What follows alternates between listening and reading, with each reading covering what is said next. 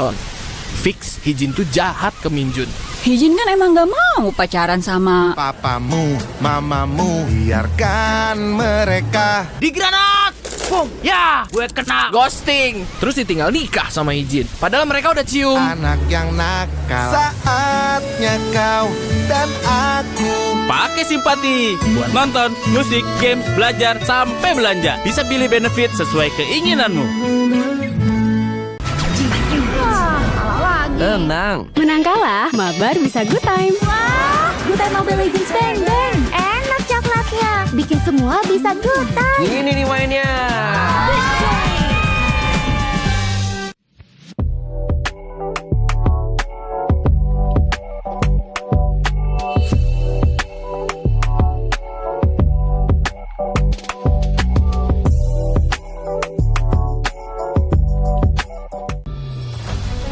Hello everyone, and welcome to a special preview of our annual map change.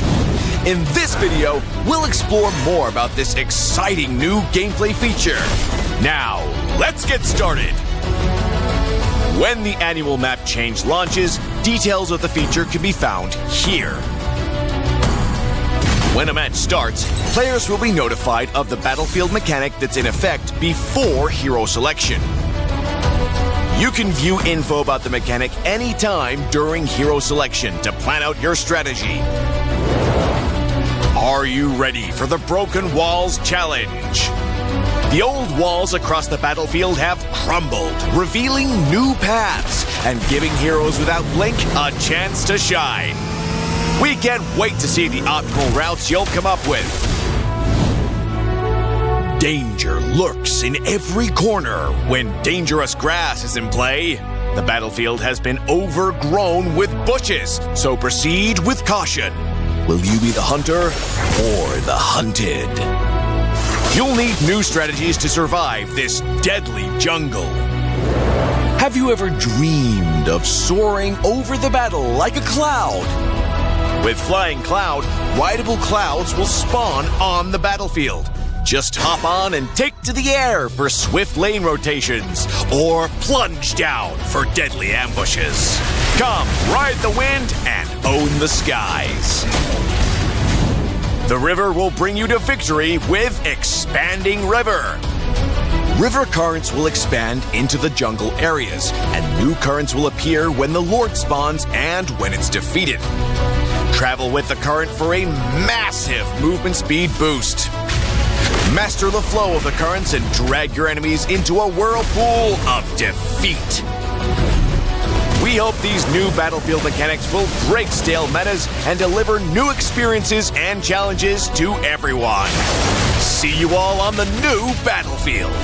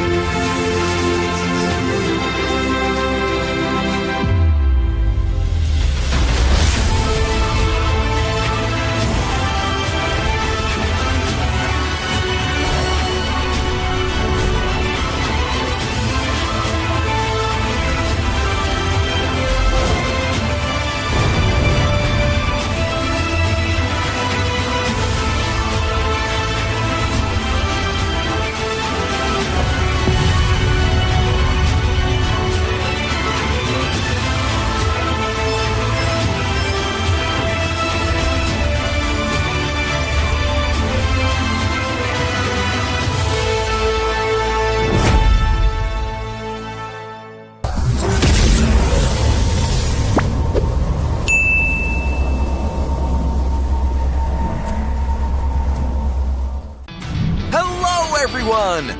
Welcome to the Project Next patch preview. We've got a lot of great content to show everyone, so let's get into it. New hero, Obsidia. The Sovereign of the Abyss has risen from the ruins of a forgotten age.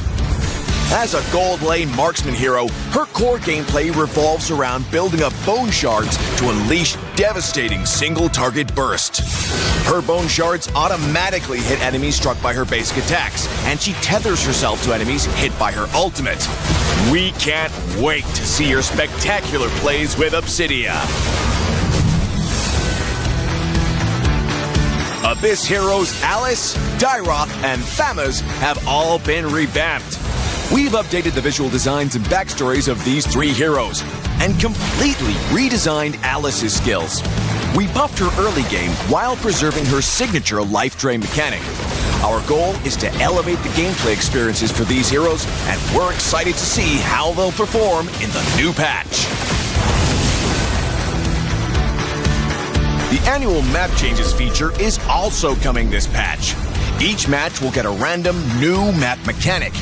Each time the meta cube flips, the battlefield will be transformed, opening up new opportunities and challenges for even more strategy and tactics.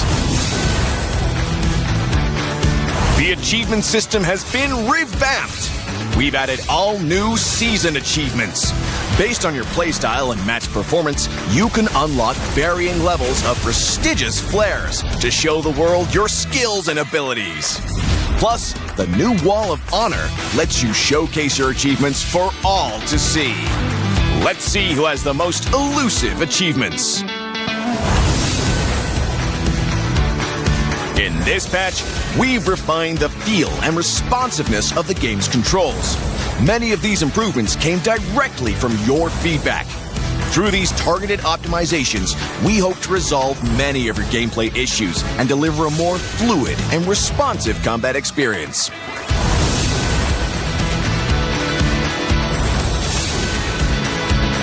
There are many more adjustments that you can read about in the upcoming patch notes.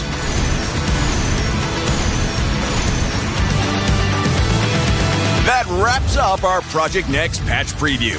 Project Next launches on September 17th. We hope everyone will enjoy the new content. And until next time, we'll be seeing you in the Land of Dawn.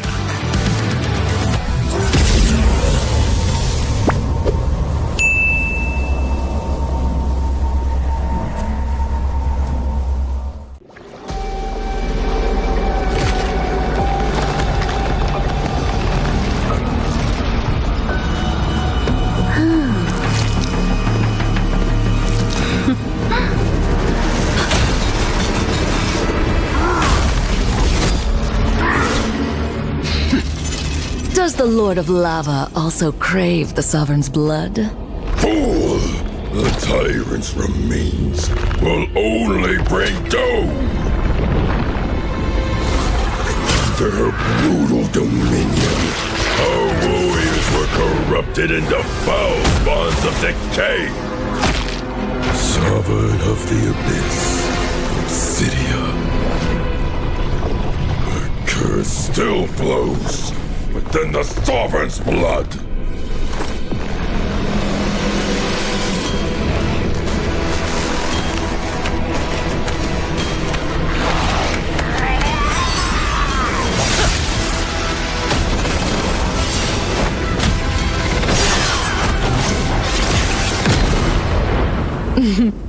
Such loyal little puppets, aren't you?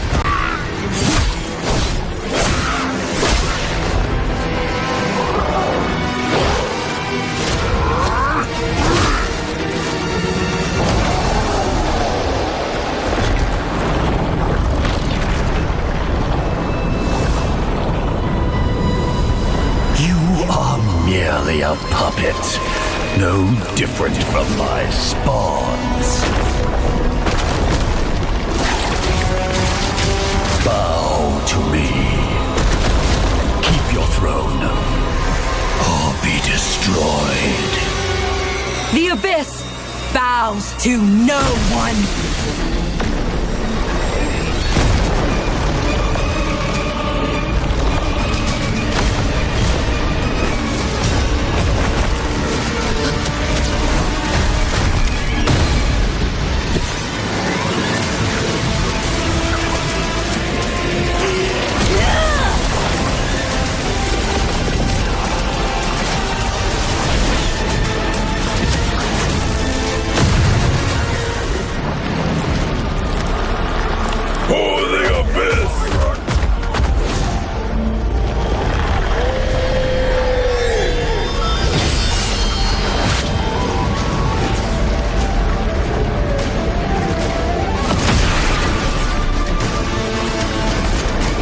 These wretched spawns reek of its corruption.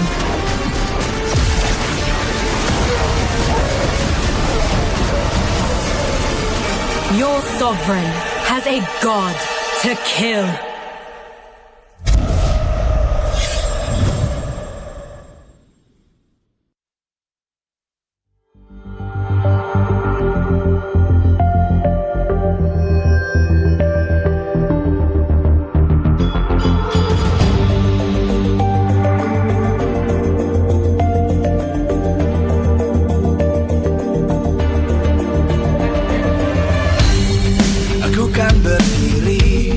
Dan terus berlari, terus ke arah puncak tertinggi. Ku takkan berhenti, hanya sampai di sini.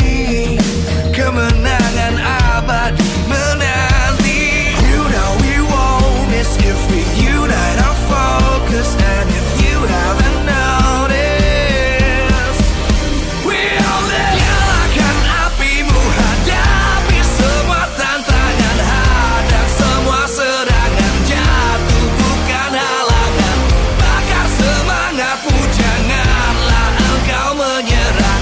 Kita akan buat sejarah. We all this, we won't miss.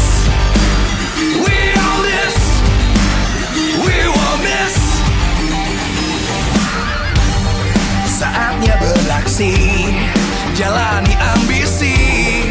Aku kan menyawakan hari ini. You know we won't miss if we unite our focus. And if you haven't noticed, we all live. Nyalakan apimu, hadapi semua tantangan. Hadang semua serangan, jatuh bukan halangan.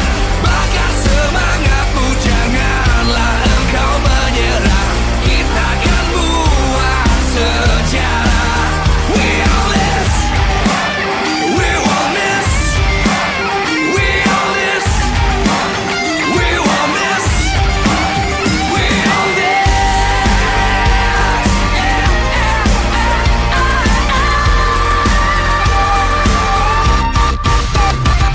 Nyalakan apimu, hadapi semua tantangan. Hadang semua serangan, jatuh bukan halangan. Bakar semangatmu, janganlah engkau menyerah. Kita akan buat sejarah. We all this.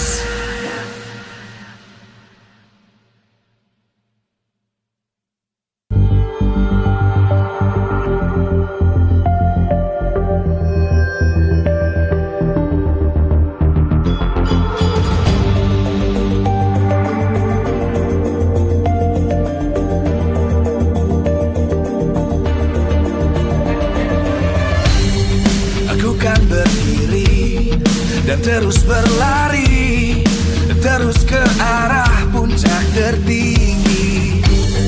Ku takkan berhenti, hanya sampai di sini.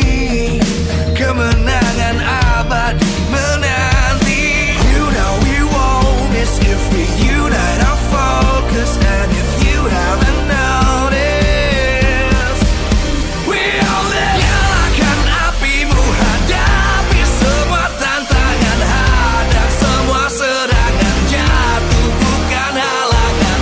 Bakar semangatmu, janganlah engkau menyerah. Kita akan buat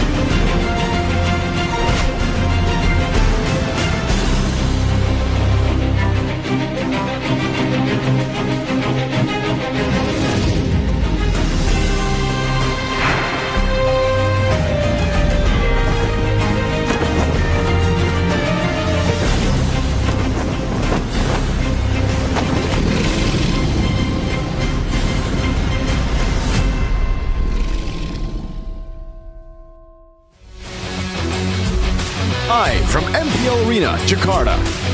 MPL Indonesia Season 16 is powered by Moonton. Supported by Esports Federation of Indonesia. Presented by official tournament smartphone, Samsung Galaxy. Official e-wallet, GoPay. Official coffee, Good Day. We own this.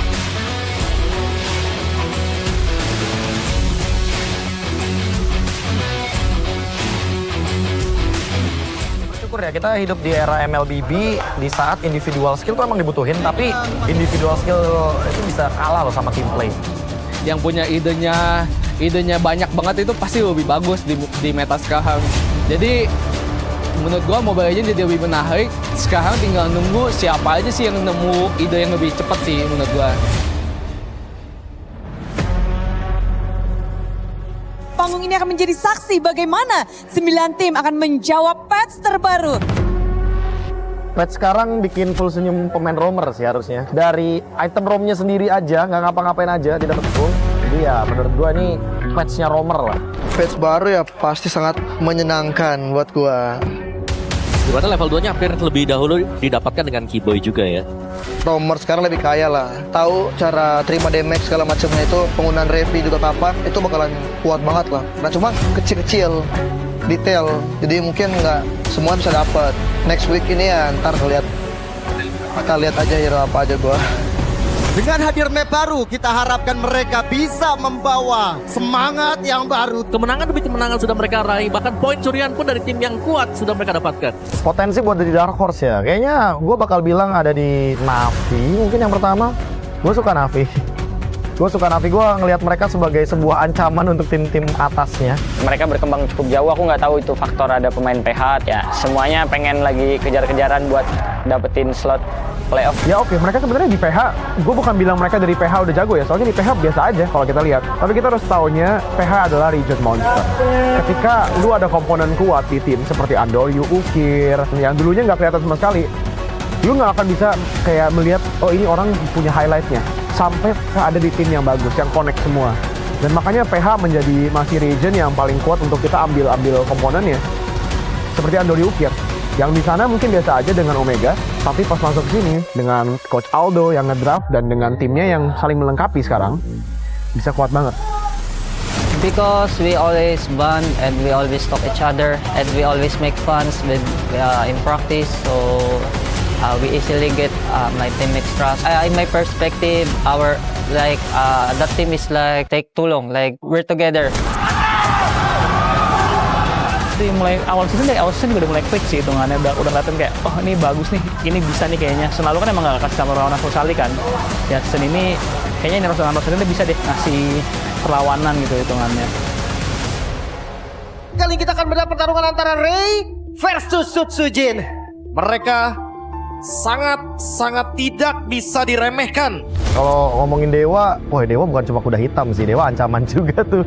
Dengan adanya Kin, tanpa disadari dia itu nge-boost banget timnya mentality menurut gua. Week 2 tuh udah menemukan bang, momennya semenjak Kin bisa masuk, bisa main gitu kan.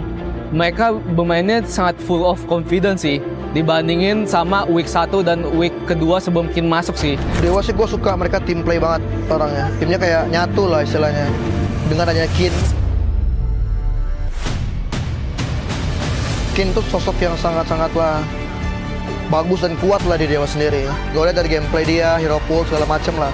Terus tambah dengan 4 yang lain, mainnya team play banget lah, tim banget. Jadi punya potensi buat masuk playoff dan mungkin 5-4 besar. Aku suka sinergi trio mid-nya, aku suka dari banyaknya hero pool mereka, beraninya mereka buat explore, sama Ray is better dengan Andoryu in terms of sinergi sama tim. Sekali mereka kalah early atau mereka ke pressure, mereka belum bisa atasin itu kenapa aku masih belum bisa bilang Navi bisa jadi contender yang kuat. Soalnya aku kadang ngeliat tim yang kuat tuh kayak gimana dia ngatasin pressure sama pas lagi under sih. Jadi Navi sama Dewa ini sangat bahaya sih menurut gua. Ya. Kayaknya buat siapapun lawan Navi dan juga Dewa, jangan ngeremehin mereka sih buat sekarang. Mereka Mereka udah punya senjata loh soalnya. Mereka udah punya powernya juga. Jadi kalau misalkan kalian ngeremehin Navi atau Dewa ya jangan kaget kalau kalian yang dikalahin sama mereka berdua.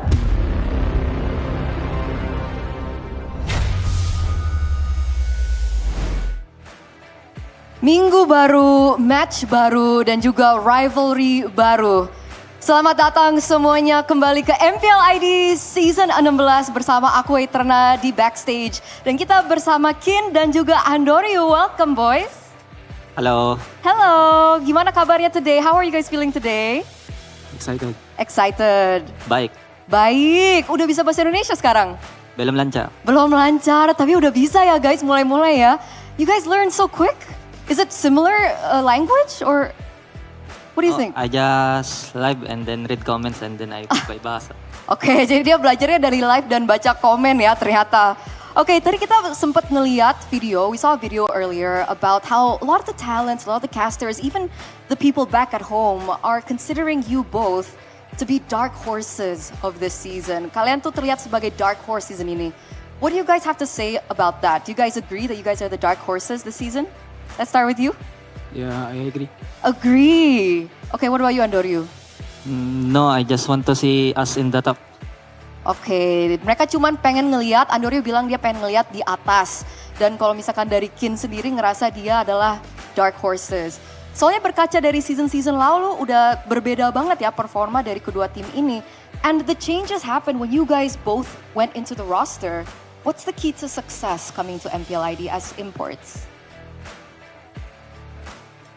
Be consistent on playing. Be consistent, harus tetap konsisten ketika bermain. Kalau dari Andorio? Lift teammates confidence. Sorry, what? Lift teammates confidence. Oke, menaikkan confidence atau kepercayaan diri dari tim ya. How do you do that? How do you achieve that? What do you say to them usually? Just main aja and then whatever happens, I don't care. Main aja, apapun yang terjadi belakangan. What about you? What do you think? What? Do you say something to your teams backstage? Because the performance from Dewa has changed significantly since you came. Do you say good luck or you say let's just play, let's have fun? We just play like in scrim. Oke, mereka tetap bermain kayak mereka main di scrim ya. So before you guys came, we've already had a lot of PH imports. We've had, faces like Yawi, Beloyski, Dlarski, Kyrie. Some of them have found success on the MPL ID stage, some not so much. Why do you think that is, Andorio?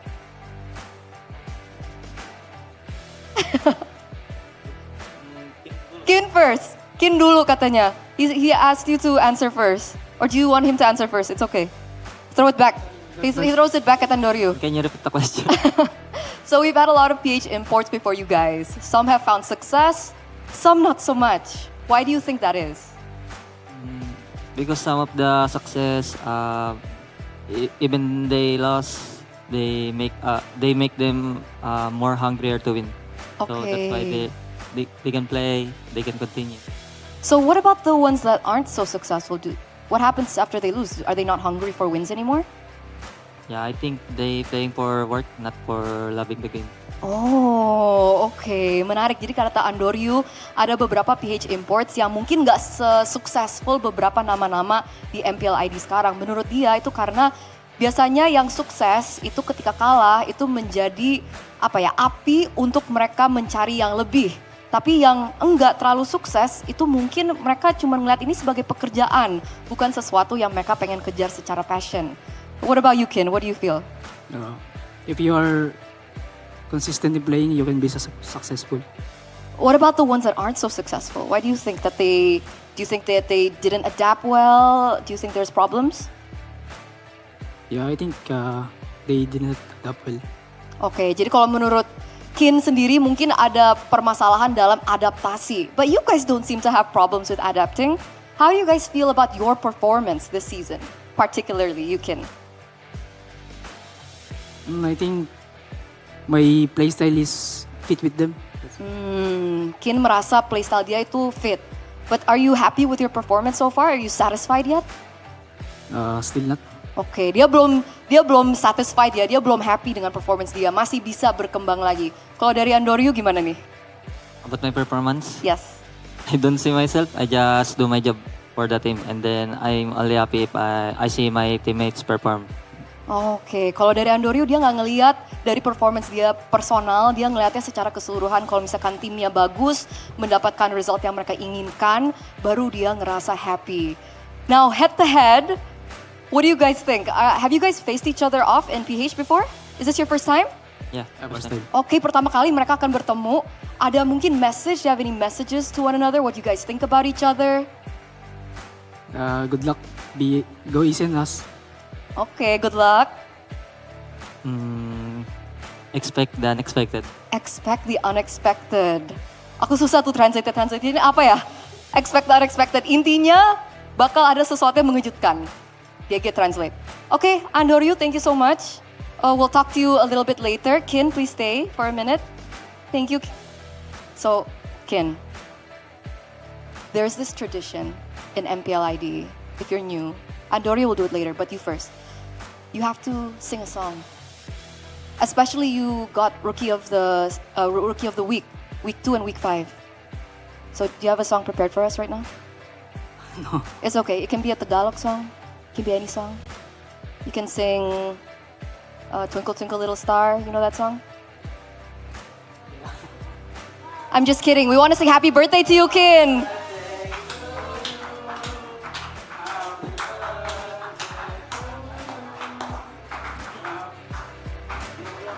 Ulang tahunnya Kin hari ini, guys. Kita mengucapkan selamat ulang tahun buat Kin. Kin, do you have a wish? Mike? I wish we make it to playoffs. I wish we make it to playoffs. Yay! Happy birthday, Kin. Thank you. Mungkin ada message, pesan buat Kin untuk hari ulang tahunnya? Good health and stay strong in MPL ID. Then we wish masuk in playoffs. Thank you so much. Jadi kita mau meninggalkan mereka dulu karena sepertinya mereka mau celebrate ulang tahunnya Kin. Karena Kin juga harus bersiap-siap untuk match selanjutnya. Jadi untuk sekarang kita akan langsung lempar kepada Bude Clara. Take it away.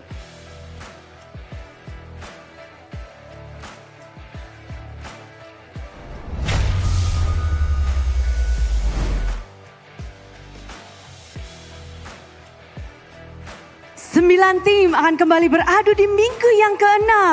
Semua akan berjuang, tak akan ada yang tinggal diam. Dan di minggu ini, kita akan melihat kembali bagaimana strategi akan dieksekusi.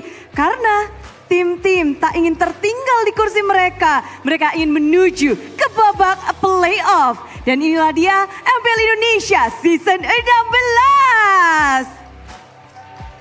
Perjuangan akan semakin ketat di mana tim-tim, boleh diingat sekali lagi, ini sudah melebihi half season. Mereka harus cepat-cepat jika ingin mengejar ketertinggalan dan menempatkan posisi mereka di tempat yang lebih aman. Namun untuk tim-tim yang berada di atas klasemen pun mereka harus berhati-hati. Karena di momen-momen seperti inilah biasanya momen tak terduga bisa terjadi.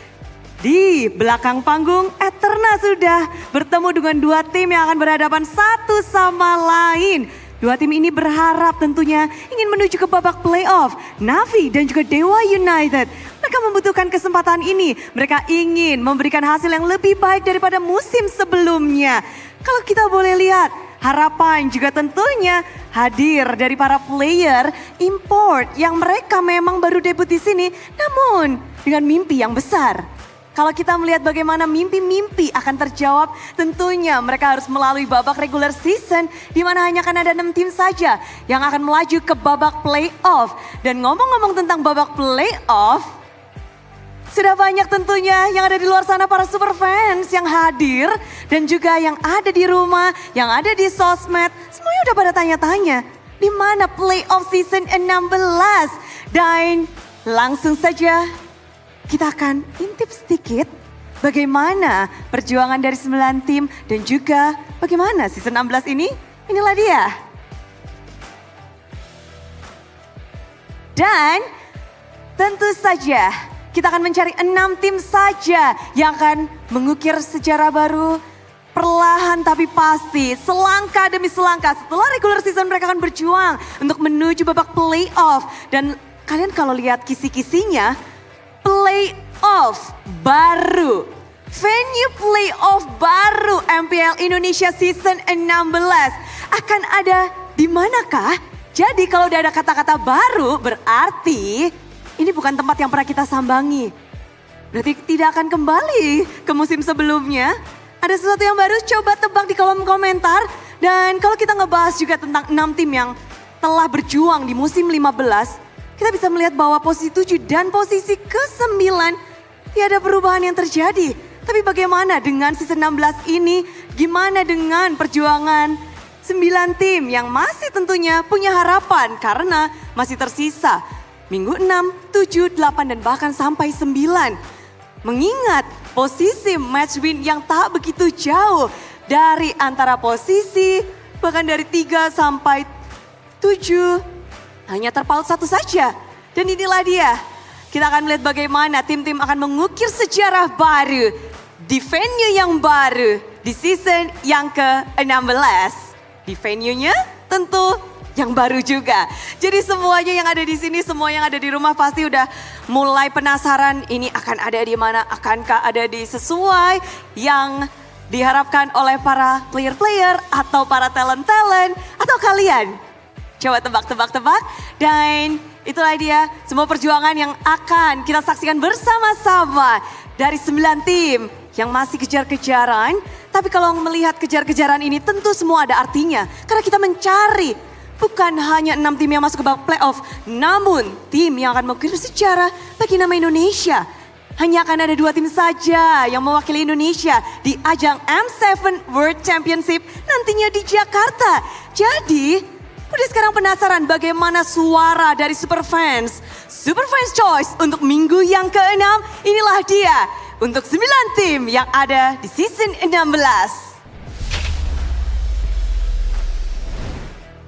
Menuju M7 World Championship. Oh, akhirnya ada perubahan di posisi pertama. RRQ mulai mengejar dan meninggalkan Onyx dengan 14% hampir. Kali ini Onyx tergeser di posisi kedua. Tentu saja dari para Kingdom dan Superfans berharap bahwa RRQ akan membawa angin segar di minggu yang ke-6 ini. Dan Onyx, mulai ada penantang baru. Tapi Navi berada di posisi ketiga mengikuti belakangnya dengan alter ego. Angka yang cukup tinggi didapatkan oleh Navi dengan harapan yang besar. Dewa United mengikuti, lalu ada EVOS, ada Team Liquid, Bigetron by Vitality dan Geek Fam. Walaupun Bigetron by Vitality mereka menempati posisi kedua, namun suara dari Bigetroopers, dari Superfans, rupanya belum cukup nih. Mereka masih membutuhkan mungkin keyakinan lebih dari Bigetron by Vitality. Dan mungkin hasil di minggu ke-6 ini juga akan menggoyangkan hasil dari Superfans Choice. Bagaimana tidak? Mengingat minggu ini pembukaan match saja dari Dewa United yang sedang mendapatkan momentum besarnya. Mereka sedang win streak 3 kali. Sementara dari Navi pun mereka membawa angin segar walaupun inkonsistensi sedang diperlihatkan. Mereka mendapatkan kemenangan-kekalahan dengan terus beruntun. Tapi ini menjadi angin segar pula karena mereka berhasil mendapatkan kemenangan tidak seperti di musim lalu. Dan ini akan membuktikan siapa yang akan menambahkan poin klasemen mereka. Dan sebelum kita melihat bagaimana minggu ini dibuka, izinkan Budi mengingatkan bahwa MPL Indonesia Season 16 powered by Moonton, supported by PBSI, presented by Official Tournament Smartphone, Samsung Galaxy, Official e-wallet, GoPay, Official Coffee, Good Day. Dan kita juga punya partner ini sports, ada Simpati, Dunia Games, GamesMax dan juga Good Time. Tak lupa advertiser kita ada Kacang Sukro dan juga Yoritos. Ditambah supplier kita Head and Shoulder, UBS Gold, Royal Guard dan juga Imaginary. Semakin dekat dengan playoff, semakin dekat dengan perjuangan tim-tim yang akan mewakili Indonesia. Dan marilah bersama-sama kita sambut minggu yang ke-6 di MPL Indonesia Season 16.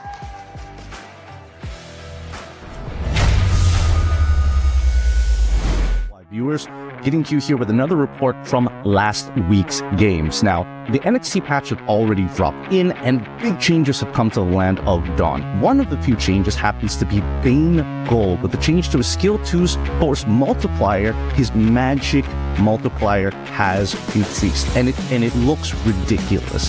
Here's a simple example here that we can see specifically from SRG facing up against Todak Innocent with no completed items whatsoever, maybe a component at most. We see that Dreams loses 50% of his HP. Gone just like that. A ridiculous showing to see how powerful Bane could be in the earlier stages of the game, and eventually scales to one-shot his opponents in the later stages of the game. That's one of the very few changes that we did get to see in the gold, and maybe it's already affecting you in your pub games, but that's not all. Blessings have changed for specifically roamers. Not only does it give you gold, but it also gives you EXP. A minimum of 4 people need to be revealed to hit an early level 2, and we see this in one of the applications in our game in Vamos versus GMXK. Now we see that Jaja is dealing with the purple buff, and Zorn on Fanny Roam specifically is able to hit level 2 way earlier and forcing Jaja to actually use his retribution early. Now, most people are going to be thinking, why is Zorn playing Fanny Roam? Well, that's because he can roam really, really quickly on that Fanny. Contest, reveal his opponents not only on the purple buff, which he did, but now he's going straight towards the orange buff to contest against Jaja's Ishin Shin's red. It's not the greatest thing in the world, but it's just one of the few applications that we do see in the game itself, because multiple MPL regions are already given this a shot. Maybe not with the Fanny Roam specifically, but hitting level 2 early definitely skews the lanes, especially when we're talking about the gold or even the EXP, which is a lot more volatile in comparison to the jungle. Now, out of the big changes, our 4 annual map changes also come into play, and I specifically want to talk about the broken walls. In this example here, we do see Kodak facing off against Untitled. Now, most of the time, these fights usually happen on this side of the river, and that's what we usually know. But with a missing wall here that does not exist any longer, now this opens up a new line of play where you're looking to play on this bottom side, or specifically on this side towards the bottom lane. And it's kind of scary. We'll see in this particular fight that Todak, keep in mind that they're missing their mids tier 1 and bottom tier 1. So fighting in a position, especially this close to Tribrush, puts them in a lot of danger because their only runaway path is down by their own bot side. So Untitled can essentially force Todak into an all-in position just because they missed their first engagement.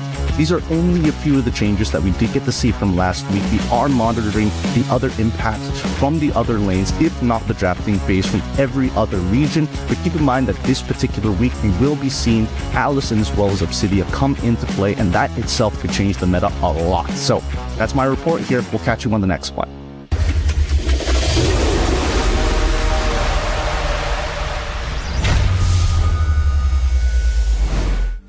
What is up, ladies and gentlemen? We are feeling blue right here in MPL Arena for the right reason.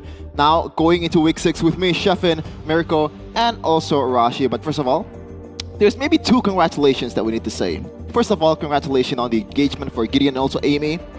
Pretty crazy couple, I gotta say. But on the other side, Ken, we just celebrated his birthday as well. 19th birthday here in MPL Indonesia. Yep.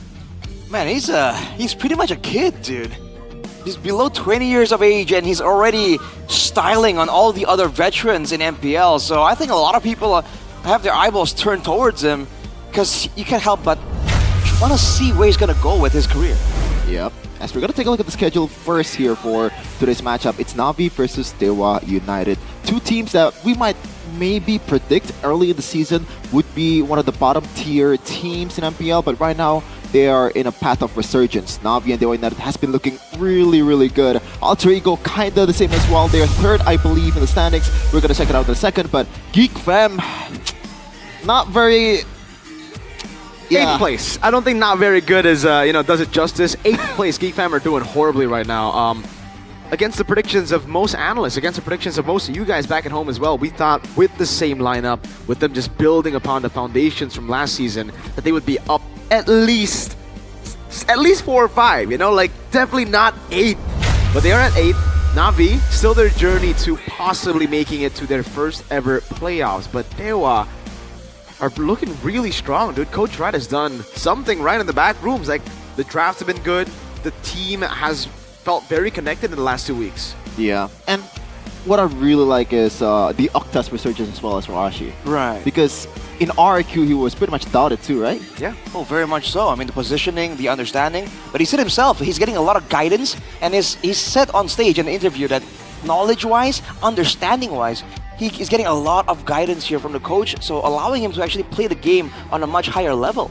Mm-hmm. Speaking of higher level, we also got a Phoenix call. And also, maybe we can ask some questions towards one of the people of MPL PH. It is one of the coaching staff of Omega Esports, the analyst, Mr. Snap. How are you doing? Or okay, hello, Mr. Snap. Hello, Mr. Snap. How are you doing? My name is Sheffin with Rashi and also Mirko.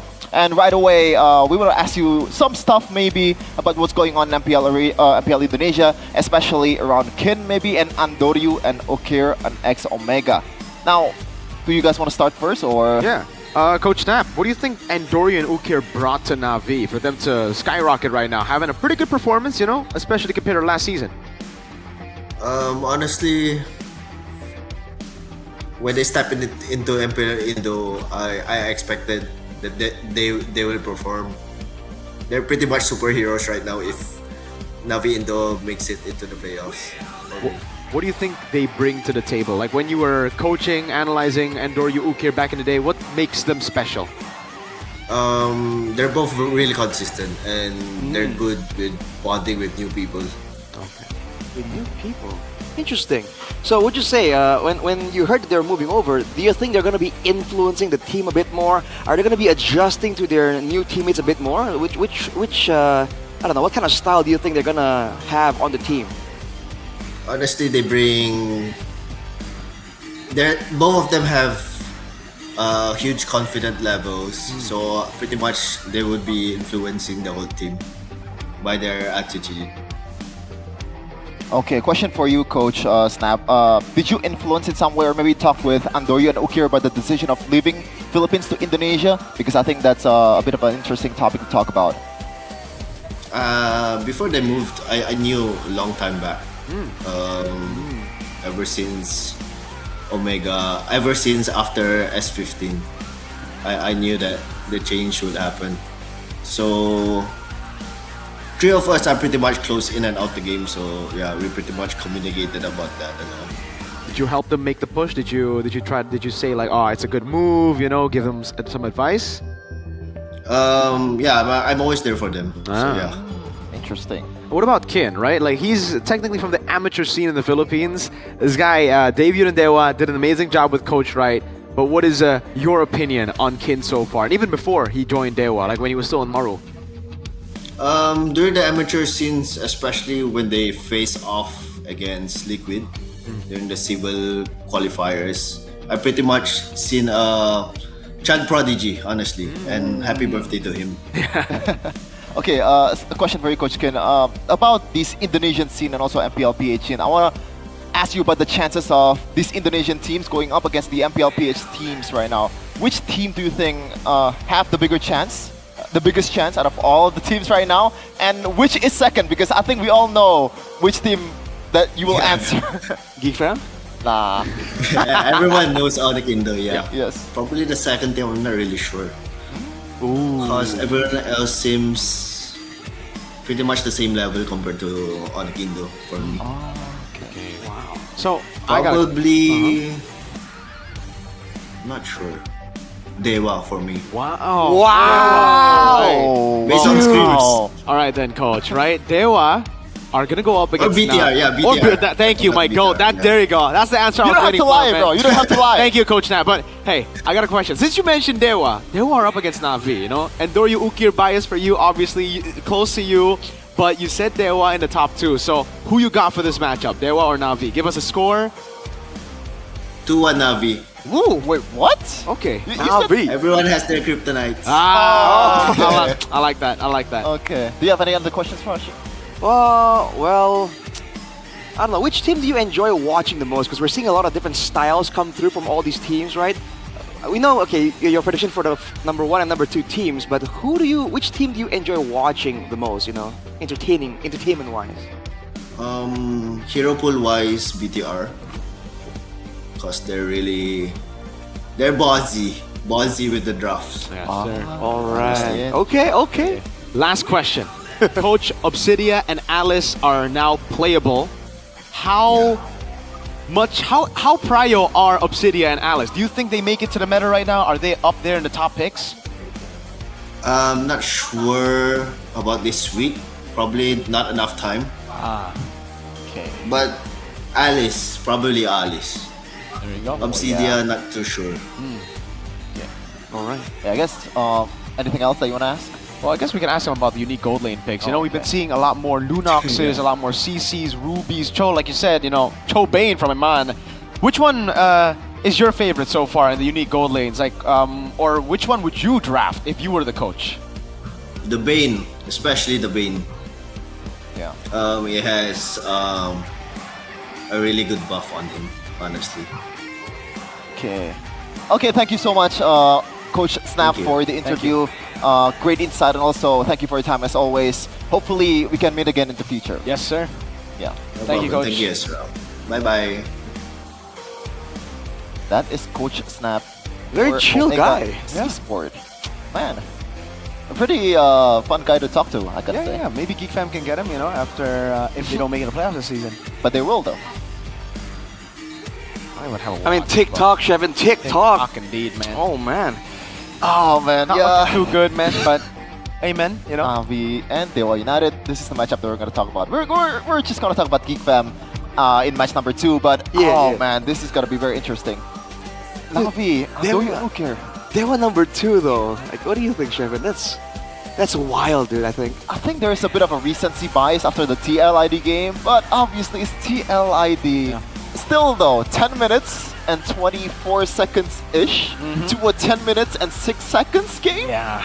That is convincing. That is convincing, but it is up against TL, and that's the thing right now. It's kind of like last season. Anytime you see someone go up against Navi, you're like, it's against Navi. But now it's completely different. Born to be gold, Shive, the guy who was already pretty darn good last season, is now doing wonders. And it's the same thing for Maybe.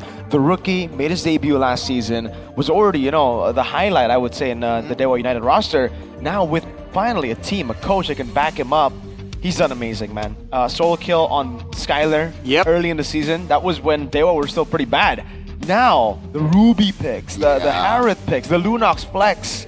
There's so many options for Dewa United, and that has really strengthened Wright's position in the draft. Been a fan as well ever since last season. I would go as far as to put him in top 3 gold lane last season. I said it to you. But what do you think, Rashi? His chances up against Shive. Oh boy. I think Shive, it's so funny because they've been in a similar situation for the longest time, right? The team wasn't really doing so hot, but the gold lane, you're seeing a healthy amount of damage, good farm somehow, and now they're going up against each other, and I feel like Shive has the experience bonus, because, ex-Bigatron, by the way. Oh, Dewa United though, the roster that they're gonna field in this game, still with the main 5, with Kid, Ray, Octa, Mueza, and maybe the gold lane. The team on the rise. The team that made it to the playoffs on their debut in Season 12. But can they make it back to the playoffs again? This time with Maybe in the front, the birthday boy in the side lane as well to carry Dewa United. The Apostles of God is here in MPL Indonesia, and hopefully the prayers of Ken to make it to the playoffs will be granted. We've heard great encouraging words from Coach Snap just earlier. Let's see if they can make that turn into fruition. On the other side, now V with the resurgence, with their players, with the 2 new additions to the lineup. Cars, Andoryu, Ukir, Apro, and Shive is ready to rock the Land of Dawn. A different team, but with the same goals. They've not made it to playoffs. Not just yet, but this season seems different. There's a new light to them. Andoryu and Ukir, the 2 new boys on the block. Let's welcome Born to Win, Navi! Sandbag no more. They are a truly competitive team. Still in the red zone though, but the chances are still wide open. They've apparently started some form of a comeback. it's not just the two new players, man. It's looking like a whole different team. They're so Whether bad. it's the confidence, whether it's the knowledge, whether it's the charisma, whatever it is, it's working for Na'Vi. And with the coaches being so consistent, so solid in the drafts, this is going to be an absolute chess match. With our Marshall Gary bringing in Coach Wright and Coach Do. Yeah, with our two analysts as well, Jack Lee and also Ateng.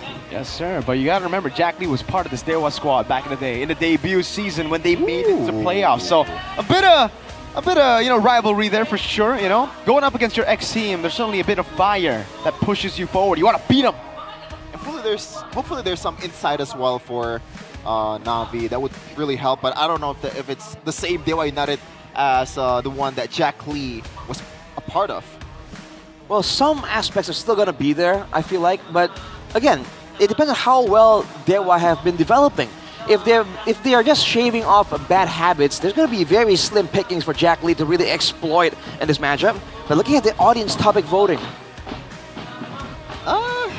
I mean, what even is A, Rashi? I mean, what other option do you have except for A? Yeah. What is the argument for not going with this option? Yeah, so let's not talk about it, right? Like, this is just... the B, maybe. It's so obvious, I think, to take revenge. Limit Octus Power Heroes, win Shiva's lane. Well, I think if they use X-Magic and Worship Paul, that's... I think we need to rephrase the question. What does Na'Vi need to do to go back-to-back losses? Now, that would be not to use Andoryu and Ook here. But yeah, this is the obvious choice. Kind of weird. Throws me off now. Let's talk about the drafts. Right. Unique heroes, I think we can expect a lot coming in from Dewa. Alice. Ooh, Snap said Alice.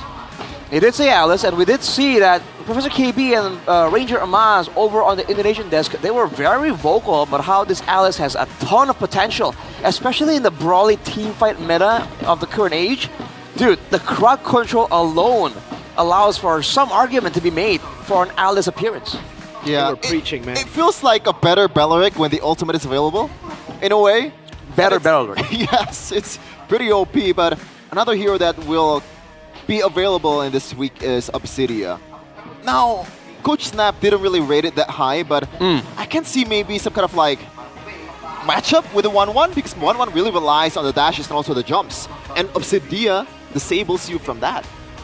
Obsidia definitely can, stop all those movement tools. And technically, the issue with the 1-1 is it's so mobile, right? Yes. With the Obsidia, given the right circumstances, you can be as mobile, if not more mobile, but only for a shorter window of time. I think the bigger question is the scaling, Mirko, right? Obsidia and 1-1, somewhat similar, but I believe in the late game, the Obsidia will have a lot more to say in the team fights. Not really. Or is it situational? I think Obsidia is not the best pick. Like, I don't really think it's pro play viable. I don't think we're going to see Obsidia. It's really overrated, I think. Like, it certainly needs a lot of buffs towards the HP especially. Very easy to trade against her in lane. You need to be kind of bad to lose that against Obsidia in rank game. Again, I don't know if these pro players can make it work because yes, if you get to your item power spikes, if you snowball, you will be quite of a menace, especially up against those dashing heroes, the cancel on the dashes. But yeah, for me, I've laned against Obsidia a lot. Not a single time has the Obsidia done anything. That could have just been, obviously, because new season, a lot of bad players. Let's take a look at the not so bad players in MPL Indonesia in the mid lane. That is, dude, a lot of difference. Octa number 2, right below Sans. Shaping up to be looking kind of similar. Mirko, he has Moreno, the Maestro bait in the KDA department. And technically, I believe in the hero pool department as well. Yeah. I think for Octa, that's been the case for them, right? Especially when he picks the Lunox, the Kimmies, he's been more on these carry heroes. I think for the rest of them, it's been more so on utility heroes, Jusins coming around as well. So a little bit more risky playstyle as well. Yep. Oh, come on. Flying Cloud. We got this earlier. We played some ranked games, We got Flying Cloud. It's always good to have those easy get-backs to lane. Yeah. It's the action map, dude. What I really like about the Flying Cloud is you get back to the lane much faster. Exactly, yeah. As an EXP laner, as a gold laner, even, as a mid laner too. Yes, sir. It's pretty fun that you you can just go back, even without shoes. You get back to the lane quite fast. Yeah, I think the big portion of what makes that map so good kind of gets overlooked. It's the fact that now recalling can be a bit more strategic because you can get back a lot earlier. Before, I feel like recalling is only really necessary when you're really down on HP or mana and you have to kind of go back to base to regenerate a lot of that. But now with the clouds available, you get a really good trade, or if you take a really bad trade, you can be strategic with the clouds and how and when you want to come back into the fight a lot faster. I think that's something you got to take a look at. Ooh, I love the adjustment here. Oh man, the chip was left open and Na'Vi did go for it. But I love the adjustment still because they banned out the Kalea. That has been one of the big ways as to how Dewa have been able to take control of, again, matches, games. They go for the Esmeralda straight up though. For Cars, this has been a bit questionable. He hasn't really done too well on the Esme, but when he does pop off, he snowballs entirely. He carries the team. And there is a hero that can kind of stop the snowball if you rotate towards the XP laner quite often. In the team fight too, the Lunox comes up into mind, but the Mathilda, that is a interesting one. So Na'Vi, they want to play it reactively? Oh, I guess, but I don't know, man. Yeah. The thing is, they could just go for the Lunox Flex right now. It's good against a possible Harrod that Na'Vi want to go for. Anything. But they go for? I don't even know. Okay, oh, it is Lunox. That is, what skin is that? What? Yeah, it's looking. That doesn't look like, that looks like Kagura or Florin. I thought it was Novaria for a little bit. Yeah, the Halo. We can all agree that it does not look like Lunox. Yeah. Is that the MPL skin? Maybe, but if there is an MPL skin of Lunox, I would have bought it already. Maybe you didn't know, Sherman. I'm a legend glazer of Lunox, man. That legend skin is crazy. Insane. All right. Ruby comes in for Dewa now. They're going to be the more dive-heavy team, so removing some of the counter-engage definitely is a good option for Na'Vi. Fredrin. So they're trying to go, I believe, with a front-to-back dive of their own. They want to collide immediately and take out the frontliner. It seems to be the idea for Na'Vi. Okay. Na'Vi, are they going to double down and ban out the... Are they going to take out the Lancelot now is the question, right? With the Mathilda, I think you want to go up against Hayabusa, you're fine with that. But they still don't really have an answer to the Phobius. Do you think the Esme is a good answer to Phobius? Because I'm not a big fan of it. It's really not. Even level not 1... Anymore. Not anymore? What do you mean? Back in the day before the revamp, it was the best answer. So, what's your Phobius command? before revamp? Oh, yeah. Wait. No, Esmeralda still wins out on Phobius 10 times out of 10. Now? Yes. Oh. Even now. Okay. Because I have a different opinion. I think the Phobius is the better choice. Not in lane, but just because you can just survive in lane, team fight, and you'll have a much better level 4 team fight for Turtle 1. That part is true. I could see, yeah, for sure. Yeah. So it's laning against team fight presence here. But technically, again, depending on the circumstances, they don't have to use this Esmeralda as the front line to kind of duke it out against the Phobius. They can send her to the back and just deny the whole back line. Maybe even zone out this Lancelot, right? Assassins don't do well when they're being danced on by the Esmeralda. Okay, the Lancelot came through as we expected, Mirko. Yeah. Now for Na'Vi, they need a mid lane and possibly a gold lane that can be flex. CC is not available. No. So it has to be a traditional marksman, right? It has to be. You don't want to go Harrod because again, Dewa could just flex the Lunox into gold lane. They can even just pick up the Claude even, right? And put the Lunox in mid. So it's still really good. I think the Harrod is still kind of decent against the chip, right?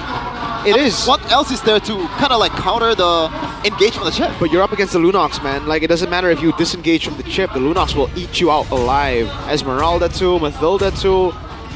Man, it's... Bruno? I'm not... I don't even like that.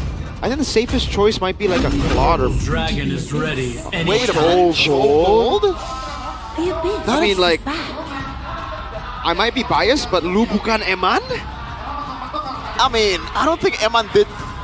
He played an amazing show. He did? Really? I think you're just remembering the first time he played it. Maybe. He did pretty well, man, on that show, Eman. He was making plays left and right. So, again, it depends on how they want to play this out. The pick potential definitely is for Na'Vi. And we've seen Ukir Selena exert a ton of pressure on Obsidia. But this is really good. Remember, usually you have a normal lane. If you're up against someone that can't trade against you, aka the Cho, he's just there to clear. Obsidia will scale up. And even if you get beat down, let's say, Flying Clouds, it's so easy to get back to lane if you do lose out. Fair point. Dude, how does that go, Mirko? Like, Cho Obsidia, do you think the Cho how would the Obsidia avoid ganks, do you think? Especially against the Cho? You don't need to fight. All you need to do is farm, wait for the power spike, and then you fight later on. I think your trio mid has got it covered. And if the Cho wants to rotate, all good, because it's with a Phoveus, right, on the XP. They'll have, I still think, a pretty good Turtle 1 fight without the Obsidia. Oh, by the way, the Lunox skin literally came out today, so that's why we didn't see it. But yeah, Obsidia with a Purify this time. This is gonna be an interesting one. Coach Snap said that Obsidia won't be used as much, but apparently the first game into the possible debut of Obsidia, we got it. And now Dewa United and Na'Vi, two teams still battling for the playoff spot, is here. Who's gonna be on top this time? Looking at the battle, the clash of the young bloods here. Andorio, I think, really has been standing out more when it comes to the flashy moments, but a lot of people are giving credit to Ray because, again, he used to be known as Retribution. He hasn't really been doing a lot of big Retribution steals, but the decision making on where and when he wants to move forward, he wants to rotate, has been really, really good. Ambulance by GamesMax, Tenacity for the Esmeralda for penetrating, Kin with the Festival of Blood on the Phoveus. That much is alright, but maybe Master Assassin wanted to go aggro here potentially against the Cho.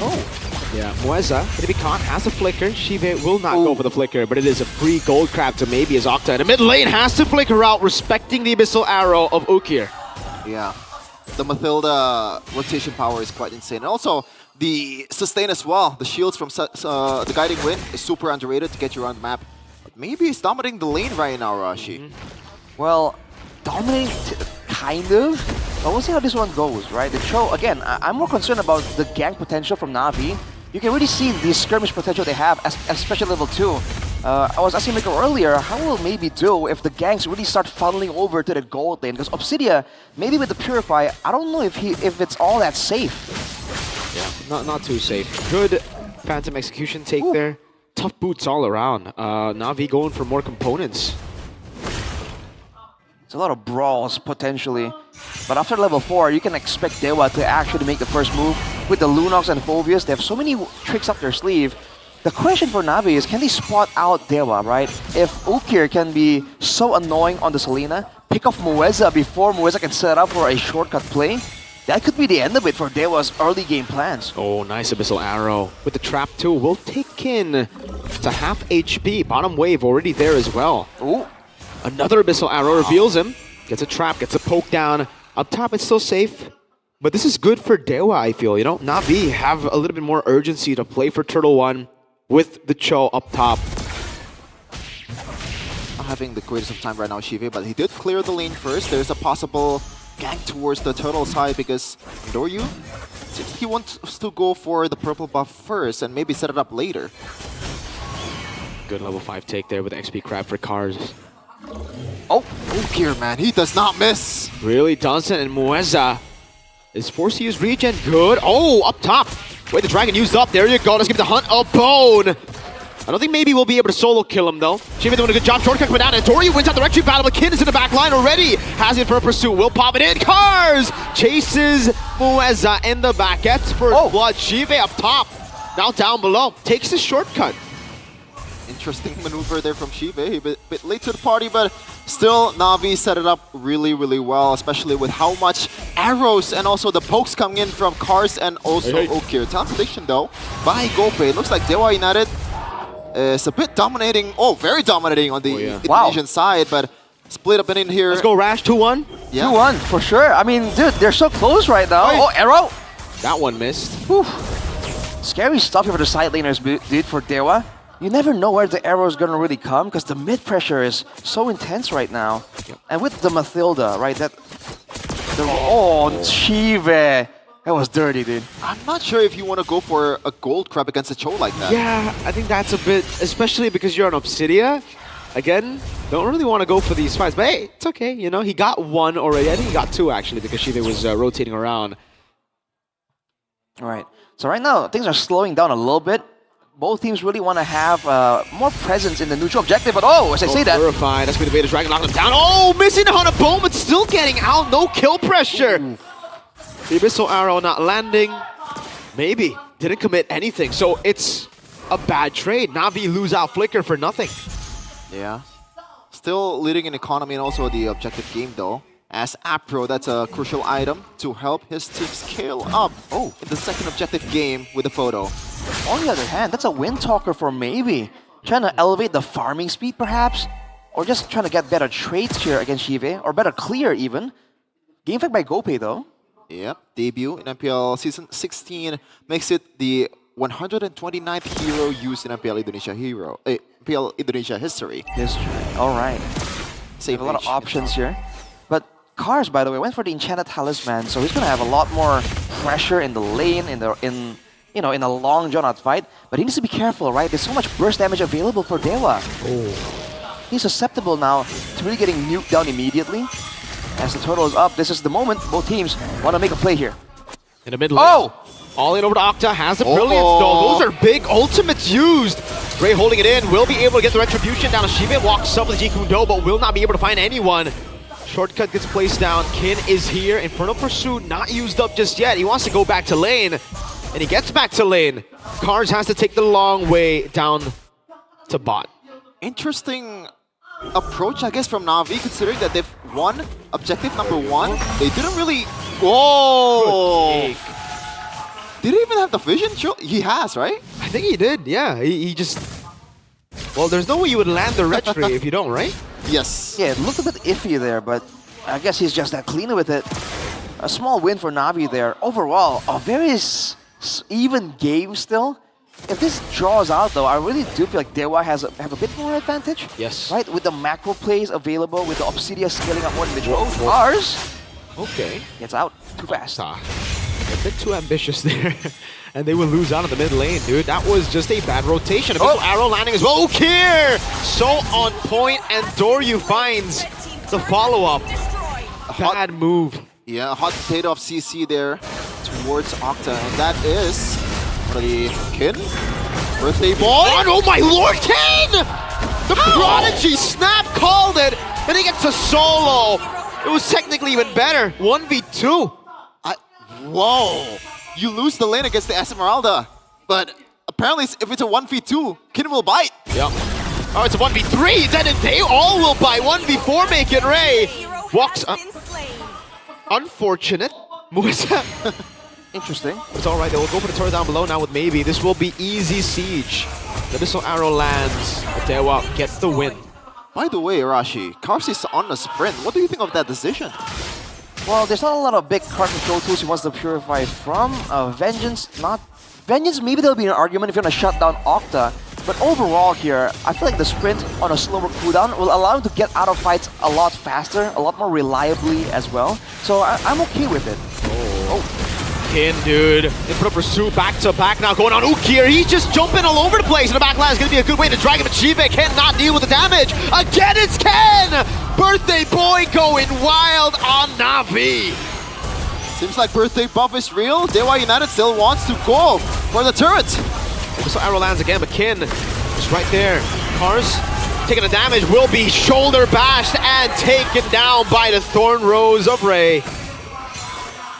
He's just not tanky enough. Oh my god. And Doryu low. That's a free purple to Dewa United. Great moves right there, dude. Kin on the Phobias, insane. So much presence in these fights. And Na'Vi, with their pick-off heavy style, don't have the DPS, they can't shred him down. The only way they can deal with Kin is by ignoring him, taking out his team, and then doing the heavy-duty part of taking Kin apart. Unless that happens, Dewa can just get so much more value in these team fights, and they're completely abusing it, dude. Maybe with the Hash Claws as well, he's actually the highest gold in the game still, right now. And it's looking good. If he scales up here, he has the lifesteal available too, so he's not even all that vulnerable anymore. Good Abyssal Arrow lands. They're going to go for the all-in over to Moesa. Good way to drag him as well, but the Hunt Bone catches Shive. Unable to dash now. Thorn Rose in the back line. Ray doing a whole lot of damage. Maybe he goes through as well. Ray on a killing spree, and Na'Vi couldn't even get Moesa. Very unfortunate. It looked pretty good for Na'Vi. They got the CCs going, but To your point, Arashi, the damage, it's not enough. They didn't get the snowball in the early game, and even worse, now they're behind. You saw that they used everything there to try and get something, anything in that team fight, but Dewa just deny it all. Audience prediction by GoPay, 77%. I gotta say, that's a bit generous considering that Na'Vi, they have a Cho in the gold lane, and this Cho, it's literally the Amon build, right? The more utility, so not much damage either to burst down some of these enemies. I really dislike it, dude. I think Shiva may be going damage here. War X Brute Force, and he might be going for another damage item next. Endless, it's endless towards... Yeah. Wait. Oh, Ukir all in, has to just succumb to it. Dark Wave landing on Apro. Kin is a monster way the dragon into the mountain shotgun, but he's too darn tanky. Dark Wave picks up a double. Mueza holds his ground, tanks the turret for Kin to escape. And the birthday boy wants to go for more, it seems, in the mid lane. Cars forced away. Dewa, they've gotten a lord for free. Somebody stop this kid, man. Kin said you can have the lane, Cars. Oh no. But in a team fight, I'm gonna dominate. Oh no. Cars though. Oh, Where's that? Has the ultimate? He does.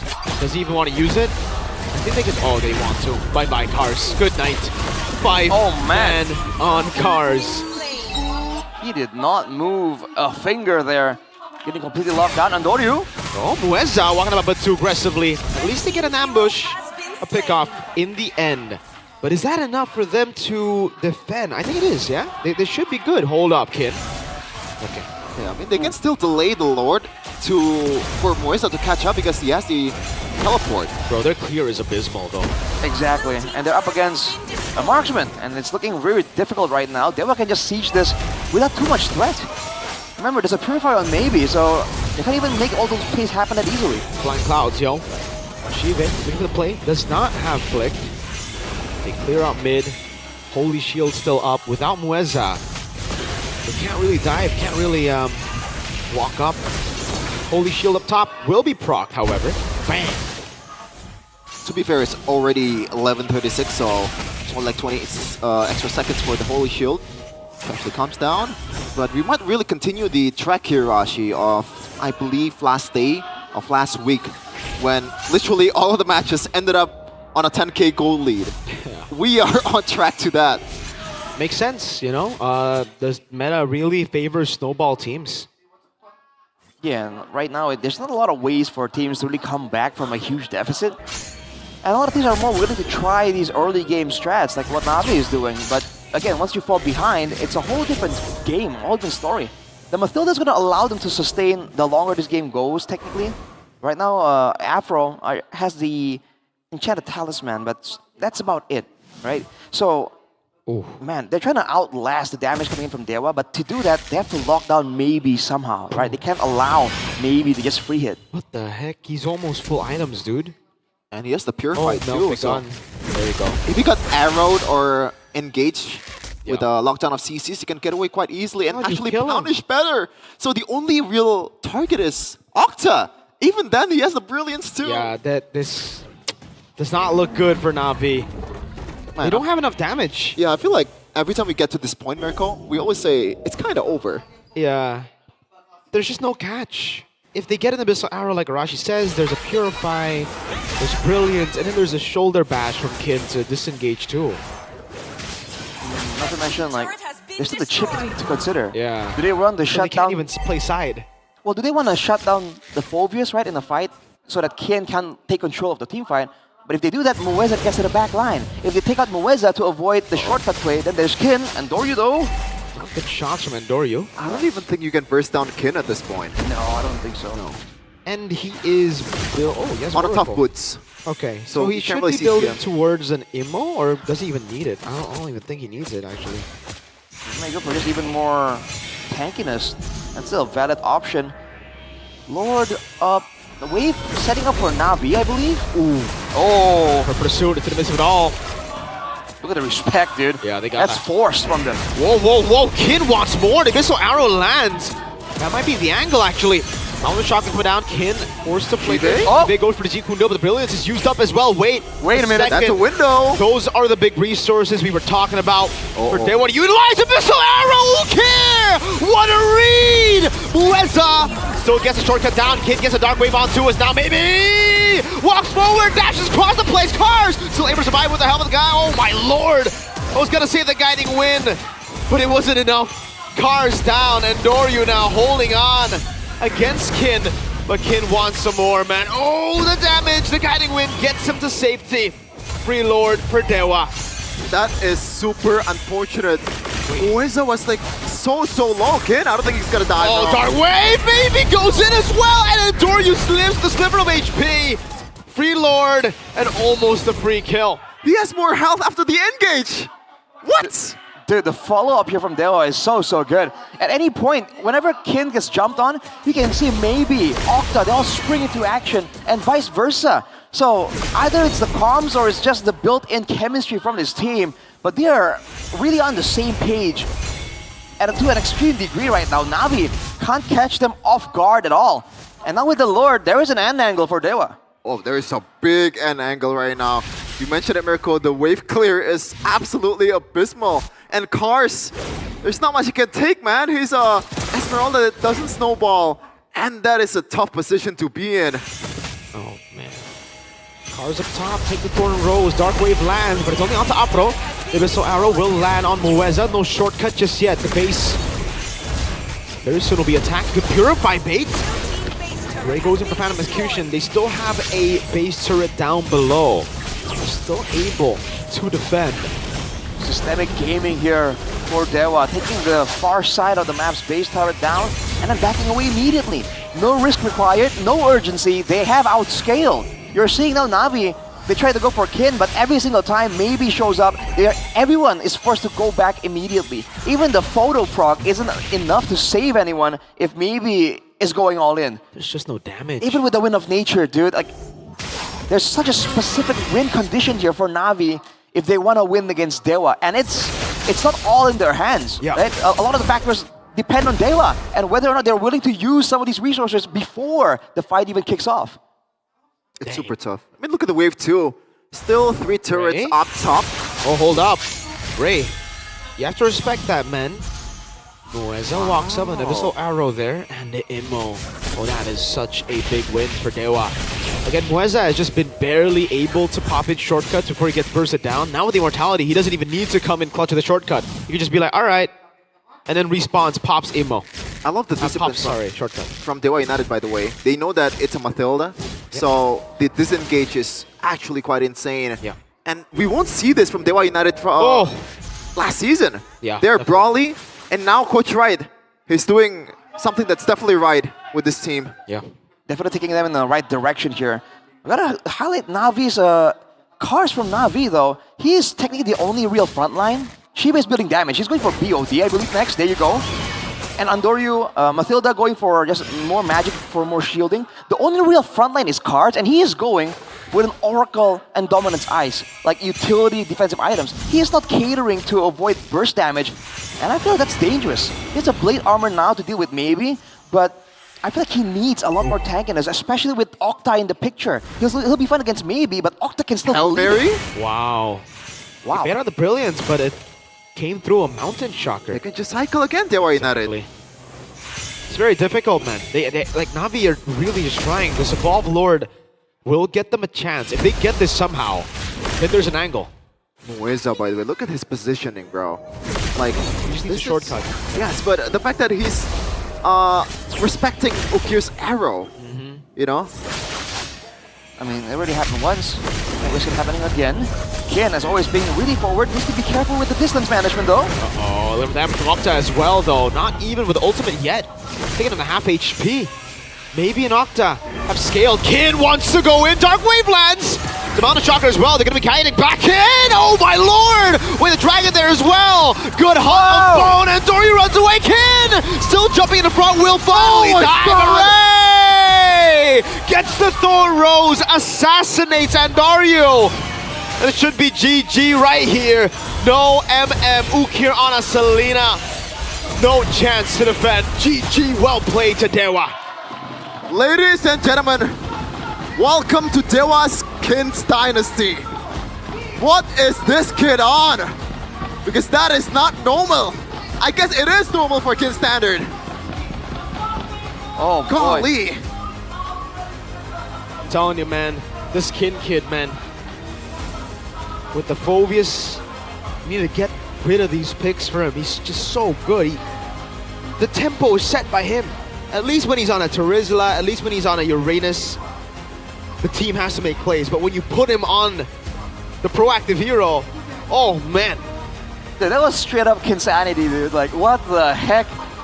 The front line, the understanding of this hero, how he's able to use the shoulder bashes to chase, reliably. The selection on the Infernal Pursuit, everything was just done so well. He was able to chase a Yi Sun Shin with a Mathilda. Look, he's still going. Beautiful. He's still going. Yeah, it's just perfect mechanics on the Phobius, which is, by the way, like... I don't have that. Oh, interesting. I was about to say, it's not that difficult in ranked games, but when you play on stage like this, getting all those procs, man, using the second part of skill 1 into whatever you get to get the multiple double dashes, it's really well played though. And it just shows you the composure that Kin has on stage. This is the thing that a lot of coaches have been telling us when they get players, like mostly Filipino coaches. I remember Coach Theo saying this. You remember the Evos lineup that did horribly and then they had to change the entire lineup? Theo was telling me, these kids were great in scrims. They were like bashing everybody, but on stage they're gone. Which really you don't expect it from Kin, the way he's acting on stage, right? Because he's the most introverted guy probably in MPL. That's the thing about Filipino players, man. When they perform well in scrims, they do the same on stage. No pressure, even in his birthday. Dude, happy birthday, Kin. Is it the birthday buff? I mean, there's something at work here, and it's doing great, dude. He's gonna give himself the birthday gift here. Like, usually the team wants to win for him. Kin's like, nah, I'll win it myself. Yeah, it's like when it's your birthday and you just treat everyone to a big meal. But also, it's on me, guys. The game's on me. Game's on me. So that's your plan? Huh? Next birthday? That's your plan for us? Perhaps. Okay, thank God. What are those drafts though? Come on, what is this Cho pick? Like, I didn't want to bash it all the way from the start, but I did say, I leaned to it. I was like, you're not a man. This is already different. When you clearly Navi's strengths are not. This is not Navi's strengths. Like Navi doesn't do well team fighting or just participating in first few turtles like this. Their strength, especially for Shibe, is him on a marksman. I don't know why it changed so drastically. It feels like they're stuck on the idea of the flex towards the gold lane. The Ruby got banned, and you know what? Let's go Cho. And that's why you need to pick it up early. And I don't like the Mathilda. I don't even think the Mathilda would have been banned. It's not a hero you see in the meta right now. Super unnecessary, I guess. It's very unnecessary to pick up the Mathilda early. Even if they wanted to go for this, I would much rather have a Yi Sun Shin Selena plus Cho in the first phase, because at least there's a flex you play with. With Mathilda, what flex are you playing with? You're coming into second phase, showing your cards. I think they're retelling on the idea of having a lot of shielding as well. They thought that the Esmeralda Mathilda is going to take over because there's not enough damage to shred them down. Especially like you mentioned, Mirko, with the early game Obsidia not doing enough damage. They were relying on that so heavily, they completely ignored all the other winning factors, the rotations, the dives, the crowd control. It's going to hit everyone else. Cars can stay alive, it doesn't matter, dude. Kin is going to wreck the whole backline, and that's exactly what he did. This is the highlights here presented by the official tournament smartphone, the Samsung Galaxy S25 FE. And you're seeing it here, dude. Cars, not respecting the burst potential, itemizing for maximum shielding. It did not pay it off at all. It just wasn't nearly enough shielding. And the backline are not protected because it's all about cars, right? So now Ukir, now Andoryu, right? The main people that we said brought success to this lineup can't perform. Selena was landing the arrows, but nothing came out of it. Yeah. It feels like... So he was landing great arrows. You want to have some follow-up for this so that the opponents cannot afford to take an arrow. Let's say it was equal in the late game for both teams. I think for Na'Vi, they have only enough damage to catch one guy. Yeah. Yeah, basically. 4v5 is still going to be a W. I wouldn't even say they'll have enough damage for one guy. They do not have damage. Their only source of damage is Andoryu in the late game. You gotta remember, Selena is not a good damage dealer for late game against this comp, alright? Specifically. Yep. Who else? What? Cars on Esme? Who dies before he can even use skill 2 in front of Lunox and Obsidia? Yeah, no. This was a big mistake from Na'Vi, and I hope they will be able to adjust for game 2, because if they go for the same draft, I think we can call it. And they become super reliant with Ukir in the late game too, which is something that you shouldn't do with the Selena. You want to dominate the mid game with the arrows and all that stuff. And to be fair, Ukir actually performed really well. Exactly. Oh, got man. the arrows, man. My point was, if they had more damage, right, then those arrows would have been more lethal, right? They cannot. Then Dewa would have to position a bit more carefully. But because there is no damage, because the arrow is used to try and land on the chip, on the Lancelot, right? You can see what Kin was doing. He was just going straight in, and Ukir can't afford to use the Abyssal Arrow as a peeling tool. So it just does not work out. Highest damage in the game was Andoryu, so he was doing pretty well still. Again, Ukir and Andoryu were doing the best there. They were still having some impact. Kin was the second highest damage dealer, even above that late game Obsidia. Brother. What's up? It doesn't make sense. It really doesn't. I think the game duration kind of lies to you. This is more dominant than the time portrays. Oh yeah, exactly. It's because Na'Vi were at least playing it well. Like, they didn't really have the best tools, but they were making the best out of the tools that were given to them, right? Meanwhile, Dewa, again, also sublime discipline. They know we are not supposed to over chase. They have a Mathilda, they have an Esmeralda, they have ways to turn things around. Look at Kin! Oh my god! Most damage taken. The guy was, again, playing himself, man. Like, the guy, oh my lord. That's just ridiculous, dude. Kin on Phobius. There's a reason why a lot of teams ban Arlet and Phobius, okay? They did ban the Arlet. Well, that is a given, but then they banned Kalea. Then they first picked Eason Shin, but there was no answer to the Phobius. It was set up in the draft, by the way, from Dewa. Na'Vi banned Arlet, right? Dewa banned CC instantly. That's the lane counter to Phobius. So they were already setting up for it. That's why they were so comfortable picking it up first phase. Have we ever had an EXP laner in ID that forces you to ban 2 heroes in the first phase? Luke. With? Masha and... what was it? I guess it's just Masha. Yeah. You gotta be some kind of a special dude to pull this off, man. To trace back to the the old EXP goats of Indo. Anti-Mage. Anti-Mage. Anti-Mage. How about R7? Was there any... R7? Anti-Mage? Because those two were the conversation, right? Anti-Mage, R7. Anti-Mage definitely forced a lot of respect bans. He forces Haya ban, bro. The Alice Haya, the Alice Haya Paquito bans, Lapu Lapu bans. Back in Season 7, bro, he's my GOAT XP Indo. Hey, we have more heroes right now, which makes it harder too. Maxiel Anti-Mage, yeah, what? We have more heroes right now, which makes it harder to pull off this time around too. Yeah. God. By all means. Dude, I'm seeing Na'Vi showing a bit of a pattern here. They really seem to... correct me if I'm wrong here, but I feel like in the earlier weeks when Na'Vi was really surprising everyone, they were playing heavily for the jungle, right? We saw a lot of jungle highlights there from Andoryu, right? We saw a more normal, quote-unquote, composition. We're seeing a lot more EXP dominant like drafts from Na'Vi, I feel.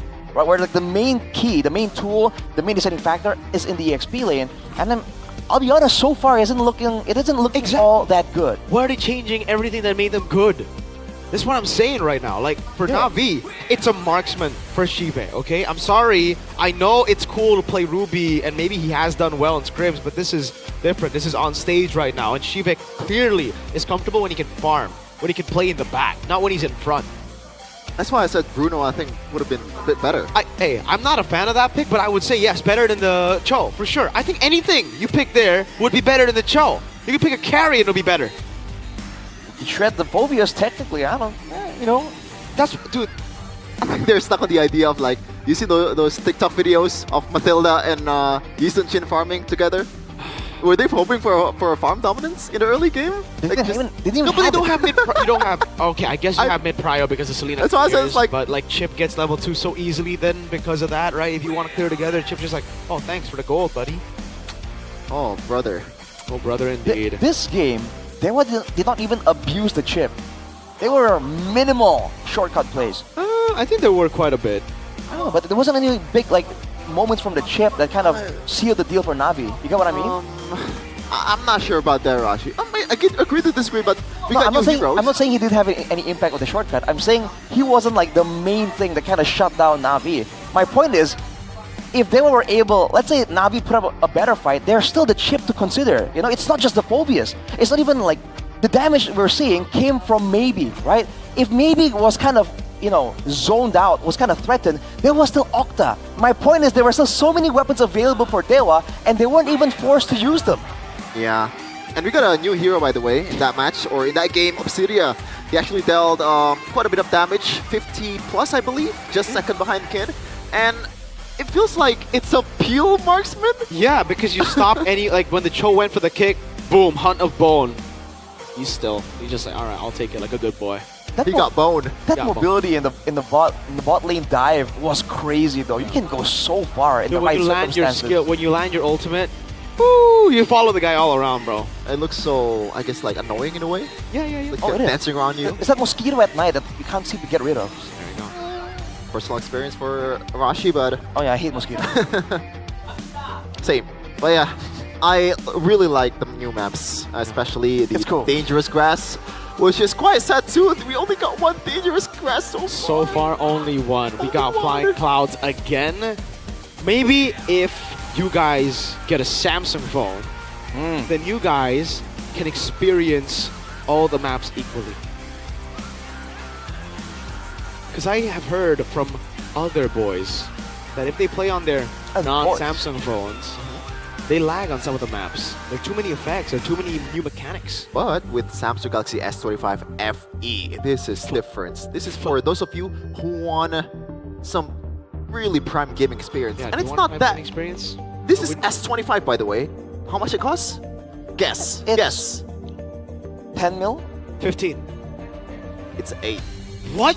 For S25? Below double digit? Okay, then there's no vapor chamber in there, right? There is. I keep telling you guys, every time this comes up, you can get a frostbite playing this. So, it has to lag. It has to be, like, this is Yeah. 8 million? Nah. They cut corners somehow. It's Samsung, what are you doing? completely lag-free. How? Thanks to processor improvements Oh my goodness. that we have here in Galaxy 25 S25s FE. Wait! You Is it- also get 256 gigabytes? Yes, not only that, this is... So the battery is bad. Yeah, I was about to say that. You want to have some kind of like stability and endurance when you're Yeah, playing on duh. places, right? Because you're just racking up 10 games in a row and all that. You can do that without charging your phone for 4900 mAh battery. Okay, the screen has to be 60 hertz. Probably even better. Is it better? I think it's still 120, Mirko. I mean, I saw him fiddling with it earlier. I think it's still 120 full AMOLED. So what the heck are y'all doing? Not buying the best that Samsung has to... This is not even the best that they have to offer. This is the most best value. value, I think, that they have to offer. Go ahead and check it out, boys. I will get one. Here, let me just get that real quick, man. Claim your code, by the way. Wait. Bro, it is 120. Oh, dude, it's so smooth. What the heck? You can... Do you still get like the whole like image edit feature? Yes. Oh, you do? Yes. Let me get... When you're hanging out with your bros and you don't like that one specific dude, you can erase him. Alright, let me try to erase you, Sheffin. So you don't like me? No, just as an example, Oh, man. okay. There, let me just... By the way, claim the voucher code here, MPL S25F. You can get a free travel adapter, 25 watt. Man, Shout out to Watt. in this day and age, that's impressive, man. Freebies, charge adapters, travel adapters. Yeah. That's something special, man. Is it still going to be available next month? I believe it's only valid until September 25th. So, what are you waiting for? Right now, it's currently... Oh, I'm not using my phone. That's why it's so laggy. Wait, it's already 26? Oh, no. Unfortunate. But what's not unfortunate is Team Galaxy Zone here. You can bring your Samsung product, get here as fast as you could, because you can get the prime experience of watching Mobile Legends Indonesia in the front row. Like 10 feet away from the players. Okay, Sheffin. You can literally touch them. You're officially gone from the screen. Oh no! I got hollow purpled. Bro, wow, Galaxy AI is ridiculous. They legit constructed the chair without you, man. Really? Yeah. Wait a minute. Hold up. Oh, what the hell? That's crazy. Okay, that's actually I've crazy. seen examples on TikTok where they have like reflections, right? Like on a There's a mirror, there are reflections, there's like a headphone, and a phone. They took away the phone, and the Galaxy AI took away the phone from the reflection too, not just from the picture. That's crazy. It's so accurate. Yeah. It understands. Oh. Yeah, I'm getting a Samsung, man. That would be like, kind of like creepy too in a way, right? Yeah, dude, because you never know what's real. Everything's so real that you don't know what's real. What's also real is the fact that Andoryu is having quite a bit of a season here in his debut. 4.3 kills so far, leading the charge for all the jungle with Ray. Right behind him. Yeah. Only a 0.1-ish difference. That's kind of insane. Again, makes you wonder, like, what's the deal for Navi? What were they trying to achieve the deal there? with Navi? They did, again, there was the whole, like, Selena into Yisunshin physical magical burst combo, but it just wasn't enough, you know? You think you have to build more around the guy, right? Yeah. The guy's doing so well right now. So, are they going to adjust Arashi? They have to. They have to. If they don't... Can they adjust Arashi? I think they can. Have to see how this goes, though. How do they adjust Arashi? They just play more for it. I feel like, again, build more around Andoryu, right? That can impact the rest of the map together, and then put more emphasis on shutting down Kin, dude. Because let's be real here, the rest of the team is doing great, but Kin is looking different, my guy. So they banned Phobius, no, Arlet, Baksha, and what? Which one the other hero? Kalea, right? So which one do you sacrifice for a Phobius man? See, they were kind of forced to ban the Baksha because they were trying to go for this healing shielding play. You get what I mean? So if they don't have it, no problem, but we're going to be flying on the clouds again. Oh boy. Goku. Goku? Oh yeah, The you're kid right. on cloud. I think... Who's your favorite Dragon Ball character? I was gonna say Frieza for the memes, but no. Mine's Teen Gohan. Oh. Teen Gohan? Yeah, the one against Cell. Oh. It might be the Turtle Sage. Kame-sennin. I have some similarities. What? What are you trying to say, dude? You both wear glasses. You wear sunglasses, Mike. And he's a bit, because he lives in an island on his own, so he's a bit introverted, you know? That part that's correct. Okay, that's a good observation. Mine's Bulma, for obvious reasons. Oh. W man, so... Okay. Let's talk about the traffic, guys. I hope they make the collab, by the way, you know? Oh, yes, sir. Please. That'll be cool. Wow. Yeah, ban again. Oh, man, are you... Arlet? Arlet is up for grabs, but then you can go Phobius in a way, and that will get you value. But it's Kin on Arlet, so can it even be countered? It probably can, but you know, how are you going to counter it? What else is left out here? I feel like something is left out up in the open. Angela! Oh my lord. You're right. And they banned the Baksha out as well. This is an easy Angela into Arlet for Dewa. Wait, they go... Oh, yeah, you're right. They go Chip first. Sure, I think it is the better choice here. But Navi, now they bite down on the Angela. Did they go for the Angela? What do they combo with it? It'll be weird if they... what? Andoryu feeling crazy today. Fanny, debut for Andoryu. Bro. Debut, right? I think so. I don't think we've seen it before. I'll check. Bro. It is debut. He's trying to style on them. Again, it's so early though. There could be counters available here. Badangs, you know, Franco's, Kajaz. Why is that so funny? Kajaz. And to be fair, Dewa United did use the Kaja. Did they go Angela? I think it's too risky think to go. It's not a good combination for me. But maybe they can prove me wrong. But wait, what? Some kind of stability in Kimmy? Wow. They take away the combo from the chip, sure. Is this meant to be a flex? Well, Dewa could still go... Which one? The Kimmy. There you go. Arlet. Oh boy. No, it's not flex. I don't think so. There you go. Arlet for Kin. The Phobia should come through now for Navi. They go Fred though, so now... Oh, God. That's really good. Yeah, no CC as well. They've already planned this. Navi, do you want to go Phobius? Yeah, something that's a bit more defensive. You know, once the shortcut pops up. Yeah, you need Phobius, I think. You need a way to react to it. Oh no, they want to sustain style, bro. Remember, we saw this leg 1. Cars got obliterated by Kin on the Arlet. But it is different, no Lunox at least. Octa will not be on a prio pick of his. No Kimi, no Lunox. So early on, the Uranus and Kimi kind of, you can kind of predict that it's going to be like a drawn out fight. And the longer the fight goes, if it's not ended decisively, the Uranus and the Kimi can be really strong, and the Fanny can come in with the clouds, clean up. There is something here for Na'Vi for sure, but against the Arlet, it's looking dangerous, man. Bro, do you even want to use the cloud if you're Fanny? Save energy. I mean, if you're good enough, I think you can get there with like 10 cables and still has like 75% energy. Yeah, you don't. Okay. So anyone else, the other heroes can kind of cloud back in. I think for Dewa now, what they need is shred for sure. They need to make sure that the fights don't last long. That's exactly what Na'Vi are kind of gearing for. So I think banning Khalid will be pretty good for Dewa, right? I mean, there's a lot of CC, but if Na'Vi want to do what looks like what they planned for, it would definitely be early tempo, which is pretty good for Khalid.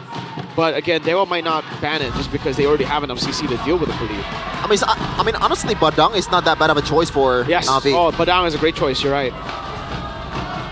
I think Dewa, if they read through it, they should ban Badang here with the Grok. They shouldn't really care about the choke Khalids. Right. 20 seconds here, then they're thinking. So far, no real big comp.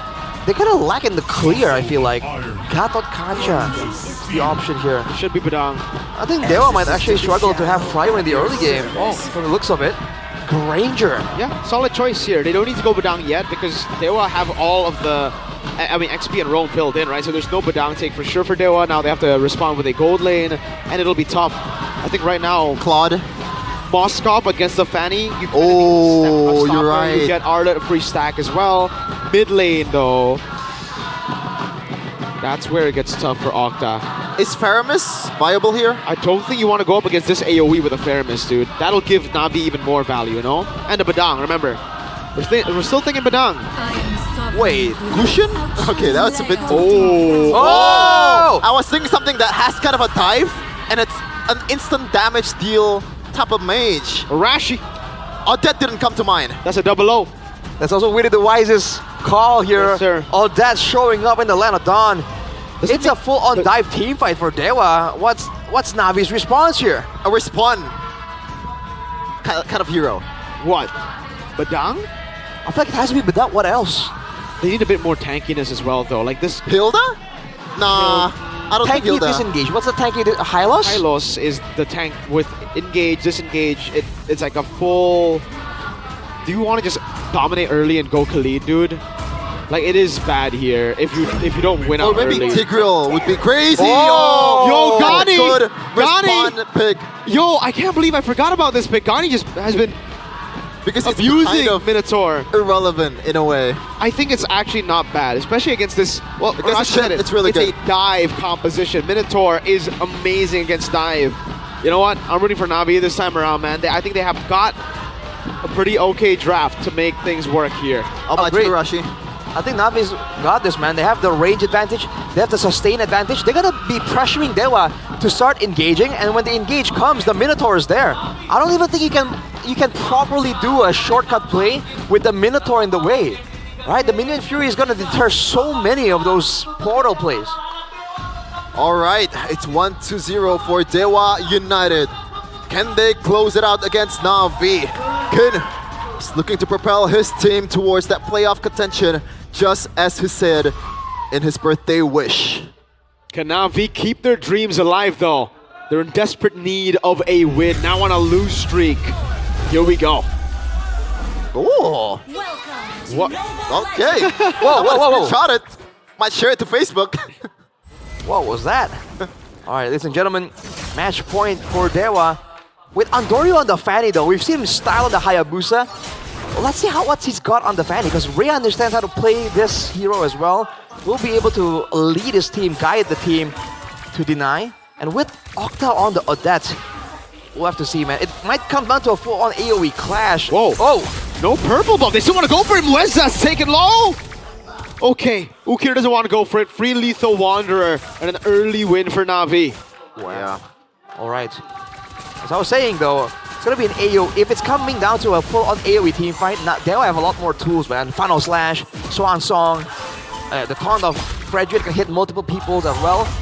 Like Na'Vi has to pick and choose, and they have the range advantage. The early game though, this is where it gets kind of iffy. I feel like Na'Vi have pressure with the Fanny, but there was team fight initially ain't that bad. Yeah. Boys are healing up with his passive, still looking for... He's snacking. Yeah, some vision towards Andoryu too. Andoryu has done a very weird path to taking purple. Very weird. Like, this is super delayed on the purple buff, which means he'll still have it for Turtle. Na'Vi want to win it hard. But Dewa can just delay, right? Well, Na'Vi can just force a fight then. Dewa needs to go for it with Ray on Fredrin, you know? You kind of want to secure it. And if they can force a fight before that happens, like here, this could be really good. Good take by Ray. Same EXP, basically, for the junglers. Kar's not level 4 though. Will be soon. They're giving away. Oh, they're gonna go to the mid lane. Ukir able to go to him. Oh my goodness, lockdown already. That's first blood to Ukir, forcing the fight early. A taunt over. Kin looking for the play as well. Kars pops in Consecration and will be able to escape. Dewa on the neutral objective. But look at Andoryu. That late purple buff take has given him a lot of value. Resets coming around over to Kars. He's still able to survive right now, but doesn't have the Consecration. Has the flicker. Ray on already. Final slash. Oh! A miss from Kin. Kars taken low, taken down. Andoryu walking him as well. Good swan song and a retry win for Ray. I guess at the end of the day, it's still a Fanny, so you are very disadvantaged in a total fight, Rashi. I think there wasn't an opportunity there for Na'Vi to make full use of Ukir on the Kimi. We didn't see a big traction pulse, big immobilized play too. And again, as always, the Uranus curse continues. Emblem's big game smash shows that Kars has the tenacity, but it wasn't enough. You gotta be careful there. Pull yourself together for Apro though, so a lot of more item cooldowns, a lot more flickers available if they really need to force out a play. The early game team fight from Dewa, that was the concern, and it's certainly still is a concern. See if Na'Vi. Good read. But it takes a checkpoint up top. Uh-oh. Shive. Whoa. Dodges away from the hunt. And he gets out. But no flicker. Big resource. There was a sketchy moment there for Shive. And again, despite having the Fanny, the early game dominance, early game pressure is for the most part for Dewa. Final slash as well. Forcing the Consecration already from Kars. Yeah. And Kars finally, you know, kind of holding his own in the early game, contrary to when he picked something like an Esmeralda or Uranus. Have been very vocal about his... Gotta wait for a second here, Ken. Good dodges by Andoryu. Ken gonna go in. Kars still there as well. No cutthroat. Andoryu missing those cables. Will have to back away. Ken, man. Oh! Shortcut coming down. That is good night to Apro. Yeah. Oh boy. Immobile cow there, the Minotaur. Can't escape from a lot of these plays, so when they're split apart like this, Dewa gonna play aggressive, trying to get something more. Mashibe! Yup. That's what I'm saying about the 1v1 potential. It's really, really bad against normal marks, especially the Ranger. Yeah. Oh! Shive might get the stuff. No, he didn't go for it. No, okay. Is he out of vision? Just barely, I think. Unfortunate. I thought Andoryu was gonna jump on that as well. Turtle's up right now. And already, they are setting up for it. The team fight is just too much. This is free. There's no way Na'Vi can go for it. Not right now. Yeah. And you can't really catch up or gap close in a team fight. It's super hard for a Minotaur, you know? And this is a Mino that prioritize the photo first, Rashi. So, in a way, this is a window for Dewa United to burst down this cow with a shortcut. Man, Kin's getting so much value again. This matchup has not been too good for Kars. They keep putting him on these sustain heroes, and you know Kars is a playmaker. Oh, good read. Where's that? Shortcuts. Oh, he's not even gets him in his fury. Flick around. Kin dives in the back line, able to go for the solo, but I'm not too sure about that. That's a big shutdown on Andoryu. They can chase. They can chase. They can chase. Kars is on it. Over to Octa he goes. Andoryu looking for the angle already. Swan Whoa, Song! Forcing it down, flicking forward! Uh-oh! Andoryu has purple now. Can he go for the kill? Goes on Octa. That's a cutthroat.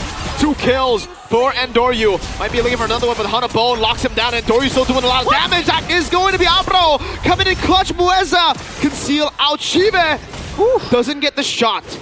Okay, like Dewa, game number 1, we talked about the discipline, but it was non-existent in that part. Overextending. They wanted to get something more. They used so much to try and get the cow, but he got out. They tried to get something in return, and they really paid the price for it there. Still an even game, Shibe. Careful. Mueza. Wow. Again.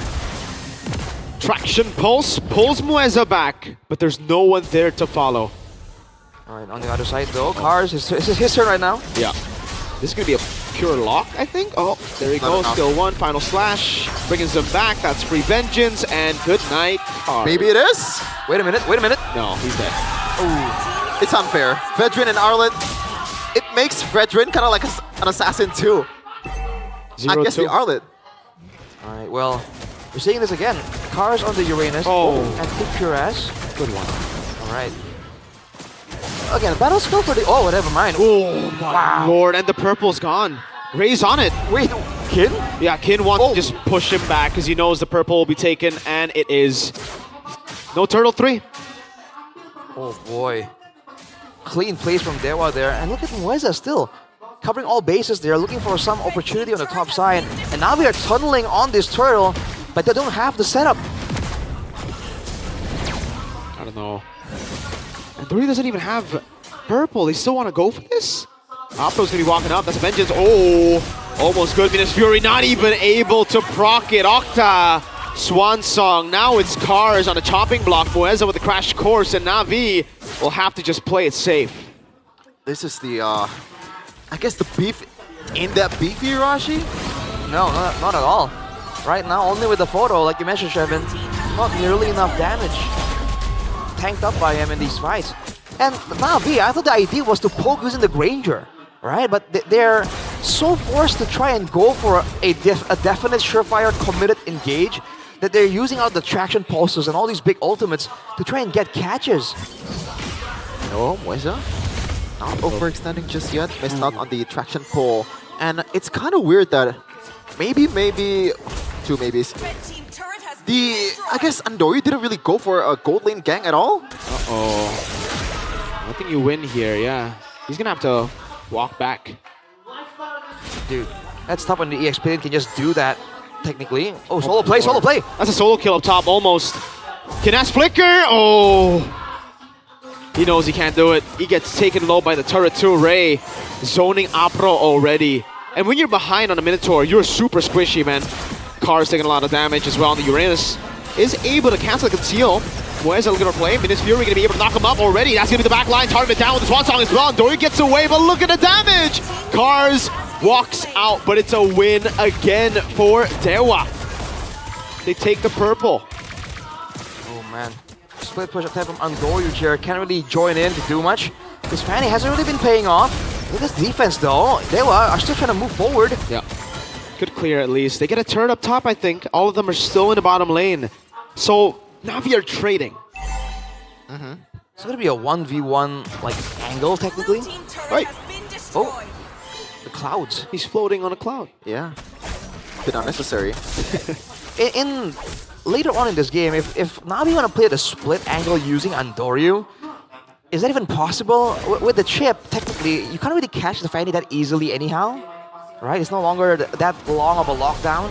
So technically, it's possible, but they were going to force this so fast. Lord's already up, and Kin's already making his move. The burst on Odette is ridiculous so far, man. It has dealt with Apro like he's nothing. Kin in the 1v1. Oh! Close. And Doryu respecting Kin has to walk away, but the Lord held down by Ray. 13 seconds for purple. They need a way to get this purple down. Good poke at least to Ray. They want to gang up top? It's going to be a gang, yeah. Can Andoryu read through it? If he gets chain locked, it's going to be tough. Andoryu able to go for it. Oh no. Cable! Final slash brings him back. Andoryu! No! A little bit longer. Crash course in. Shibe walks up over to Kin. They're all so low. Sky Piercer going to get one. That's going to be all in. Kin will die as well. Big throw. Wait a second. Cars holding him down. Uki right there. Oh, Hanabone, maybe! A big mistake from Na'Vi, not respecting the possibility of Obsidia. It's tough, man, being Cars. You gotta hold on for so long, and there's no retribution right now, Ray.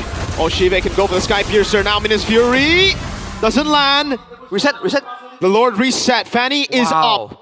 Maybe does not have Hunt of Bone, and Dory will get the purple. And a dive in the back line. That's Kin walking up as well. Good disengage from Apro. But Kin will continue. That's a retreat to take the purple buff. Now he's dashing across the place. Gets the cut through. Kin! What the heck are you made of? He cannot die. Goes back in. Oh my lord. Okay. Taking low final slash. How? He stays alive, a lord to play with, and maybe is free. What is this guy on, man? Even when I thought, I guess, when he's making a mistake, he still comes out alive. He can do no wrong. It seemed like Dewa fumbled the bag there, but no. Now we throw it right back. Dewa now with the Lord. They kind of have the best of Siege, but they have a good chance to go for a pickoff, to go for some burst damage. I don't think Dewa can use this Lord as efficiently. Now we're gonna try and make sure that they can at least control the shield. Hunt of Bone. Wow. Okay, cancels it. That was a bit too greedy if he went for it all the way. Na'Vi at least this time have good clear. But Kin's a problem. A massive one at that. As they're knocking through Na'Vi's door, one inhibitor turret is already gone. That's a big value. Kin! Again in the back, this time only getting the final slash. No real follow-up. They get a base turret, but it's not the far lane just yet. Wave in the mid lane, cleared out as well. And Dory, you know, purple buff, and will not have purple buff for a while. One more defense here for the turret on the far side. Will be cleared by Na'Vi, but it's a 7k gold lead. And the fact that Kin is able to go for plays like that, chunk down the backline, and then get out unpunished, that means that the next time Kin moves forward, Na'Vi are going to be forced to respect it. And that's never a good thing when you have a comp that wants to go front to back like this. Excuse me? Whoa! Oh, Octa? But no one's... Oh man, that was so good for Na'Vi, but they just didn't have an angle. Kin! Oh my god, Kin! What a monster! Sees an angle, finds it. Shive is down. What? Flying clouds? Okay.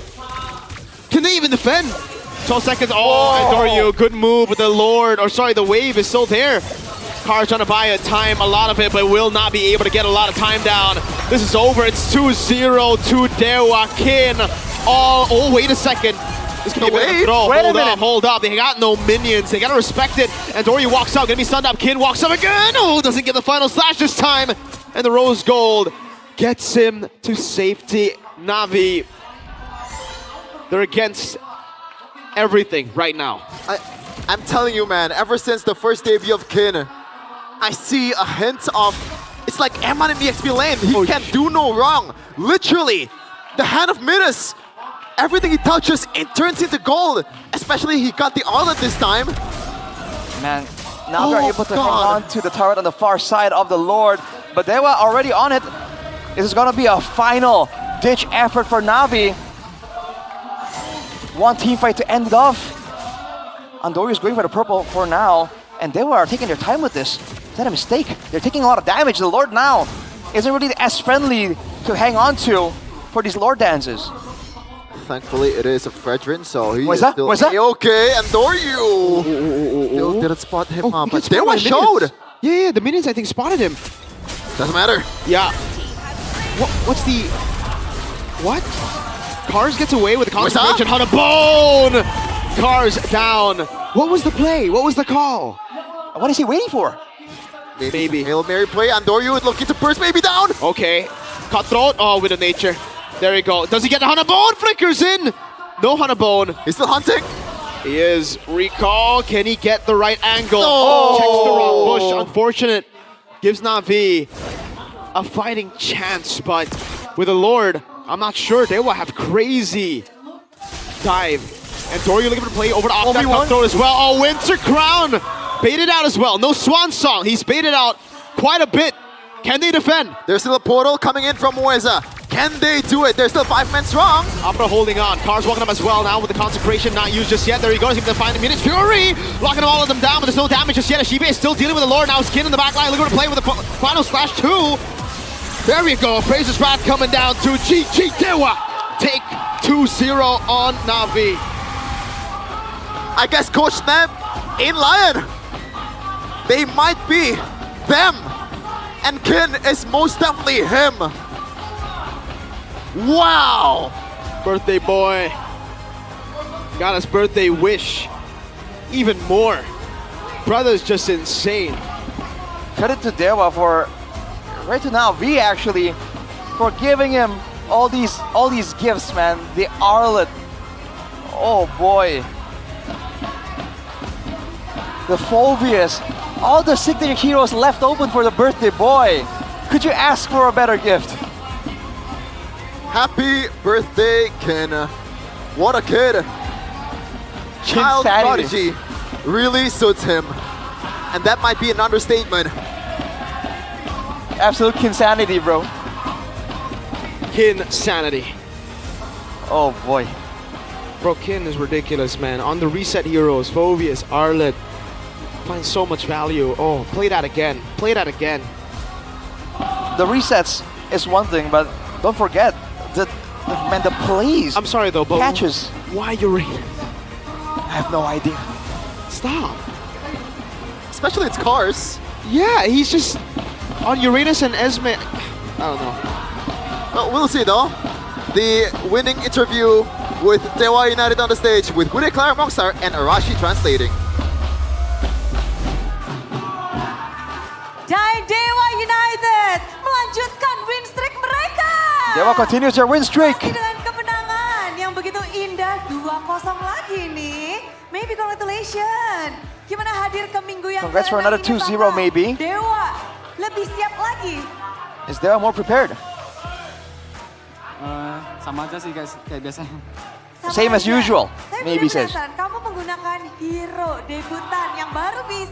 Alright, maybe use the debut hero, the Obsidia. Pertama yang memakai Obsidia. You're the first person that should bring it to Land of Dawn. Bisa menggunakan hero itu dan menjajah langsung di MPL. How are you able to use it and immediately dominate in the MPL? Dulu sih di rank, terus di scrim. So if you're trying it again and again in ranked, in scrims, Banyakin make aja. and Tapi udah just use it as much as possible. Memang fokusnya mau coba hero atau memang ada mengcounter lawan atau sinergi sendiri nih? Are you trying to counter untuk heroes, Obsidia? counter your opponents, or is it just your own synergy that you're looking Nyoba at hero sih. with these heroes? Mau nyoba di MPL bisa dipakai apa enggak hero-nya. Dan setelah I want to see if the hero is available to be used in the MPL, if it's possible. Ya menurutku bisa dipakai sih, bisa jadi top pick gitu hero-nya. Oh, it's definitely viable, and it could be a top pick. Kayaknya counter assassin deh. Especially counter assassins, the Obsidia. Kalau ngelihat hari ini juga kayaknya Obsidia sudah digunakan. Ini nggak masuk ke dalam ban list, Kak. Kamu expect nggak bisa langsung memakainya? Did you expect to be able to use the Obsidia immediately? It's not banned out, and it's not in the ban list as well. Tapi kayaknya bukan hero yang mahal banget ya. Tapi bisa masuk ke dalam pakai tapi belum top Because tier. it can be picked up, but it's not in a a very expensive hero to let go of in the drafting phase. So he thought it was possible. Lihat dari hari ini juga bukan hanya Obsidia yang membuat kita wow akhirnya bisa dipakai, tapi Octa lagi dan Not just the Obsidia, but Octa again and again. membawakan hero yang baru di He brought a new hero to the MPL. Oh, bukan untuk Octa, O-nya untuk Odette. The O is not for Octa, the O is for Odette.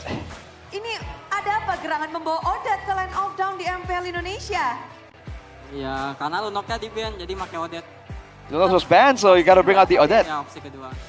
Second Ada apa? option. Apakah memang karena ingin bersama sinergi dengan teman-teman atau memang Is it for synergy? mencoba atau Or is it just an experiment?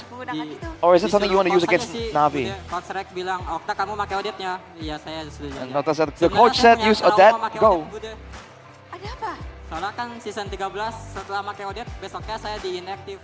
In season 13, after using Odette, Octa was was inactive as a player. So he has trauma, but he said the coach said to use Odette, so he just goes with it. Tapi tugas dari Odette di game yang kedua untuk Octa sendiri itu di mananya Octa? What was your job in game number 2 on the Odette? Iya, tadi dengan Odette-nya. Tugasnya cuma main sama Ray doang sih, main sama Fredrin. Make sure that you play with Ray, play with the Fredrin. Fokus Octa aja says. sama Fredrin. Ya. Jalan bareng terus. Ya, jalan bareng terus. Just keep Udah, moving itu aja, together. pokoknya nempelin aja Fredrinnya. Ya, benar, together. Udah pokoknya lancar jaya. Tapi kalau ngelihat Octa, ini memang setiap minggu punya konsep hero baru setiap minggu ya Octa ya. Octa was the concept of having a new hero Nggak tahu, every coach week. Bude suka hero-hero aneh.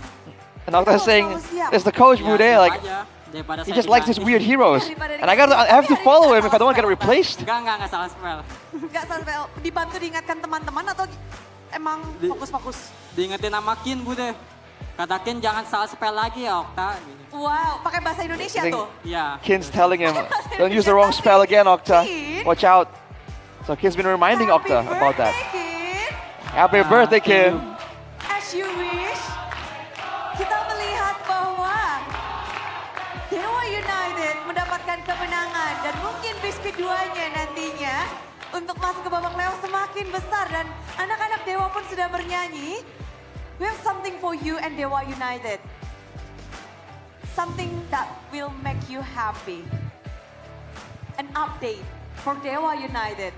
Ada update nih yang spesial untuk Dewa United di hari ulang tahun Kin. Langsung aja yuk kita lihat bersama-sama. Nanti sabar. But Kin, as you wish, you won the match. It's 2-0. How do you feel with your airlock and this is your first birthday in Indonesia? I'm happy and we win because we have better draft. The draft. From 1 until 10. What is your draft number? 1 until 10. The score. 10. 10. How about Navi's draft? 5. 5.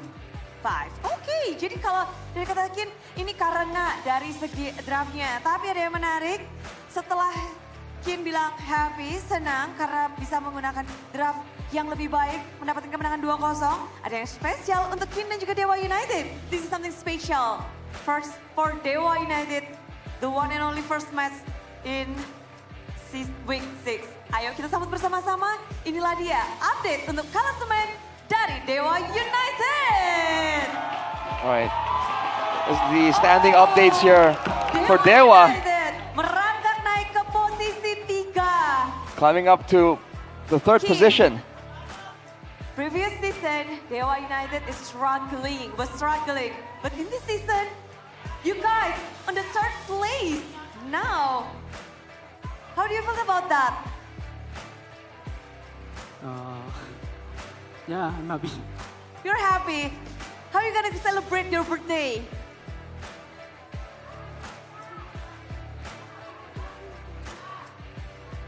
With this win and then celebrating your birthday? No, I just want to rest. Oh, udah istirahat aja, katanya istirahat aja. But ya, akhirnya bisa dilihat Dewa United merangkak naik terus-menerus. Ray mungkin yang bisa menjadi salah satu orang yang bisa menceritakan gimana perjalanan Dewa dari musim lalu hingga musim sekarang, Ray. Right, Ray, what can you tell us about the journey of Dewa from last season to this season? Because it's a long journey. Gak tahu sih, soalnya masih week berapa nih? 6. Oh, week 6 ya. He's saying, I don't know, it's only week 6. Masih belum puas sih, harus. Not satisfied yet. Gotta keep going.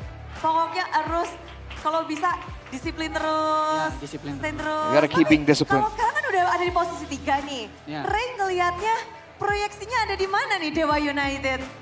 We're in the 3rd spot. What's your projection? Keinginannya tuh Where do you want to gimana be sih here sebenarnya? for Dewa United? Posisinya sampai di mana nih? Kedua. Wants to go to the number 2. Pokoknya sampai week 9 tuh kalau bisa di posisi 2 gitu ya? Iya. Nggak pengen posisi 1? Why not position 1? Susah. Because there's King Onyx and that's difficult. Enggak, idol-idol semua soalnya. And they're all his idols. Harapan posisi 2, jadi mengharapkan What's up, langsung di upper bracket ya? Iya, amin Bude. Berharapnya, tapi Hoping for the ketika upper kita brackets. udah ngeliat kalian sudah bisa mendapatkan kemenangan terus-terusan, udah 4 kali win streak, bisa dibilang ini pencapaian Dewa yang luar biasa, berada di posisi 3. A good achievement, a 4 win Di streak. season ini Dewa United memang beda ya? And this season is Dewa that different, Ray. Beda-beda. Beda. Very different. Boleh dikasih tahu nggak nih, ini apalagi week yang ke-6, Vibes Dewa United gimana sih?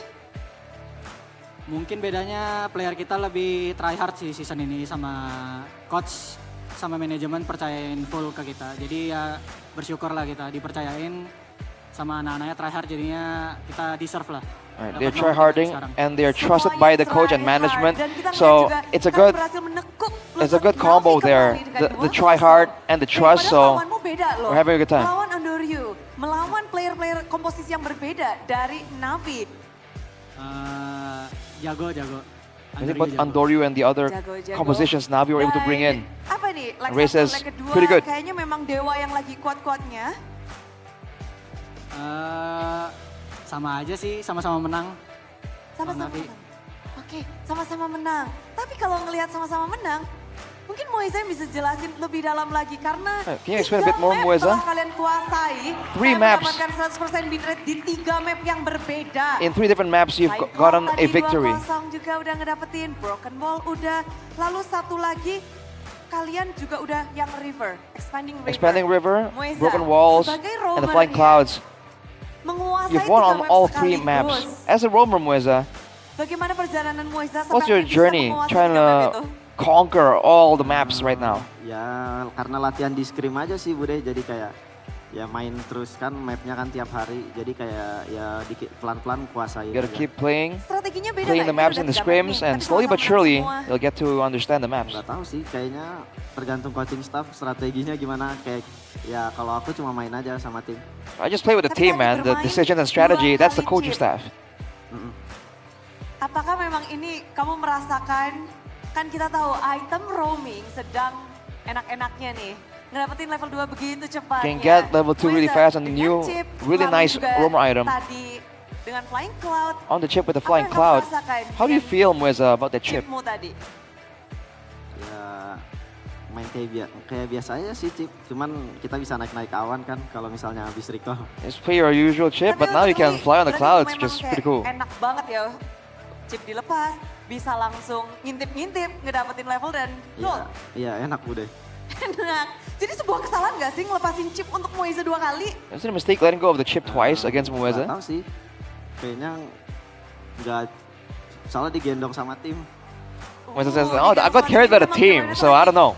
Bener-bener satu tim sebagai satu keluarga. Tapi kemenangan hari ini bisa dibilang kemenangan yang pertama dan terakhir di minggu yang ke-6. Karena hanya ada satu match. This is the first and last victory in week 6 because there's only 1 match for Dewa. Memiliki satu match dan next week akan ada 2 match. Apakah berbeda Moeza? Maybe different, preparing for 1 match for this week and 2 matches in the next week. Lawannya siapapun kita tetap respect, jadi latihannya ya semaksimal mungkin. It's the same because we practice maximally every time because we always respect our opponents. Berjuang ekstra. Any last word for the birthday boy? Any message for your family in Philippines? You can use Tagalog.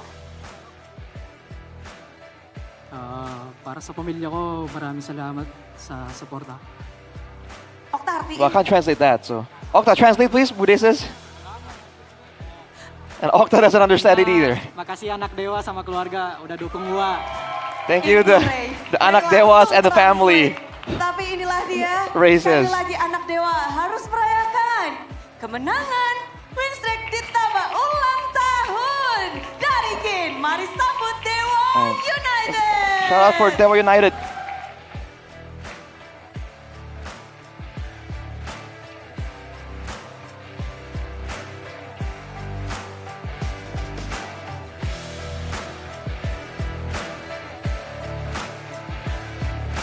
Yap, 2-0 telah mereka dapatkan kembali 2 kali setelah pertemuan mereka di minggu yang kedua. Tapi pertemuan kita tentu belum berakhir di sini karena akan ada GoPay hadiah GG. Jadi siapkan device kalian karena saat lagi Bude akan tunjukin caranya. Inilah dia cara untuk mendapatkan GoPay secara cuma-cuma. Inilah dia. Dan caranya gampang banget, kalian tinggal langsung aja siapkan aplikasi GoPay kalian. Yang belum punya download aja. Tapi Bude yakin semuanya udah punya, super fans yang ada di sini. Nantinya ketika kalian sudah buka aplikasinya, tinggal buka kamera pada smartphone untuk scan QR code yang ada di layar putih.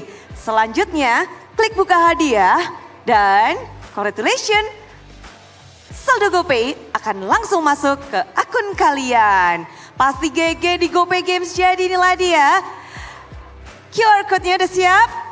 3, 2, 1. GoPay hadiah GG. Gercep banget nih. Congratulations buat yang sudah ngedapetin. Dan makin tersenyum pastinya Superfans hari ini.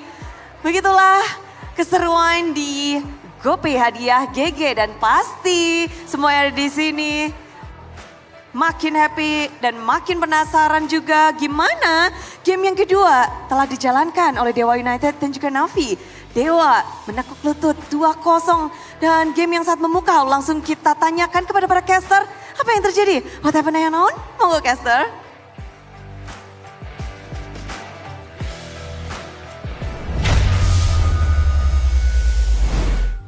Welcome to post-match, aka Clean's glazing section. What the hell was that? Bro, good. It could be a Navi flame session as well. Okay, that's true. That's true. That's very true. Maybe that's So- you too. You only. Me only? Yeah. So you don't feel like Navi had shortcomings? So you hate Navi? I never said that. Are you trying to be like the media, bro? What is this fake news? Okay, go on, flame Navi. I don't like to flame Navi, but I gotta say, dude, we've known since the debut. This kid is crazy in the Phobius, guy's crazy in the Arlet. Today's his birthday, right?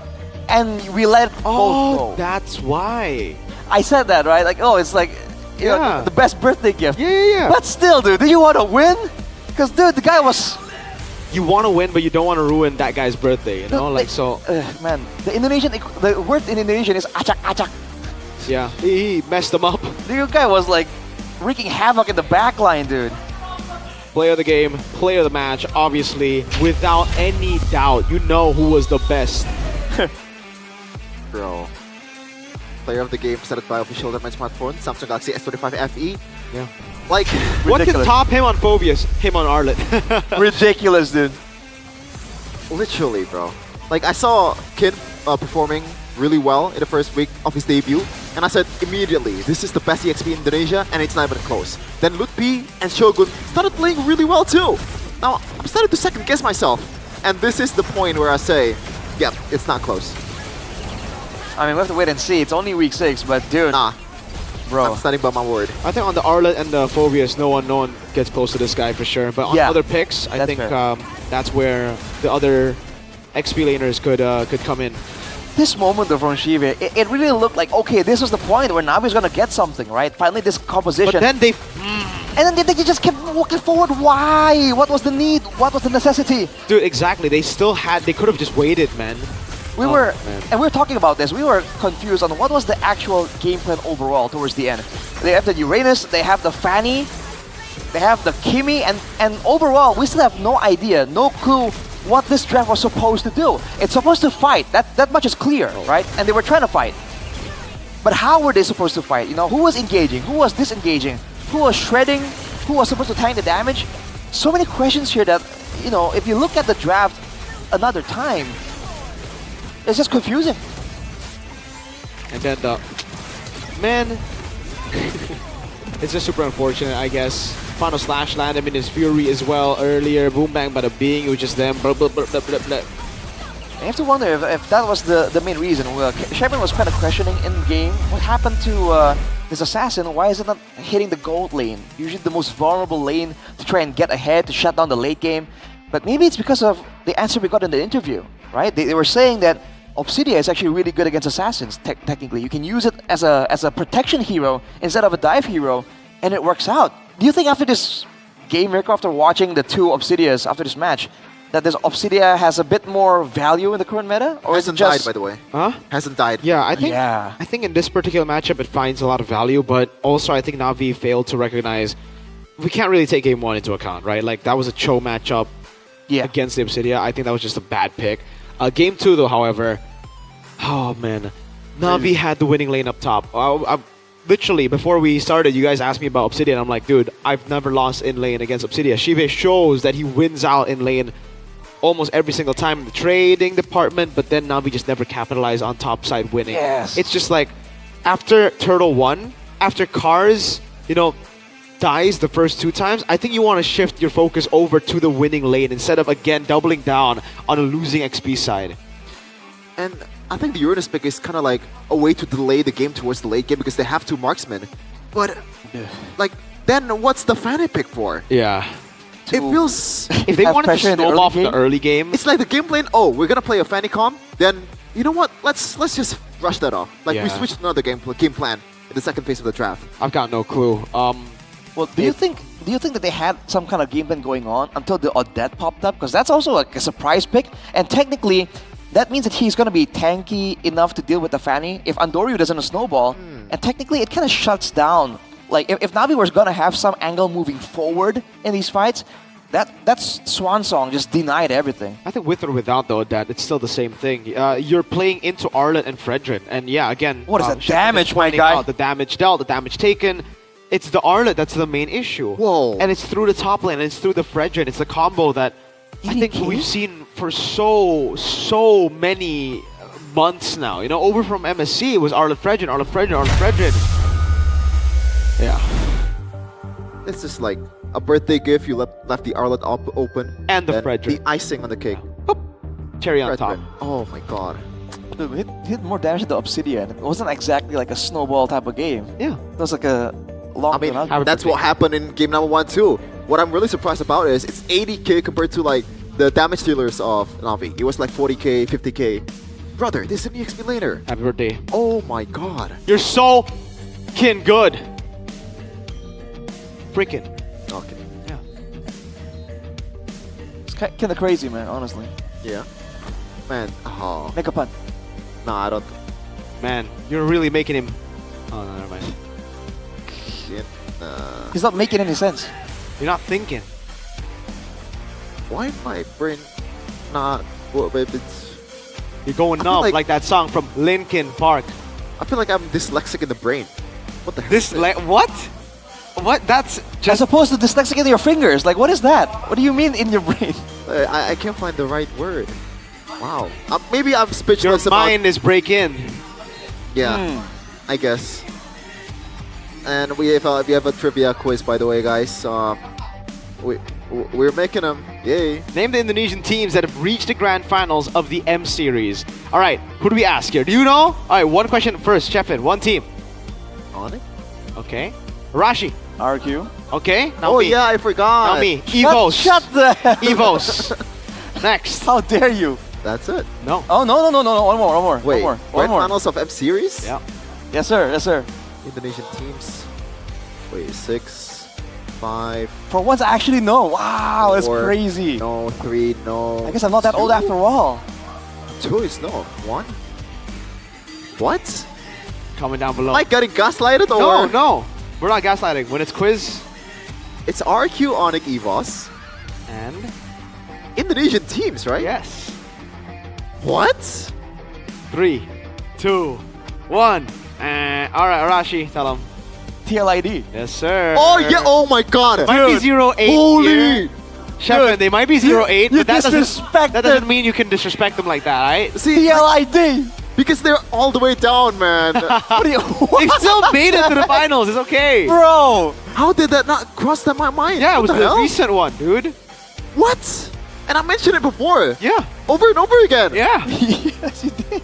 You know what? Just scan the QR code that you see on your screen right now. You can grab the special promo, Chefin, for super fans exclusively on GoPay Games. Every WDP purchase gets you 100% cashback, meaning your balance will be fully refunded, meaning it's free. It is completely gratis, as you can see right there. Gratis is free. Just like previous seasons, also you guys can vote for your champions. I'm voting for BTR. I've never won any of the prizes because I keep on voting for BTR. I'm hoping this season will be different. Oh my, look at this.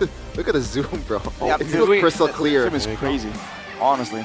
Damn. Yep. Scan it, right? Oh, did you get it? Look at how crisp that is. Yeah, that is super That's crisp. like 10 times zoom, by the way. That's 10? Yes. Wow. Some other phones can only do 8. Don't forget, by the way, you can get 15,000 phone credit for only 9,900. So that's just free value, man. Free value, dude. Once you're on the app, right? Just, while you're at it, swipe over and go and vote for your champion. Vote for your champion, man. There's even bigger prizes. 16 electric motorcycle. Well, motorbikes. And 16 gaming phones up for grabs. 16! 16. That's more than 10. That is more than 10. Of course, there are also other rewards like the MLB skins, mobile skins, GoPay coins, headphones, and power bank. Power banks. And they're all waiting for you. Waiting for you. So what are you waiting for? We're waiting for you.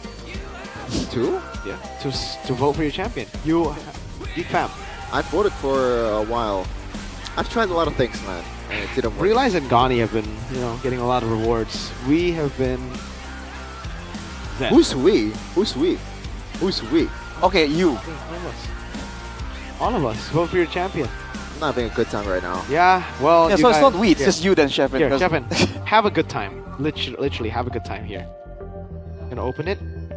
We're all gonna get one, alright? I'm gonna get this one, get the next one, and then give it to Rashi, and we're gonna cheers, and we're gonna all. For a second, I thought you were gonna throw it over. Oh, hey. Like, frisbee-like. That wouldn't be too good of a time. Yeah, if it falls, that ain't a good time. Come on, cheers. Cheers. Cheer up. Good time. Happy birthday, Ken.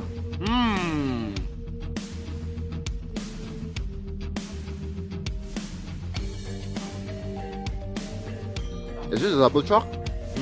Bro. Oh, my favorite. Do you bake cookies or do you cook cookies? You bake cookies, right? Yes. So why was it called cookies, by the way? Cookies seems like something you would they cook, yeah. Exactly. But the only one cooking was Kin. I mean, technically he was also baking. Yeah. He was so good with the final slashes, he kept on faking his opponents. Yeah, and he's ended up having a good day after the birthday too. What? That's no Kin pun, man. No, I'm not trying to. You have to. I'm bad at puns. You have to. We didn't ask you for a good pun. We just wanted a pun overall. Yeah. Okay. You having good time? I'm having a good time. You have good day right there. Yes. You know what you're doing? You're raking in all the goods. Yes, sir. Damn. I feel like I'm exposed. Dude, you gotta start slaking that thirst, man. I feel like this is I'm not making anything with Man, yeah. Good day. Obviously, the best coffee in the business. This is one of my favorite flavor. Avocado? Fresh avocado delight. Fresh avocado. That's what I use with good time as well to keep on bulking. To keep on bulking. Shevin's brain isn't tracking right now. I don't know. Yeah. Maybe I just don't want to engage with the puns and all. You really want to get caught lacking like this, Shevin? You're really slacking. I need some napkins. Okay, that's. Oh, you know what? All right, at least this one. We'll take those. Yeah. Not bad. It's unexpected. After you watch MPL, you're gonna be jacked. What? Whoa. Moving on. All right, what? Moving on. Evo's and Alter Ego. We got that, boys, for tomorrow. Go check it out. That's pretty bad, man. Make sure you check out these matches still available. Now being against TLID. See if TLID can finally find their resurgence. Now we are on a lose streak, so this is a lot closer than you would think. They need to find something quick, man, because Chevy forgot they were in the M Series Grand Finals. That was Shive. What of your kin? What? Evo's in Geek wait. That's oh my lord. We're gonna continue with, I believe, Alter Ego versus Geek Fam in a second, and we're gonna collect ourselves and making some new puns. Yeah, stay tuned, guys. We're gonna be breaking. Hopefully not another Geek Fam loss. Yes, I'm an unbiased caster, by the way. Let's see. Professional caster.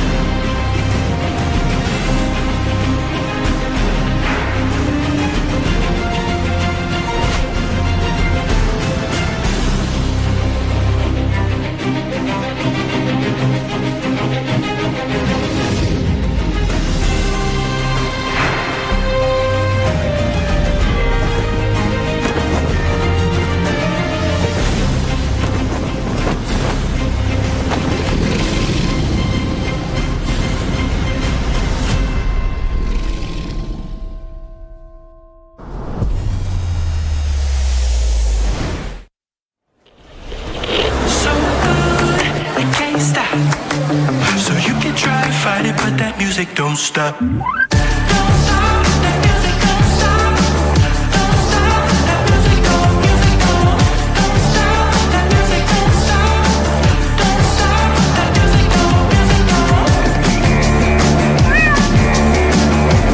Samsung Galaxy S25 FE. Kunjungi toko terdekat dan beli sekarang.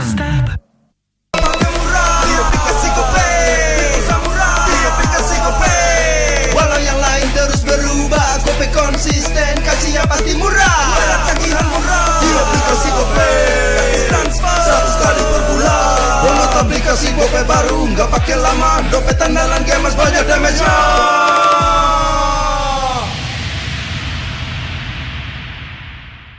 Level up bareng Special Edition Good Day dan MPL. Temukan kode unik, lalu scan QR-nya. Buat tumpulin Diamond Mobile Legends yang banyak dan menangin juga skin kerennya. Cobain semua variannya sekarang. Sebotol Good Day bikin GG Good Day. Yo, Good Day MPL. Woo, Good Day MPL. Woo, Good Day MPL. Yes, Good Day MPL. Woo, Good Day MPL. Yes, Good Day MPL. Yo, Good Day MPL. Oh. Aku udah nonton. Fix, Hijin tuh jahat ke Minjun. Hijin kan emang gak mau pacaran sama papamu, mamamu, biarkan mereka. Di granat! Boom! Ya, gue kena ghosting. Terus ditinggal nikah sama Hijin. Padahal mereka udah cium. Anak yang nakal. Saatnya kau dan aku. Pakai simpati buat nonton, musik, games, belajar, sampai belanja. Bisa pilih benefit sesuai keinginanmu. Tenang. Menang kalah, mabar bisa good time. Wah, good time Mobile Legends bang bang. Enak coklatnya, bikin semua bisa good time. Ini nih mainnya.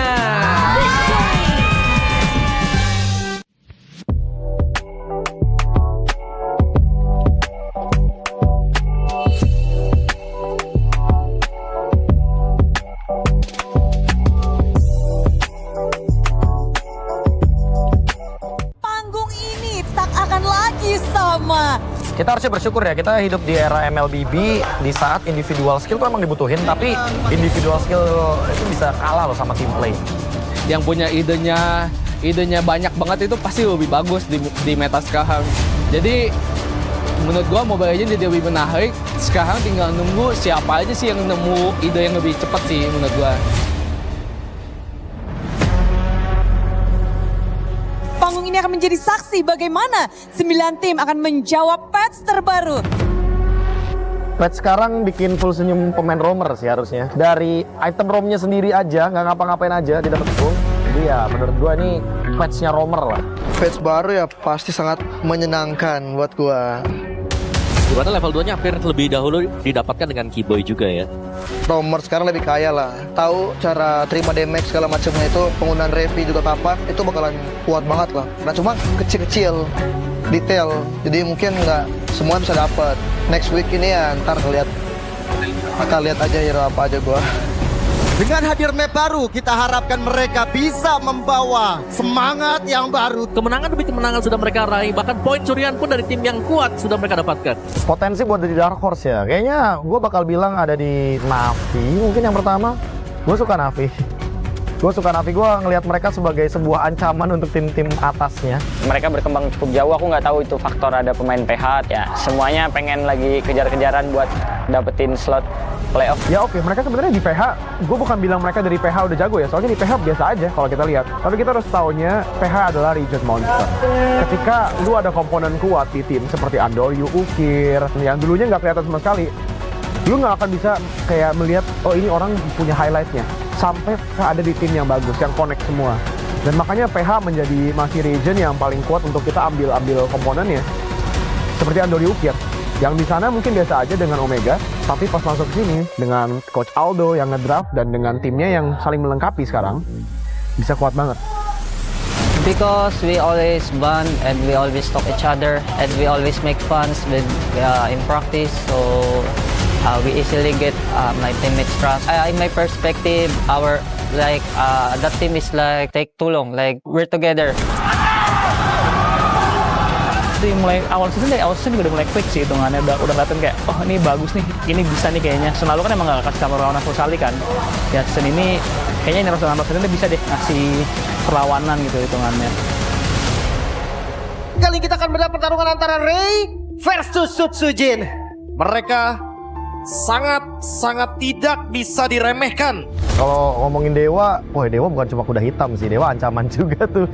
Dengan adanya Kin, tanpa disadari dia itu nge-boost banget timnya mentality menurut gua. Week 2 tuh udah menemukan bang, momennya semenjak Kin bisa masuk, bisa main gitu kan. Mereka bermainnya sangat full of confidence sih, dibandingin sama week 1 dan week kedua sebelum Kin masuk sih. Dewa sih gue suka, mereka team play banget orangnya. Timnya kayak nyatu lah istilahnya. Dengan adanya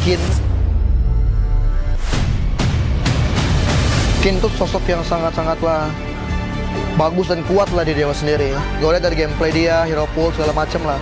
Terus tambah dengan 4 yang lain, mainnya team play banget lah, tim banget. Jadi punya potensi buat masuk playoff dan mungkin 5-4 besar. Aku suka sinergi trio mid-nya. Aku suka dari banyaknya hero pool mereka, beraninya mereka buat explore, sama Ray is better dengan Anoryu in terms of sinergi sama tim. Sekali mereka kalah early atau mereka ke pressure, mereka belum bisa atasin itu. Itu kenapa aku masih belum bisa bilang Navi bisa jadi contender yang kuat. Soalnya aku kadang ngeliat tim yang kuat tuh kayak gimana dia ngatasin pressure sama pas lagi under sih. Jadi Navi sama Dewa ini sangat bahaya sih menurut gua. Ya. Kayaknya buat siapapun lawan Navi dan juga Dewa, jangan ngeremehin mereka sih buat sekarang. Mereka udah punya senjata loh soalnya. Mereka udah punya powernya juga. Jadi kalau misalkan kalian ngeremehin Navi atau Dewa, ya jangan kaget kalau kalian yang dikalahin sama mereka berdua.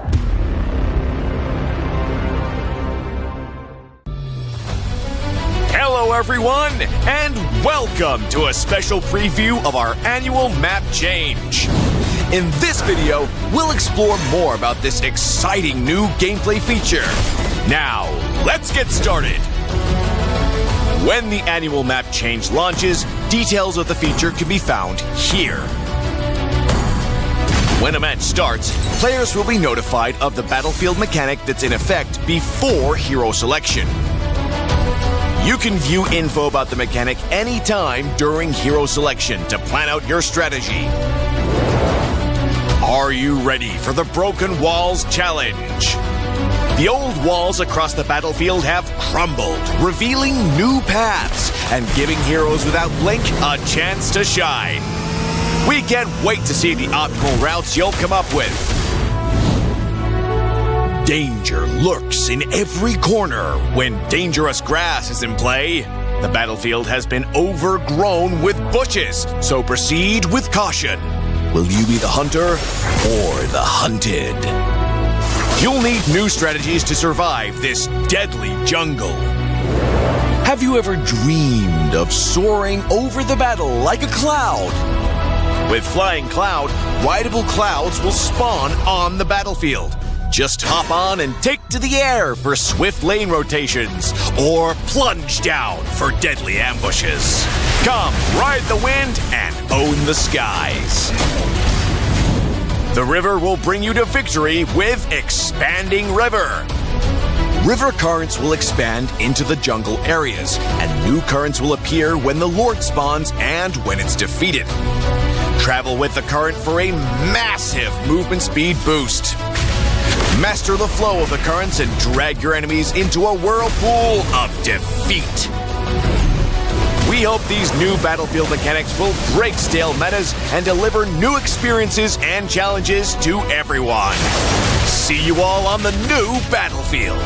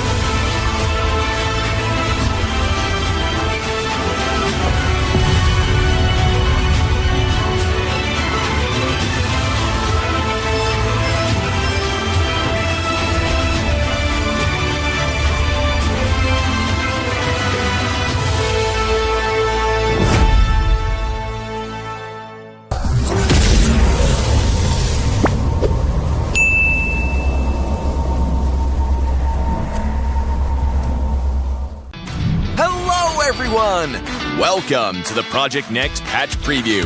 We've got a lot of great content to show everyone, so let's get into it. New hero, Obsidia. The Sovereign of the Abyss has risen from the ruins of a forgotten age. As a gold lane marksman hero, her core gameplay revolves around building up bone shards to unleash devastating single-target burst. Her bone shards automatically hit enemies struck by her basic attacks, and she tethers herself to enemies hit by her ultimate.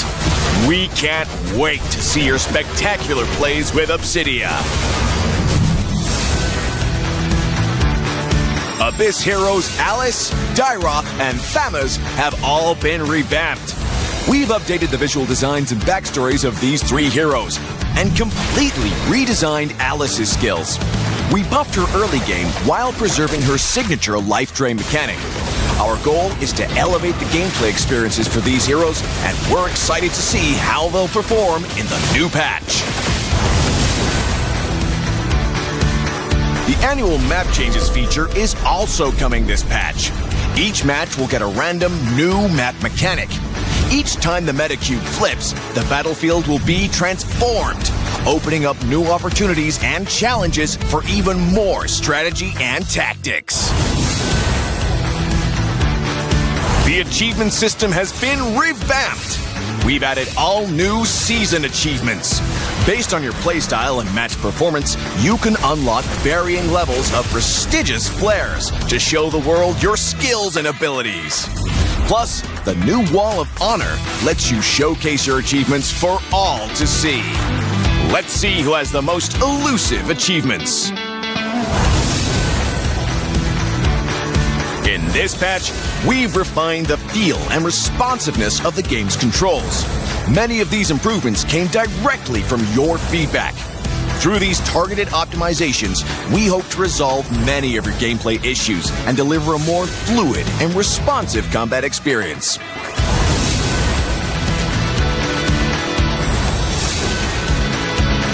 There are many more adjustments that you can read about in the upcoming patch notes.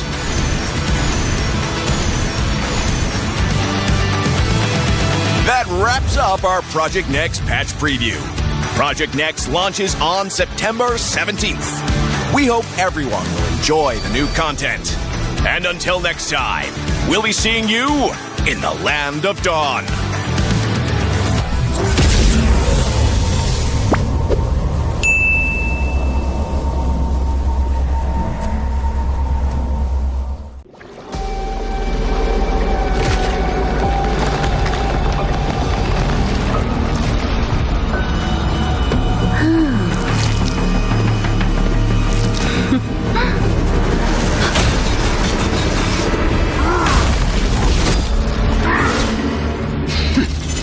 Does the Lord of Lava also crave the Sovereign's blood? Fool! The tyrant's remains will only bring doom! Their brutal dominion, our warriors were corrupted into foul bonds of decay! Sovereign of the Abyss, Obsidia. The curse still flows within the Sovereign's blood.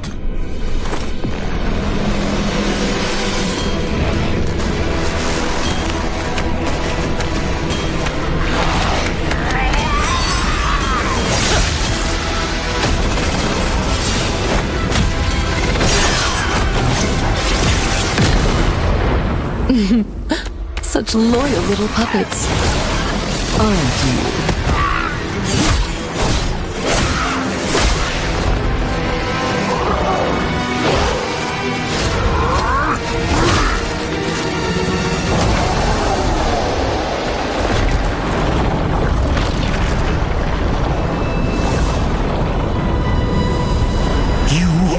Merely a puppet, no different from my spawns. Bow to me. Keep your throne, or be destroyed. The Abyss bows to no one.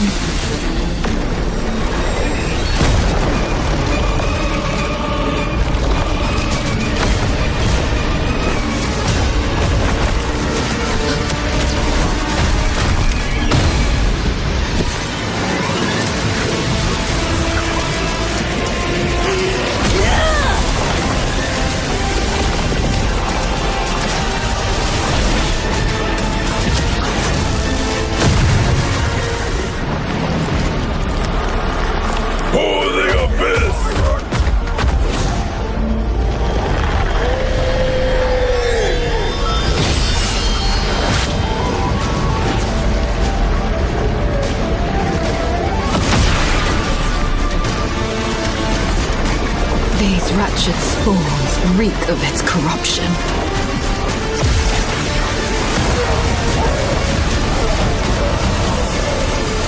Your sovereign has a god to kill.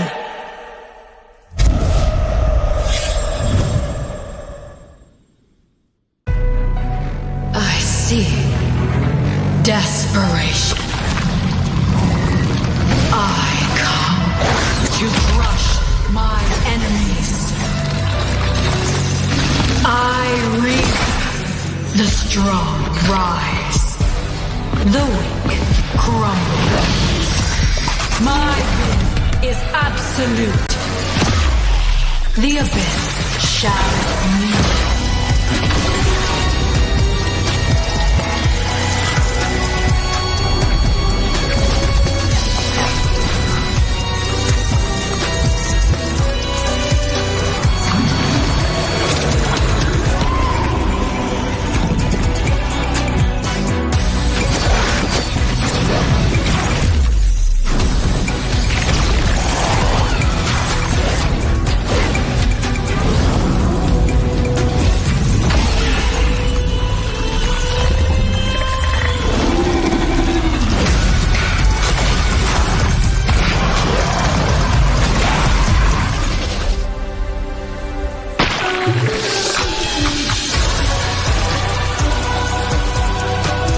Gaze upon me.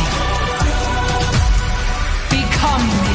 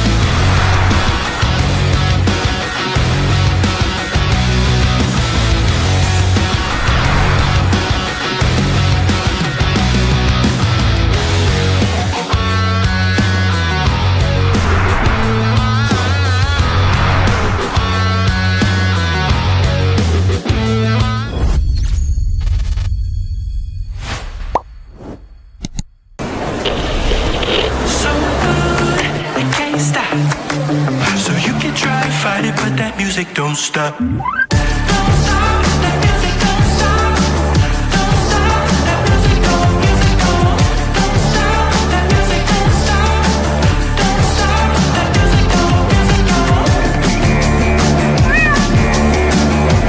Samsung Galaxy S25 FE. Kunjungi toko terdekat dan beli sekarang.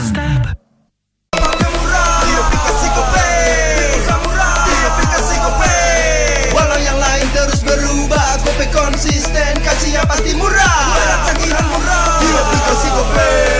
Transfer 100 kali per bulan. Download aplikasi GoPay baru, nggak pakai lama. Dompet andalan gamers banyak damage-nya.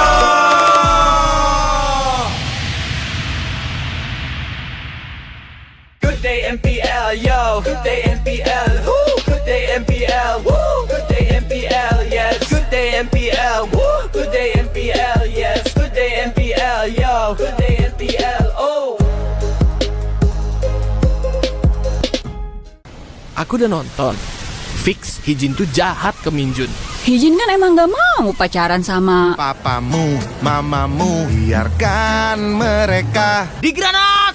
Boom! Ya, gue kena ghosting. Terus ditinggal nikah sama Hijin. Padahal mereka udah cium. Anak yang nakal. Saatnya kau dan aku pakai simpati buat nonton, musik, games, belajar, sampai belanja. Bisa pilih benefit sesuai keinginanmu. Tenang. Menang kalah, mabar bisa good time. Wah, good time Mobile Legends bang bang. Enak coklatnya, bikin semua bisa good time. Ini nih mainnya.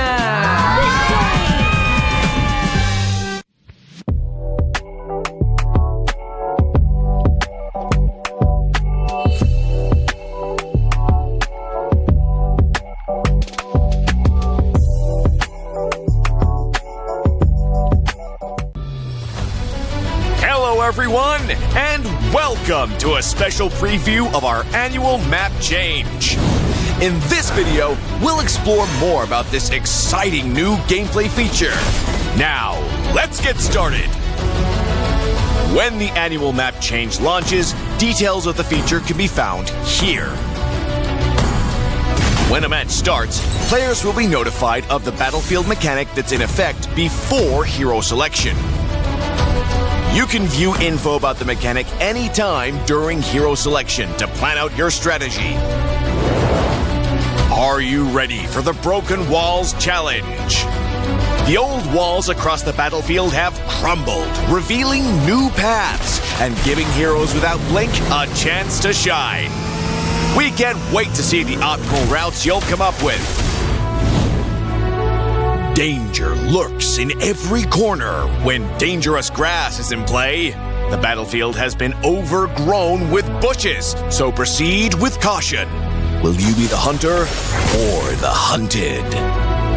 You'll need new strategies to survive this deadly jungle. Have you ever dreamed of soaring over the battle like a cloud? With Flying Cloud, rideable clouds will spawn on the battlefield. Just hop on and take to the air for swift lane rotations, or plunge down for deadly ambushes. Come, ride the wind and own the skies. The river will bring you to victory with Expanding River. River currents will expand into the jungle areas, and new currents will appear when the Lord spawns and when it's defeated. Travel with the current for a massive movement speed boost. Master the flow of the currents and drag your enemies into a whirlpool of defeat. We hope these new battlefield mechanics will break stale metas and deliver new experiences and challenges to everyone. See you all on the new battlefield.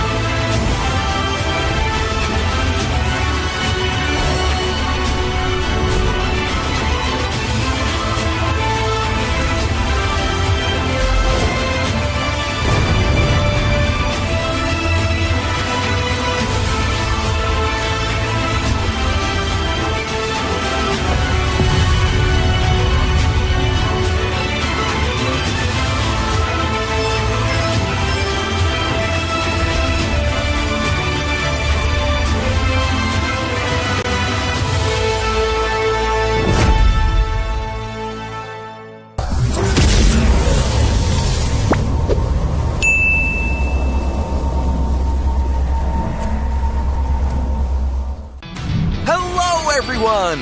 Welcome to the Project Next patch preview.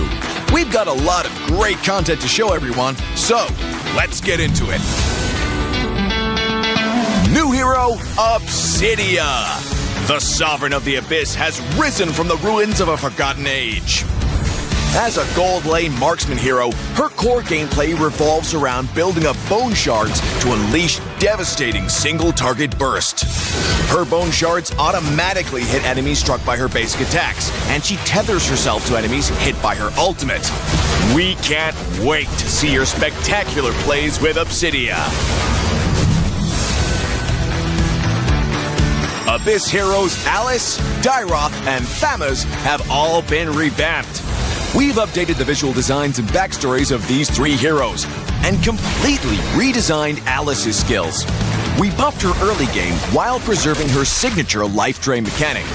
Our goal is to elevate the gameplay experiences for these heroes, and we're excited to see how they'll perform in the new patch.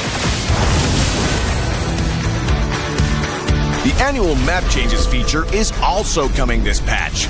Each match will get a random new map mechanic. Each time the meta cube flips, the battlefield will be transformed, opening up new opportunities and challenges for even more strategy and tactics. The achievement system has been revamped. We've added all new season achievements. Based on your playstyle and match performance, you can unlock varying levels of prestigious flares to show the world your skills and abilities. Plus, the new Wall of Honor lets you showcase your achievements for all to see. Let's see who has the most elusive achievements. In this patch, we've refined the feel and responsiveness of the game's controls. Many of these improvements came directly from your feedback. Through these targeted optimizations, we hope to resolve many of your gameplay issues and deliver a more fluid and responsive combat experience.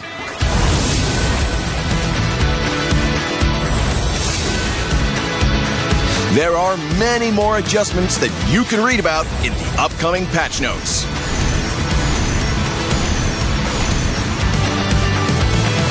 That wraps up our Project Next patch preview. Project Next launches on September 17th. We hope everyone will enjoy the new content. And until next time, we'll be seeing you in the Land of Dawn.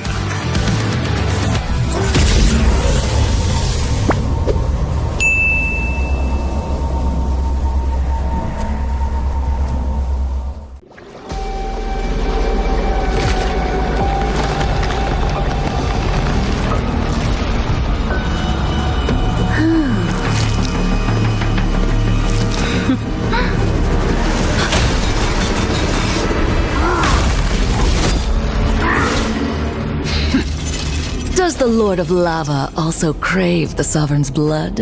Fool! The tyrant's remains will only bring doom!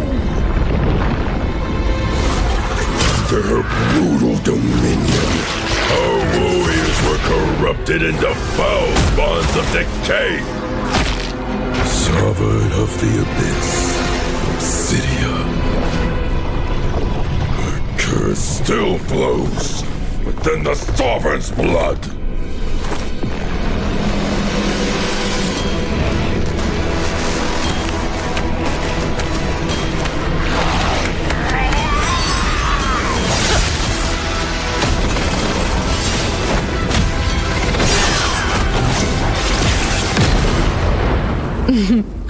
Such loyal little puppets, aren't you?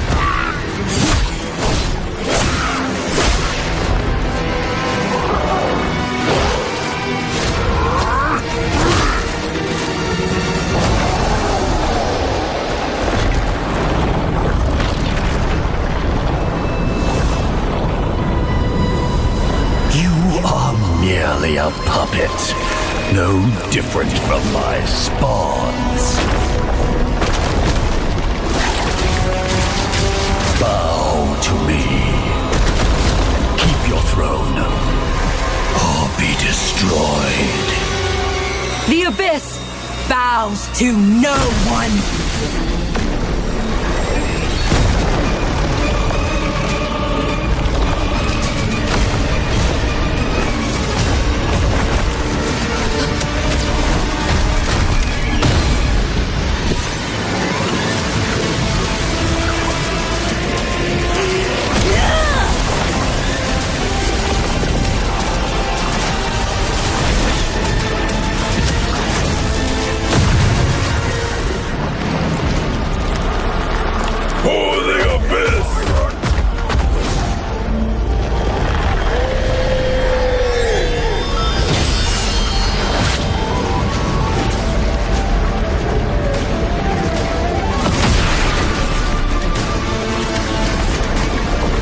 wretched spores reek of its corruption.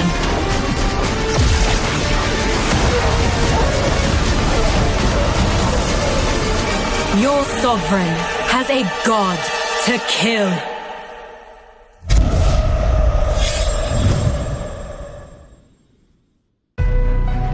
I see desperation. I come to crush my enemies. I reap the strong rise, the weak crumble. My will is absolute. The abyss shall kneel.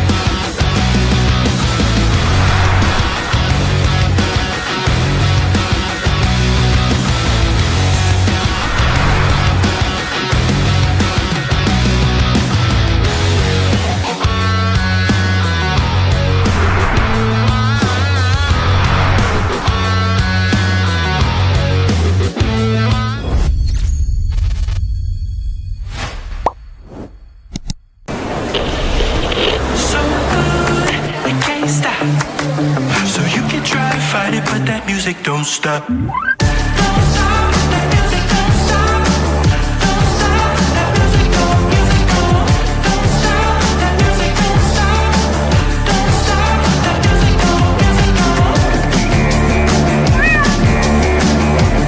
Samsung Galaxy S25 FE. Kunjungi toko terdekat dan beli sekarang.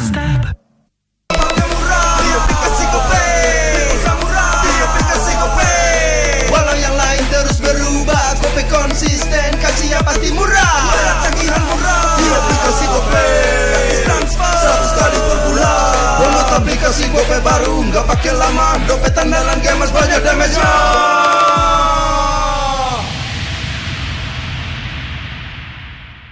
Level up bareng Special Edition Good Day dan MPL. Temukan kode unik, lalu scan QR-nya. Buat kumpulin Diamond Mobile Legends yang banyak dan menangin juga skin kerennya.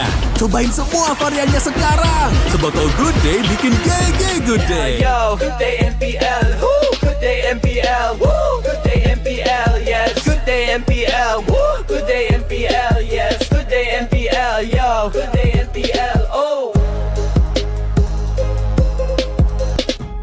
Aku udah nonton. Fix, Hijin tuh jahat ke Minjun. Hijin kan emang gak mau pacaran sama Papamu, mamamu, biarkan mereka. Di granat! Boom! Ya! Gue kena ghosting. Terus ditinggal nikah sama Hijin. Padahal mereka udah cium. Anak yang nakal. Saatnya kau dan aku Pakai simpati buat nonton, musik, games, belajar, sampai belanja. Bisa pilih benefit sesuai keinginanmu. Tenang. Menang kalah, mabar bisa good time. Wah, good time Mobile Legends bang bang. Enak coklatnya, bikin semua bisa good time. Ini nih mainnya.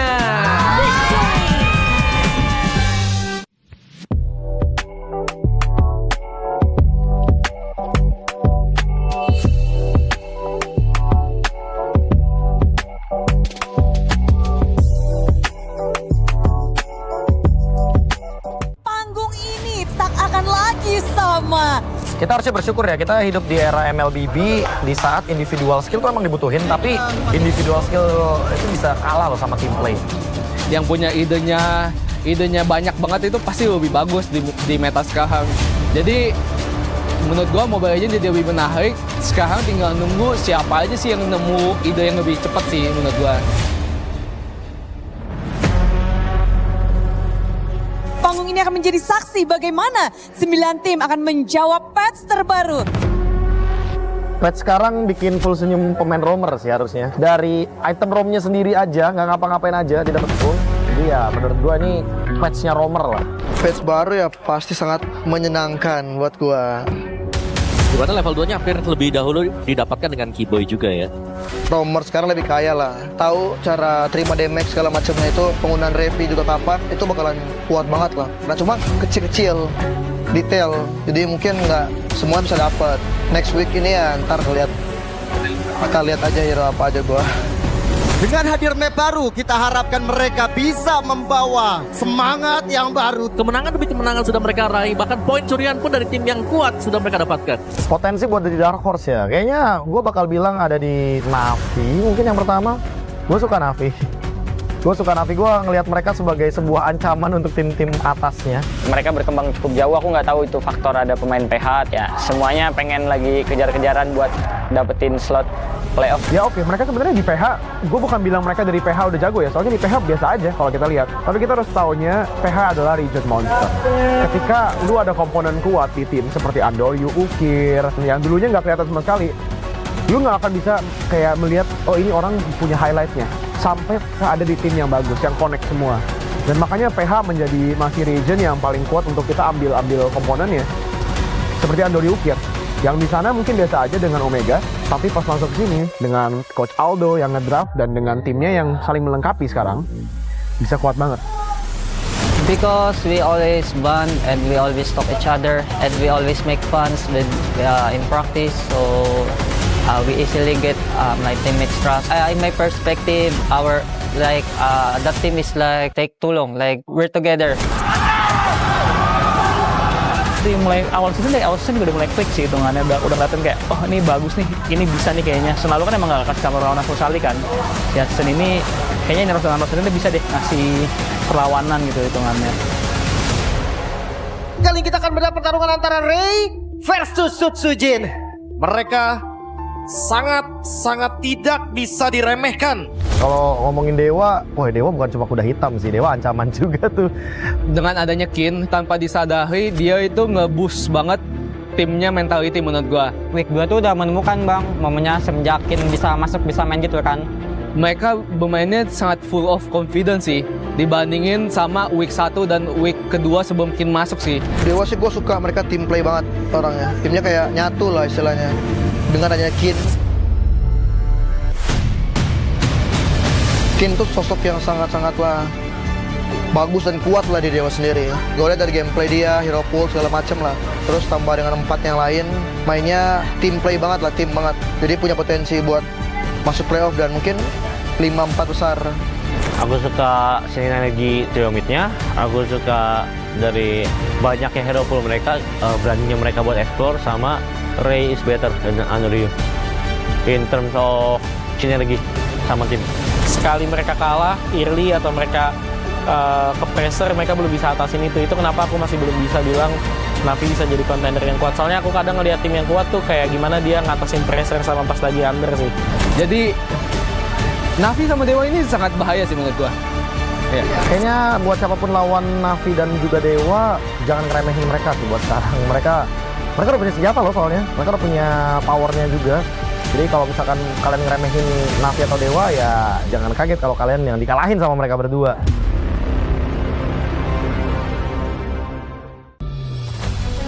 Hello everyone, and welcome to a special preview of our annual map change. In this video, we'll explore more about this exciting new gameplay feature. Now, let's get started. When the annual map change launches, details of the feature can be found here. When a match starts, players will be notified of the battlefield mechanic that's in effect before hero selection. You can view info about the mechanic anytime during hero selection to plan out your strategy. Are you ready for the Broken Walls Challenge? The old walls across the battlefield have crumbled, revealing new paths and giving heroes without blink a chance to shine. We can't wait to see the optimal routes you'll come up with. Danger lurks in every corner when dangerous grass is in play. The battlefield has been overgrown with bushes, so proceed with caution. Will you be the hunter or the hunted? You'll need new strategies to survive this deadly jungle. Have you ever dreamed of soaring over the battle like a cloud? With Flying Cloud, rideable clouds will spawn on the battlefield. Just hop on and take to the air for swift lane rotations, or plunge down for deadly ambushes. Come, ride the wind and own the skies.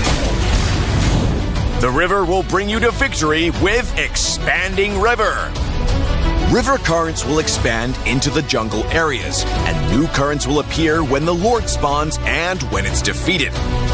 Travel with the current for a massive movement speed boost. Master the flow of the currents and drag your enemies into a whirlpool of defeat. We hope these new battlefield mechanics will break stale metas and deliver new experiences and challenges to everyone. See you all on the new battlefield.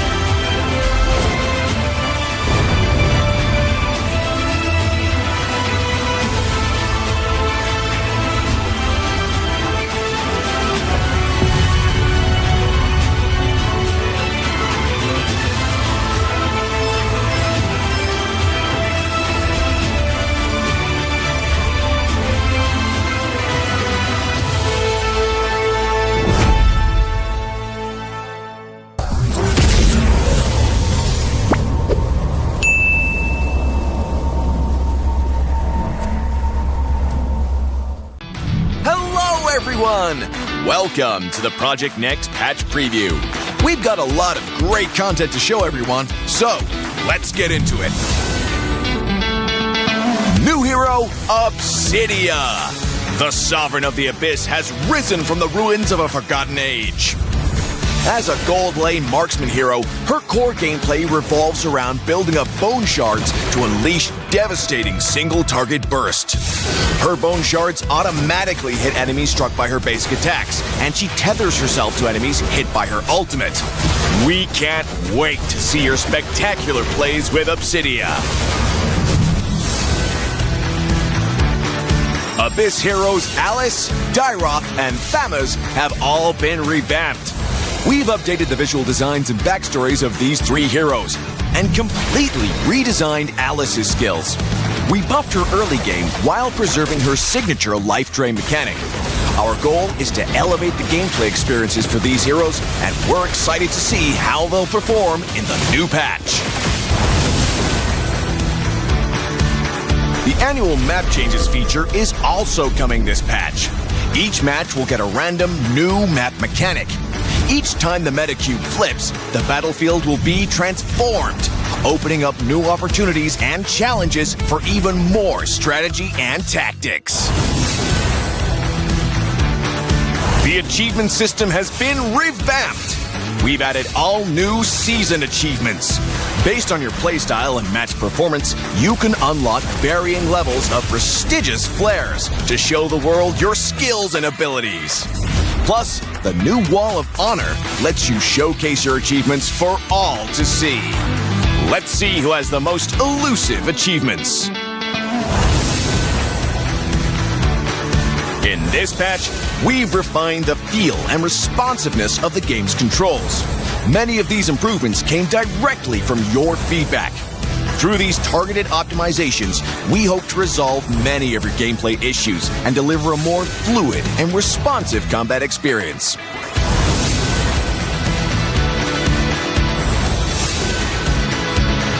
There are many more adjustments that you can read about in the upcoming patch notes.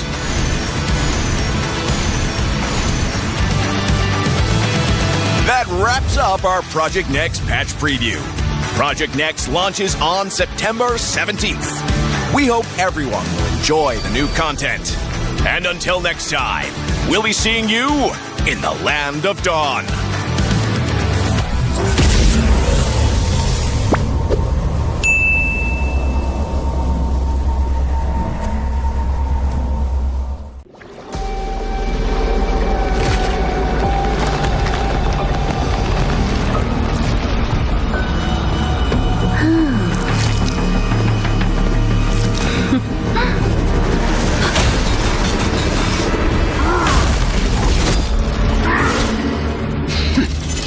Does the Lord of Lava also crave the Sovereign's blood? Fool! The tyrant's remains will only bring doom! Their brutal dominion, our warriors were corrupted into foul bonds of decay! Sovereign of the Abyss, Obsidia. The curse still flows within the Sovereign's blood.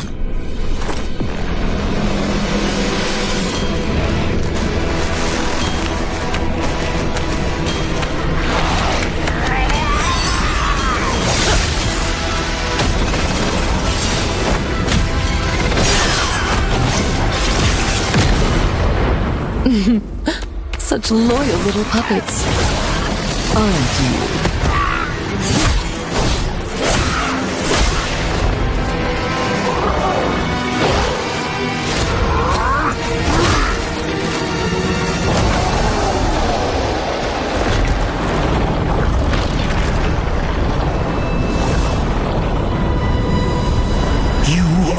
Merely a puppet, no different from my spawns.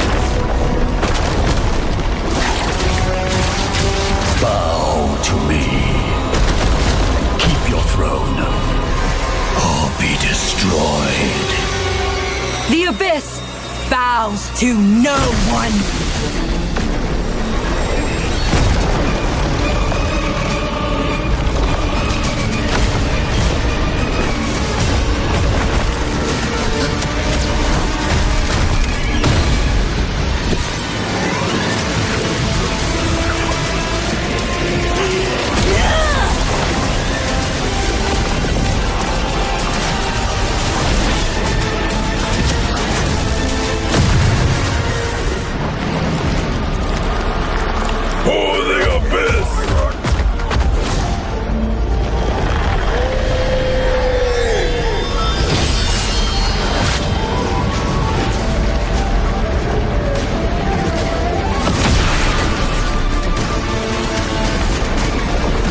ratchet spores reek of its corruption.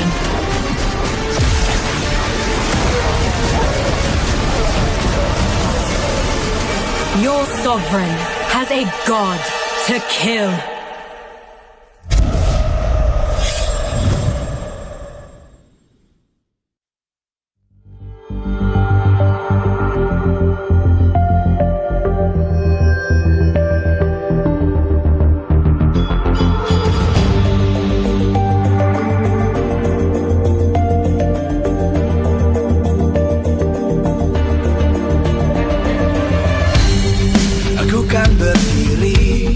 Dan terus berlari, terus ke arah puncak tertinggi. Ku takkan berhenti, hanya sampai di sini.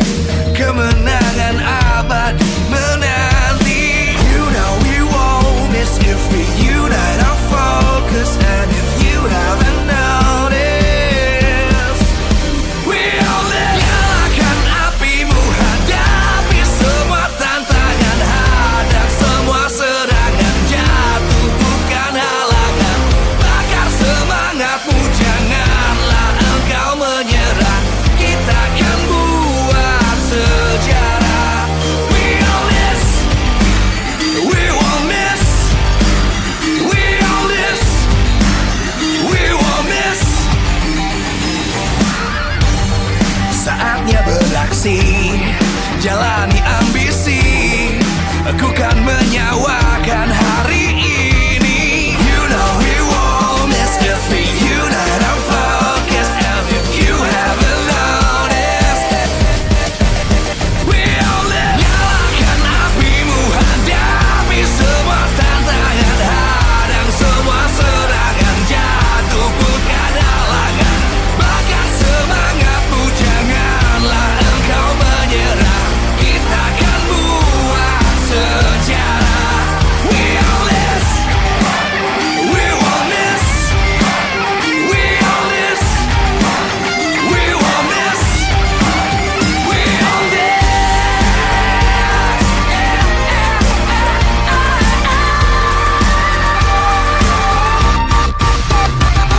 Nyalakan apimu, hadapi semua tantangan. Hadang semua serangan, jatuh bukan halangan. Bakar semangatmu, janganlah engkau menyerah. Kita akan buat sejarah. We all this.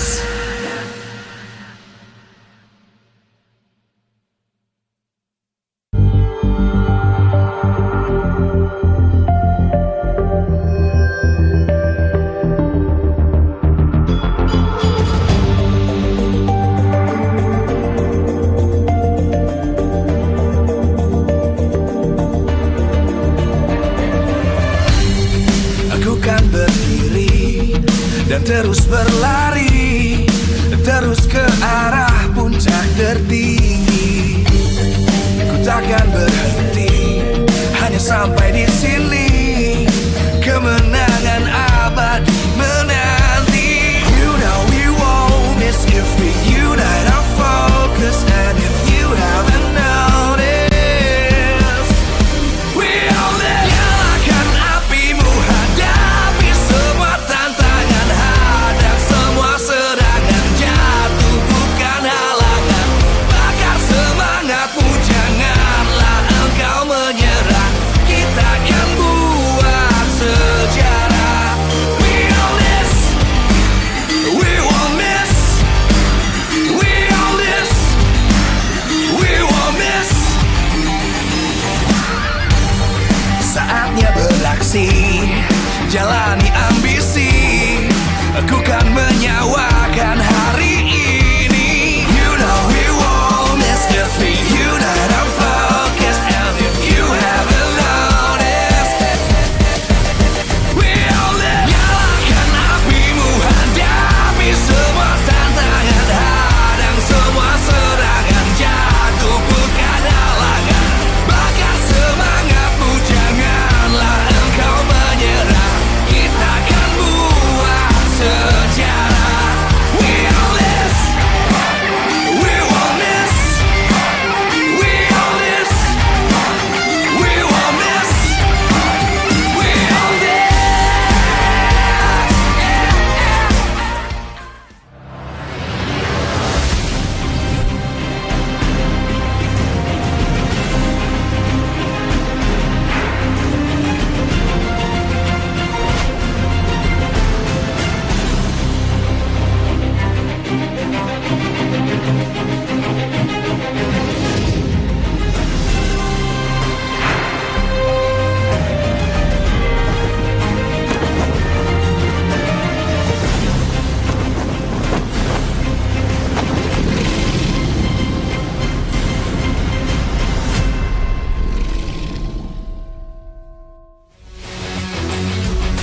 I'm from MPL Arena, Jakarta.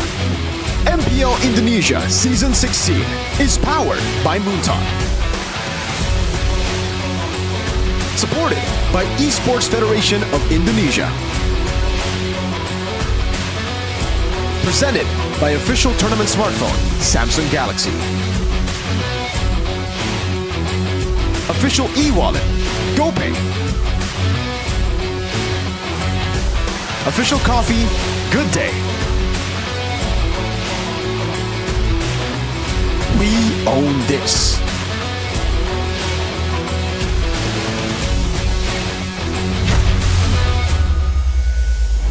Balik lagi bersama aku Eterna di Backrooms bersama Nino dan juga Gobs, dan kita akan bertanya-tanya sedikit sebelum matchnya mereka nih. Udah deg-degan belum nih rasanya? Deg-degan. Deg-degan banget. Kalau Gobs deg-degan juga? Sama-sama. Deg-degan. Tapi kamu kenapa deg-degan? Kan kamu player veteran. Karena bingung ngejawab pertanyaannya apa. Hah? Kan belum ditanya. Kau udah bingung? Nggak, takut aja pertanyaannya. Oh, udah takut. Gobs takut nggak? Kan aman lah ya. Aman. Nino, kamu player veteran, kamu udah aktif dari season 7 sampai sekarang, itu udah berapa season tuh? 9 ya? 9. Kok bisa sih?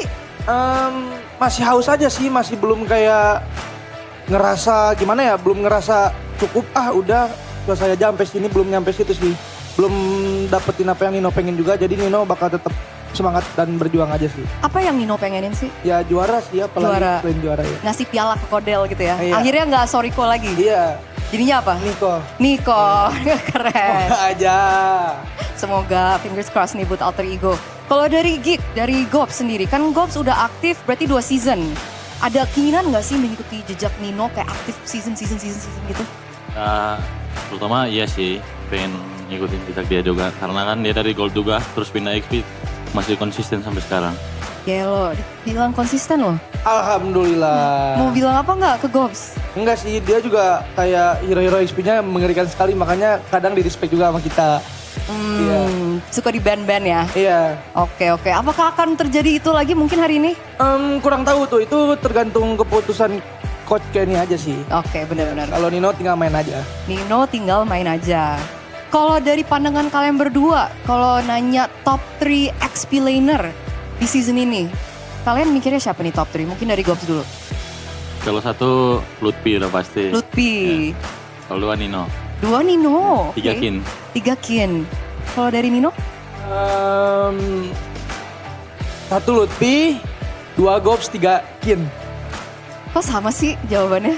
Beda. Kenapa sih ya setiap kali kita interview tuh kayak pasti saling respect gitu? Beda kan dia Nino, gue Iya bener sih. Soalnya gue kan suka respect hero dia, jadi kayak ya spesial lah kali, spesial juga. Tapi kalian udah pernah lawan kan? Pernah. Terus gimana perasaannya melawan Gobs di lane? Susah gak sih lawan Gobs? Atau gampang buat Nino? Menurut Nino bisa dibilang susah, takut ini lagi. Enggak gimana ya, enggak yang gampang juga. Ya susah lah. Kalau Gobs lawan Nino? Ya susah lawan dia. Susah? Ya, kayak kalah kan kemarin. Sama-sama susah ya. Nah aku pengen nanya juga nih, Nino kan katanya Gobs konsisten.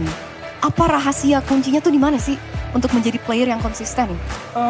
Kurang tahu sih ya konsisten atau enggak bisa nilai diri sendiri kan kalau Nino. Cuman ya rahasianya ya mungkin lebih ke arah kayak pengen belajar aja sih. Tiap hari gitu bangun tidur pengen belajar apa, kayak gitu-gitunya aja sih paling rahasianya. Cuman ya yang dilakuin Nino ya balik lagi kayak nge-rank, latihan, nontonin di play, udah kayak gitu-gitu aja. Jadi don't stop learning ya. Oh sama cari tombol reset kali ya kalau lagi jenuh banget, takutnya burn out. Ya. Harus ada. Iya harus ada, karena menurut Nino reset itu penting. Reset itu penting ya guys. Kalau dari Gobs nih gimana nih? Gobs season lalu jago banget, semua orang ngeliatin Gobs.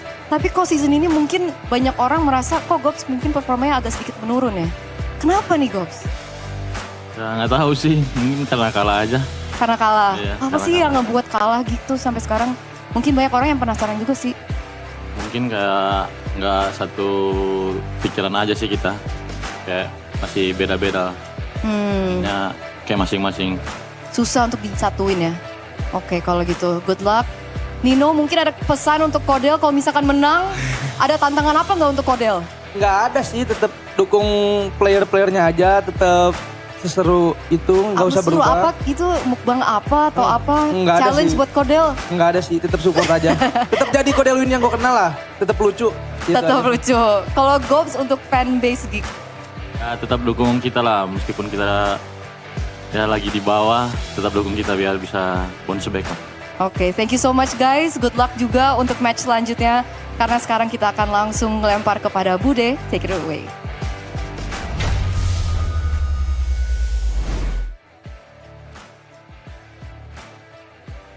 Kedua EXP laner telah bertemu, namun mereka harus membuktikan diri di Land of Dawn di leg yang kedua. Setelah Alter Ego berhasil menundukkan Geek Fam di minggu yang keempat, kini mereka harus bertemu kembali untuk kali kedua. Tentu saja harapan besar telah diletakkan ke punggung Alter Ego yang sedang dilanda kemenangan terus-menerus. Berada di posisi yang aman, kali ini mereka tak ada masalah dengan patch baru. Jadi ini bukan Alter Ego yang kita kenal. Mereka membawa angin segar di season yang ke-16. Sedangkan dari Geek Fam, mereka membutuhkan reset setelah lustrik yang berkepanjangan. Kali ini diharapkan ini adalah momen kembalinya Geek Fam yang digadang-gadang akan dibuff ketika adanya patch baru. Namun itu belum terbukti dari pertarungan mereka yang terakhir. Jadi kita akan melihat bagaimana kedua XP lane akan berhadapan satu sama lain bersama dengan kedua tim di laga mereka yang kedua. Namun sebelum kita melihat bagaimana pertempuran mereka, izinkan Bude mengingatkan bahwa MPL Indonesia Season 16 powered by Munton, supported by PBSI, presented by official turnamen smartphone, Samsung Galaxy, official e-wallet GoPay, official coffee Good Day, dan partner in esports ada Simpati, Dunia Games, Gamesmack, dan juga Good Time. Tak lupa advertiser kita ada Kacang Sukro dan juga Yoritos. Ditambah supplier Head and Shoulder, UBS Gold, Royal Guard dan juga Imaginary. Dan melihat kondisi Geek Fam yang tidak baik-baik saja, baru mengantongi 2 match kemenangan. Lustrik berkepanjangan, akankah mereka bisa menghentikan? Namun Alter Ego pun sedang mendapatkan momentum. Jadi langsung saja sambutlah match kedua di hari yang pertama minggu yang ke-6 MPL Indonesia Season 16.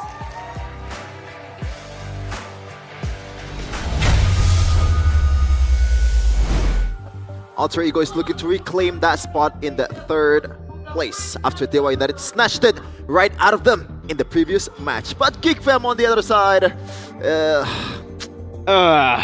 not really geeking it. They're geeking it. They're geeking it real good if geeking it means what it did before Beloyski joined.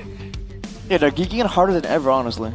So, They're geeking all over the place. Well, what's the main problem, do you think, Arashi? Because, like, this is a very unforeseen... See, I'll save Arashi right? right now and just say, that's the thing. You can't pinpoint one problem. Yeah, it seems like it's overall chaos. Yeah, for Geek Fam, it's always one problem usually. Synergy, one guy underperforming. Yeah, just the overall roster changes with the synergy issues. They got the recipe! Exactly. Now that they have everything, they got nothing, which is weird. So maybe they kind of thrive in that, like, you know... They're underdog players. They need to be struggling. Wow. They need to struggle to get that hunger, to build. So that one guy on the team that like plays really well when it's hopeless, and then during the time where like okay they're gonna win, they just lose you everything.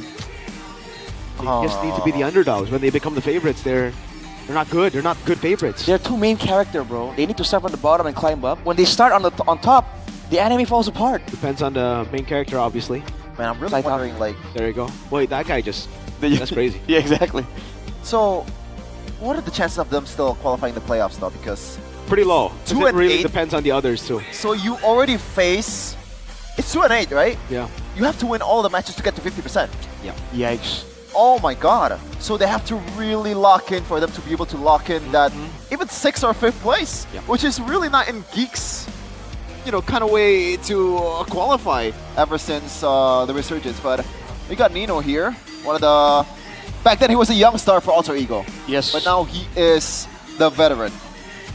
Dude, it's so weird to like think about how long we've been seeing him, and we don't really like know him. I greet him when I see him on the hallways, but I don't really know the guy, you know. But season 8, I remember he was just wrecking it on that Benedetta, on those fighters in the gold lane, and we were all saying like, dude, this guy is special, man. This guy's gonna go places.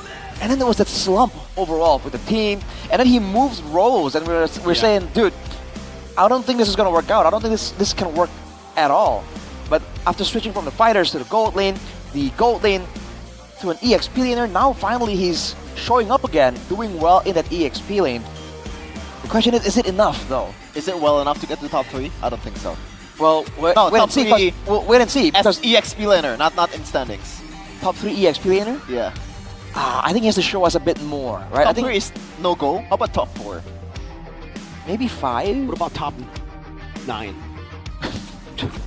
I mean, maybe 5. I think there might be an argument for 5. But again, he's been consistent. He's made the good plays.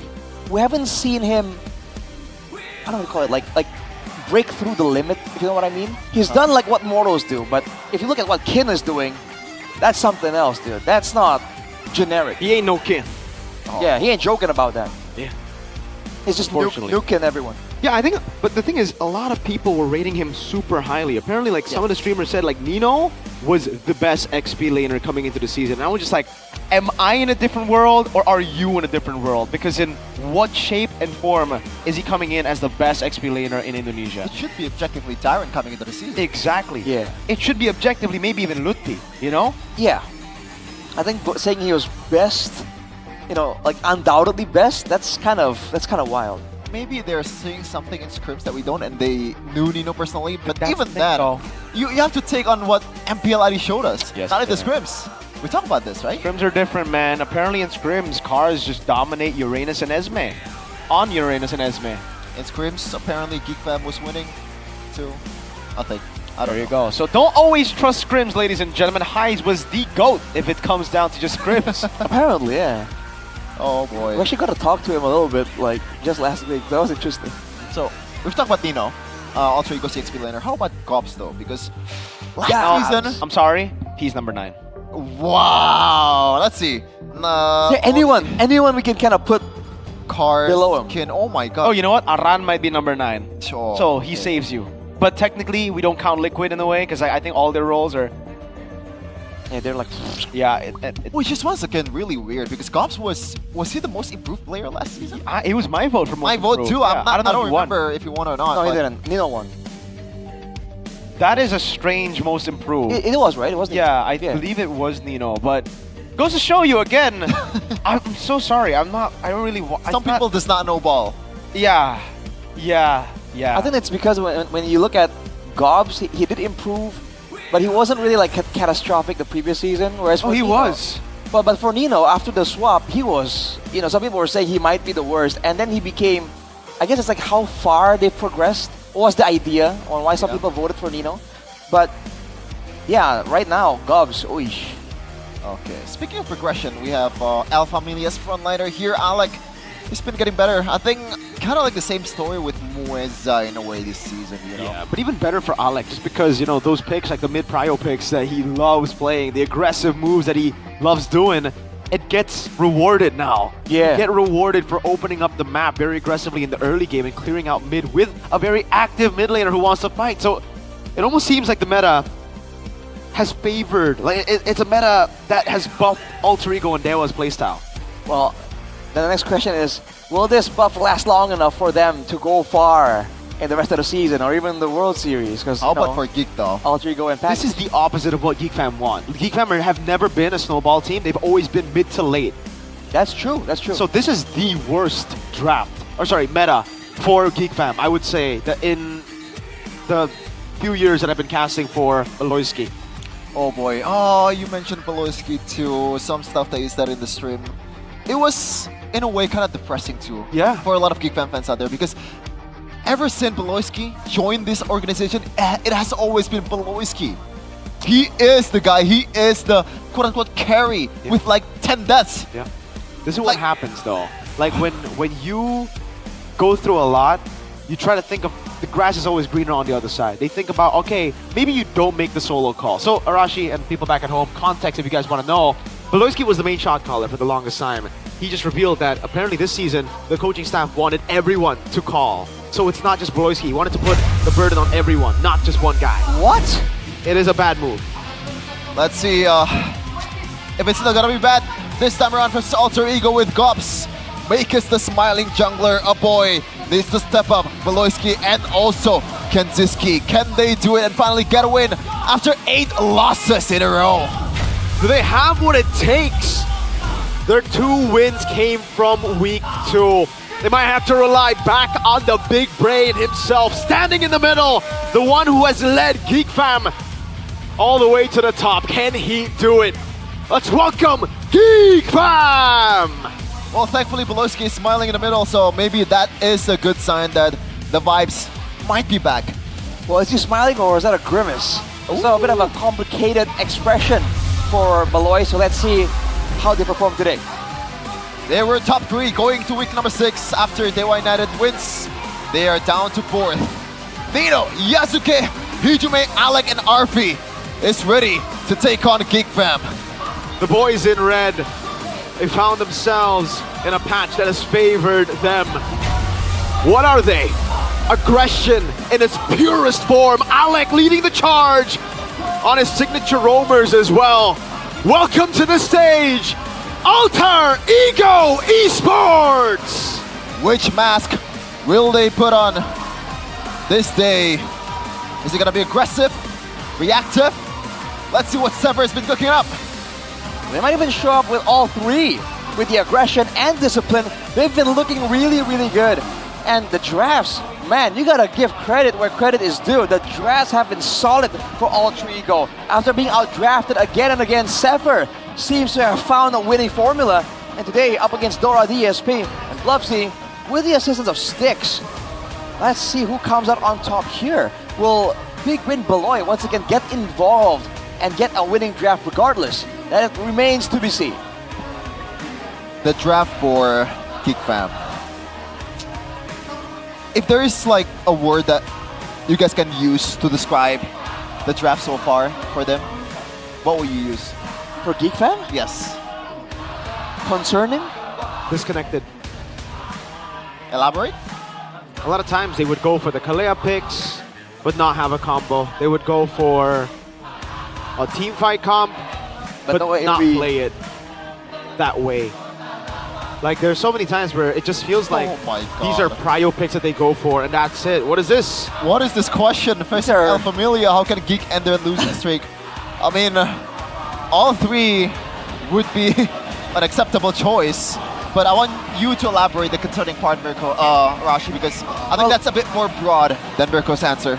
I think the reason why number 1, option A here, has so much votes is what Mirko was saying. They seem to occasionally get some valuable picks in the drafting phase, but then they don't execute it properly. So the game plan, I guess, is also concerning, but how they perform it in the Land of Dawn, I think it's a bit more, stands out a bit more as the main problem here. So, by all means, this is a multifaceted problem for Geek Fam, like you mentioned. There's an abundance of factors at play here, so it's never really only one problem, which is why it's so difficult.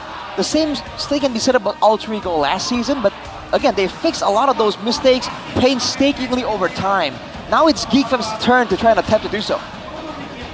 Let's take a look at the top 5 most assists as EXP laner in Indonesia. Nino is 3rd, and he is feeling well, I think. Yeah. 3rd tied with Shogun, and then Cars makes his way in the top 5 as well. Yeah, I don't know. For Geek Fam, everything is disconnected, not just their drafts. Their drafts, obviously, some core synergies completely forgotten, some core combos completely forgotten. But in the game, when they have a good drafts as well, they just don't play to the normal Geek Fam style. They instead go for random brawls that, again, are just not Geek Fam. Those plays are not Geek Fam. Those plays are something you would expect from Alter Ego and Dewa. Now, if they want to capitalize on the patch, that's what they want to do. That's what they should do. Just go and brawl it out. You must have aggression. You must have that early snowball.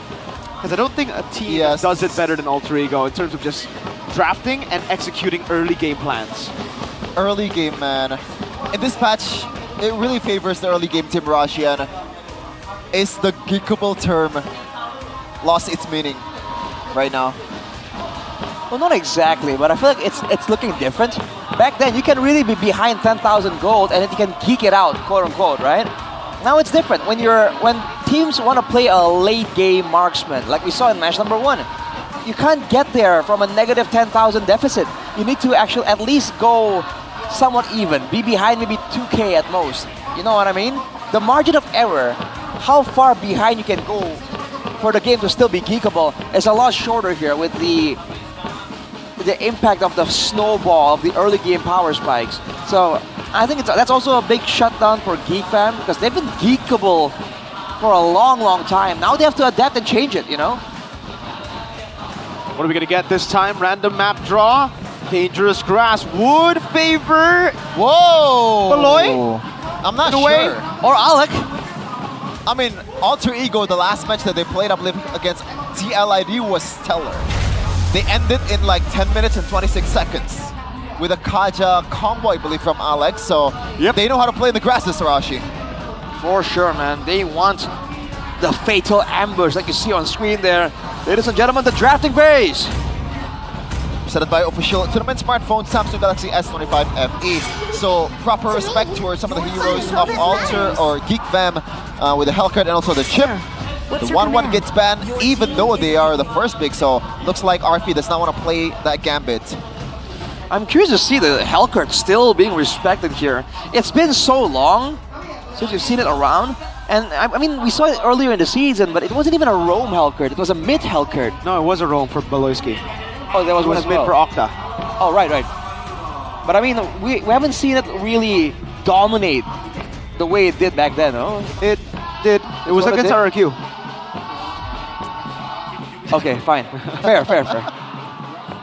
I was thinking that might be a one-off, you know? Is it important to keep banning it out? But I guess if they can make it work against RRQ, you know, fair enough. And in the true Alter Ego style, they prefer the mid-prio, so they focus on the early game. Hero Zero Jushin will be the first pick. Ooh. And that would be kind of a proper response in the Harith, the Phobius. Yeah.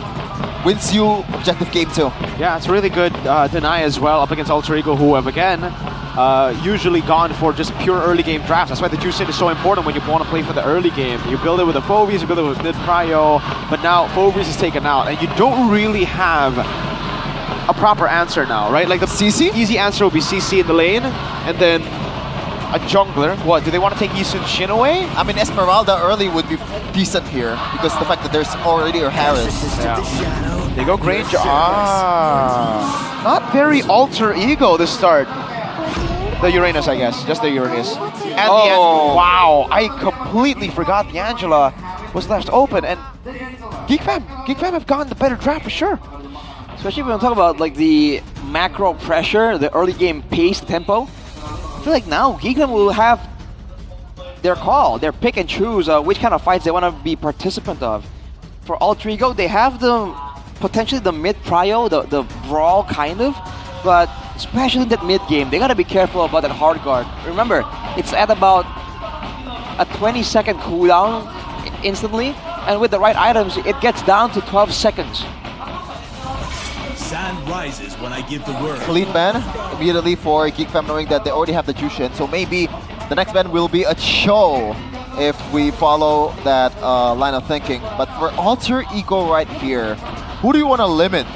I think it should be Kensiski already has his hero. A boy on an Angela, I believe.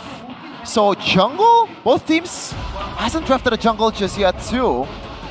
Which, Yisun Shin is still open. I mean, Lancelot should be one of the main option here for Geek Fam. Maybe Alter Ego wants to ban that. Well, now with the Angela in the picture, do you want to go Assassins for both teams? Because for Geek Fam, an Assassin can't really synergize as well technically. There's going to be, we saw before, the Fredrin plus a healer for Geek Fam. On the side of Alter Ego, if they go for an Assassin, there's going to be a hard guard to deny you the kill every single time. So now the question of the junglers become a bit complicated. Okay. Hilda gets banned out too. Geek Fam will still need a fast clearing roamer. And hey, BBB, we haven't seen the Cho at all this season, I believe. But that was a good pick for him in the past. He's used that last season to dominate a lot of the time just from screening. And I think it makes sense to go for that plan again. Take it away from Alec, put yourself in the Angela in a comfortable spot, win out early game with a possible last pick. Okay, now it's taken out. So, red out. Kalea? They don't really have a combo. But if you really just want to win mid-prio, the Kalea should be the option you go for. You give sustain to Phobius as well, and you pick up something like a Hayabusa last pick.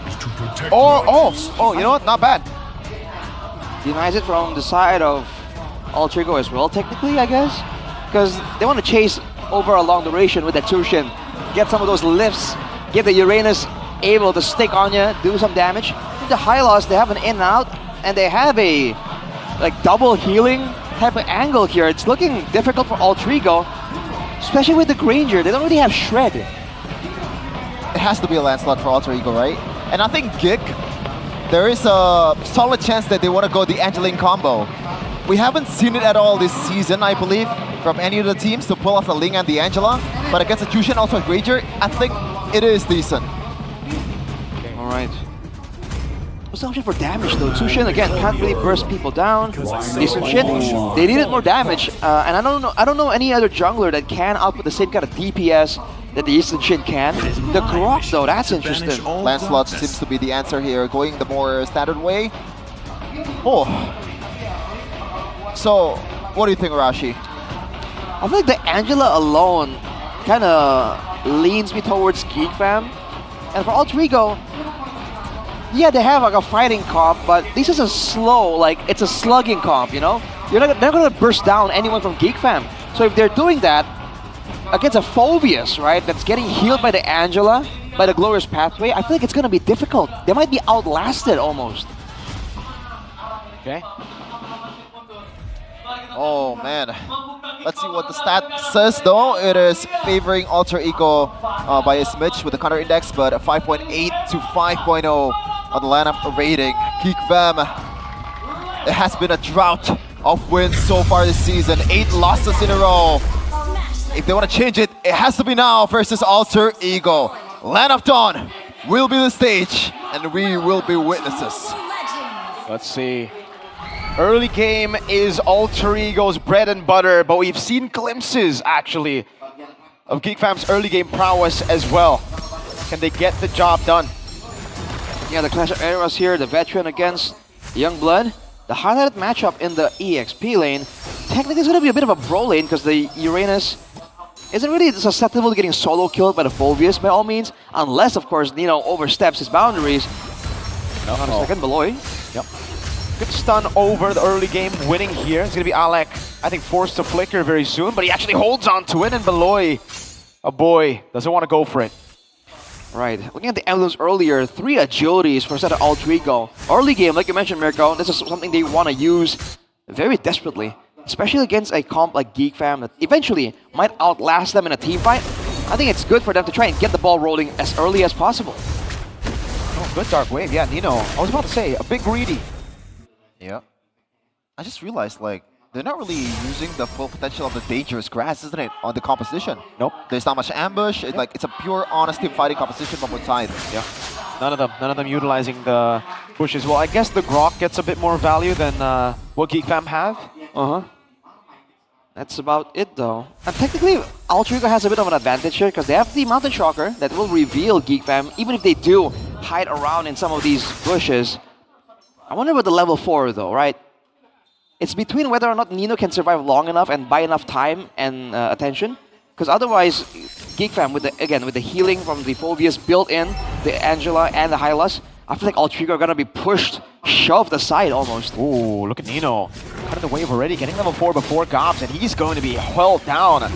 Already Dark Wave coming down as well. Mountain Shocker Gobs. Flickers into the bush, has the hard guard, a bit of a disconnect. Goes in for the jump now, onto Yuzuki. That's going to be the double jump. First blood to a boy. Gob's still there. Dark Wave not landing. But a turtle gets taken by May Kids. Nino gets a double. Whoa, now we're back to MPL Indonesia where some things does not make sense, Rashi. Yeah, both teams go on the turtle, but then there was that mistake between disconnect maybe in communications with Gobs. But then afterwards, that's 2 kills for Nino despite losing the neutral objective. Hey. That might just be what Alter Ego want. Get Nino ahead and let Nino affect everything. But Sheffin, the lone Geek Fam unity. Sheffin. I can't wait till I'm proven. Wait, I gotta wait for a second here. Proven. Oh man. Oh, that's not a good look, bro. That is absolute talent prediction. They're very disconnected. Like the draft looked pretty good. Alec with a smack. That's a tilter. A double barrel shotgun to the face. Alec, as always, man, the electrifying playstyle, the wall! Uh-oh. That's Beloyski dead. Oh, wow! The tectonic charge as well. Kenzie forced back. Geek Fam losing out control despite getting Turtle 1. Oh no, Makids can't even get in his own jungle. Yeah, this looks really bad. Okay, yeah. Unbelievably bad. And Alec, do you have the wall? No. Still, Yazuka gets the, orange buff. Bro. After you get the first objective, this happens? Yeah. Make it make sense. No, you can't. You really can't. It's definitely confusing. Geek Fam, they need to kind of take a chill until the mid game where they can abuse the Angela. The Angela is the premier pick that's, that we said was really good for them in the drafting phase. Everything else is there, but it's kind of what it is. The Angela is the special tool that they have, and they are not using it well at all. Oh, look at the cut as well. Maykid's not given the space to get in his own jungle. Yazuki's level 7, a whole level ahead. Turtles can be spawning as well. Maykids. Oh, look at the cut. Oh, the full cut. They got a gamble. Round and around. They play for Turtle. Geek Fam, if they don't win this Turtle, it's a big blow. For Alec with a tectonic charge. Whoa. Good engage by Gobs. Really good stuff. Gets RP down. He's going to pick up over to Beloyski, but he has to revitalize as well. Still Hejime there. Tectonic charge nifts 3 members up. A boy with a flicker back already. Beloyski going to be taken down now as Gobs continues to hold 4 members in the back line. Has the Dark Wave in a bit and has the passive. Gets picked up as well. Nino still there. Geek Fam, the gamble paid off. Okay, finally Gobs showing some playmaking potential there with a Dark Wave Flicker combo, but Arfi has to respect it a little bit. Yes, it has been looking bad for Geek Fam, but they're still a pro team. For sure. Arfi, the guy that's usually more calculated, good positioning, gets taken out there as the first target. And again, all 3 go need that DPS. Oh. Hard guard still there though, so it's gonna be, oh, Yazuki all alone. This is gonna be a kill for Gobs. Oh, the damage of the Phobius. Gobs on a signature pick, a bit of jitters at the start, but has found his form again. Consecration getting out. We are so back in MPL Indonesia. Like, I swear to God, I don't think I've seen those kind of plays in match number 1. No, it was a whole different look, man. What was, oh dude. Altrigo, after looking really good, getting 2 kills for Nino, building up a 1.5k gold lead, more or less, they just started giving out these kills early on, allowing Geek Fam to actually get the lead foot, basically, in a lot of these skirmishes. They gotta stop doing this, dude. There's no need. They're playing like an Angela isn't around. Yeah, and they're not respecting the damage potential. Like, Yazuki just walked in there and took a whole lot of damage. Targeting. I know he's a level ahead, but this is Maykids you're talking about. He's gonna catch up eventually to keep doing this. Uh-oh. Atomic charge. Hard gonna come down. Maykids now with dashes all across the board, but seems like Beloyski wanted to go in. Thorn Rose coming down. Alec very low. Beloyski with a DOT. Forces the flicker out. No tectonic charge. Kenzie in the mid lane gets chunked. Gobs. No hard guard to play with, but a boy can heal forever. That life imitates art. Like we said, like it's disconnection. That was the problem of Geek Fam, man. That was just, I don't know, man. I think that with the hard guard, they should have been able to do something. Are they really gonna go on to Nino? I don't think that's a good choice. Kenzie is able to pick it up now. That's the disengage with the engage coming in for Hejime. Gobs flickering into the midst of it all. That's gonna be Hejime picking up the kill over to Maykins as Kenzie walks away. Gobs finding it very difficult and will give the Sky Piercer over to Arfi. It feels like they're not talking to each other, Rashi. It really does feel like that. I feel like none of them are talking overall. It's just chaos here in the Land of Dawn. The only saving grace for Altrigo, though, is that Nino is 2-0-2, and he's doing a great job right there, forcing, I don't know if you can say forcing, yes, but taking all the damage from Geek Fam, allowing his team to just come in strong after the neutral objective take. Why go on Nino? Right? That was just a bad call. Kenzie got the turtle, though, so it's still pretty okay. But afterwards, this is what happens when you put everything onto the Uranus. This is not, you are not supposed to come out on top here, and that is exactly what Altrigo used. Now at a 3k gold lead. I just can't believe it, Seriously. Like, all inning a Uranus. I don't believe it.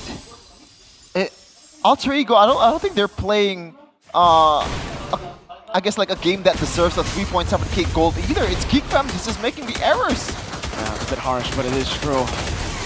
Good take by Kenzie at least. Lancelot getting a trade up top. At least they're getting stuff done. But it is very difficult to come back in the current patch.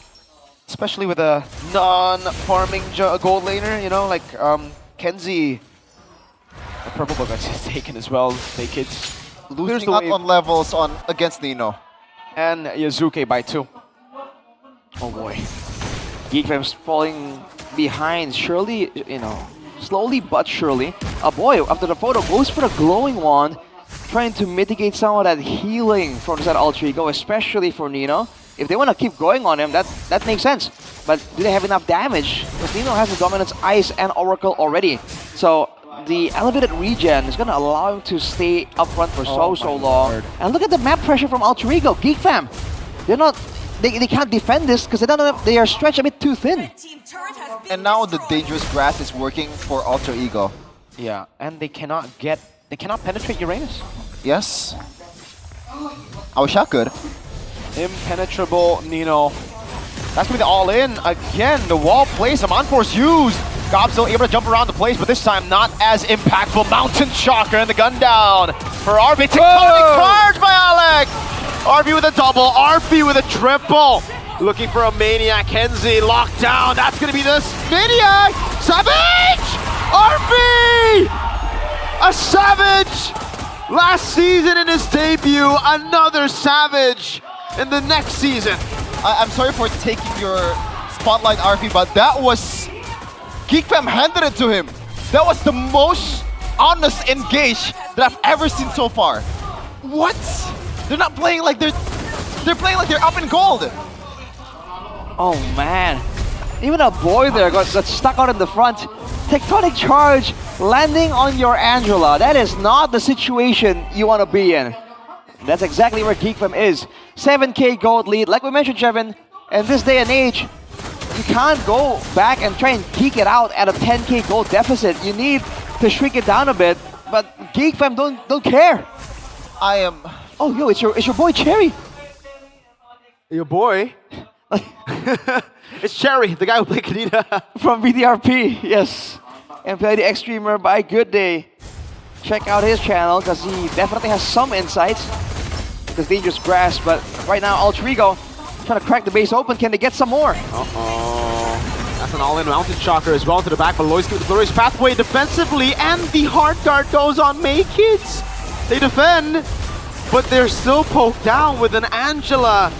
Oh man, Alter Ego are making them look like a non-MPL team. Nino walking up again, taking all that damage, doesn't really feel like anything. I'm sorry, I'm still stuck up on the engage earlier. It feels like Geek Fam is going on a study trip. Oh, does look that way. And it will be a base turret, Alter Ego playing it very disciplined. But at this point, Geek Fam cannot deal with Alter Ego. It is done. Alright, Alter Ego aren't really backing away just yet though. They might overstay. Oh, whoa, Make It excuse to the backline. RP rounding away, but Lois with the glorious pathway. Oh, Tectonic charge from Alec and the cleanup from Yazuke. It's a double for Yazuke. Looking for the triple, and that is Gao. The Dark Wave landing on all of them, but it's a free Sky Piercer stack again and again. Alter Ego ended in 12 minutes. That was not a good game, surprisingly for Alter Ego, but Geek Fam, they hit a new low. What is that? They were top 2 last season. They were. I can't even fathom that a team that is so, you know, the praises towards Geek Fam's macro, the decision making, the clean engage, how they layer the CC, it's gone. It really is gone. Dude. This is, oh man. Considering the context, this is a shocking look for Geek Fam, that's for sure. Like you mentioned, Chevin, not even a shadow of their former glory.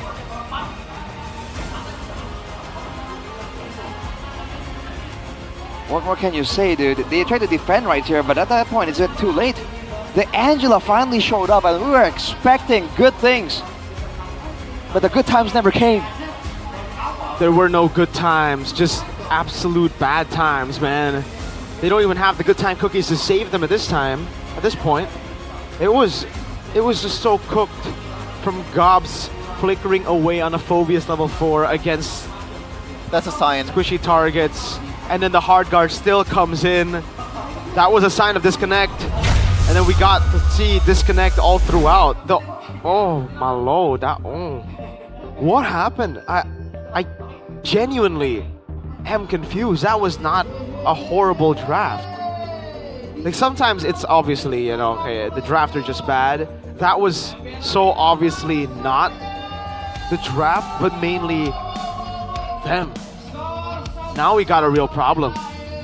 You can try to scapegoat your way into, blaming the coaching staff in the draft, but when you have a draft like that, there's no blaming anymore. It's the whole team.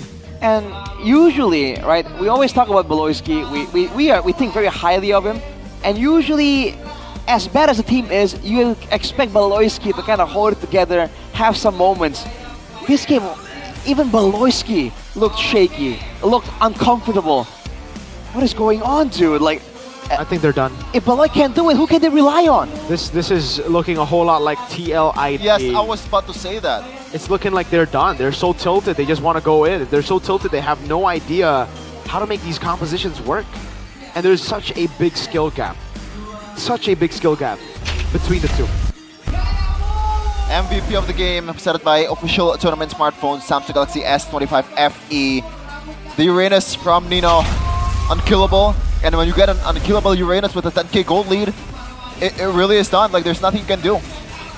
69% teamfight participation, very nice. But yeah, you can make an argument for Arfi, but the fact that he got caught there, kind of marred his performance for me right here. There was no need for all that.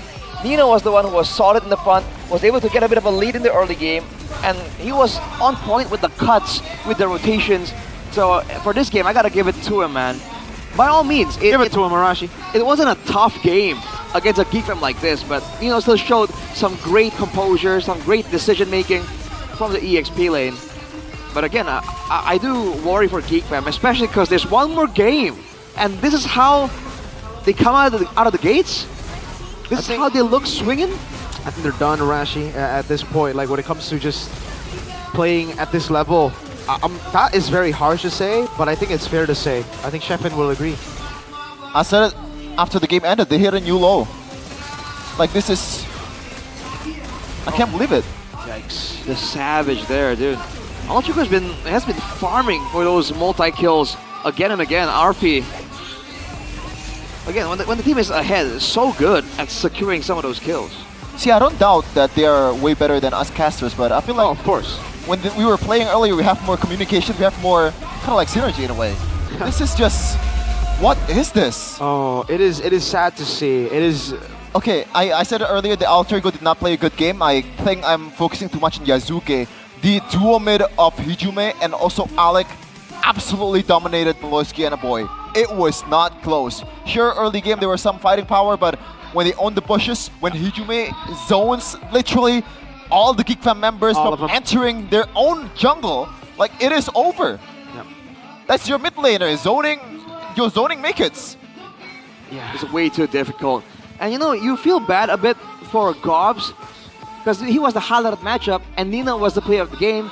Not to mention, we saw an insane Phobius performance just earlier in match 1. Yeah. So his performance now is just heavily contrasted against that. That's why I gotta say, I don't know. It's kind of lucky that Aran is in the league, that he's not 9th. Gobs, he has been super shaky this season, and even on a signature pick from last season, the Phobius, he fails to give the team a proper result. But again, you can't really fully blame it on Gobs. It was a team effort to have a performance as bad as this. You can't really just blame one guy. And match number 1, Dewa really spoiled us. I think we were getting a bit too used about Kid's performance. That's why we set kind of like maybe a certain standard for Gobs, but I'm not even sure if what I said was true. It was bad. By the way, if you're doubting that, sorry, just to cut you off. If you're doubting that Nino, he doesn't deserve the player of the game. I mean, look at that damage, my guy. Look at the Basically damage and the rivaled damage Arfi. He rivaled Arfi in a game where Arfi was free. Let's be real here. Arfi was not in any danger whatsoever. You got a savage. He's just right there. He is full auto reloading multiple times in a team fight, and Nino matched his damage. I'm just saying. I think this is the first time where we have a savage and him not be the MVP. No, Arfi first carry game, I believe. He got MVP. I believe so. Not sure, but it is another underwhelming savage. I'm not knocking Arfi here, but it's just Geek Fam not playing their A game. Yeah.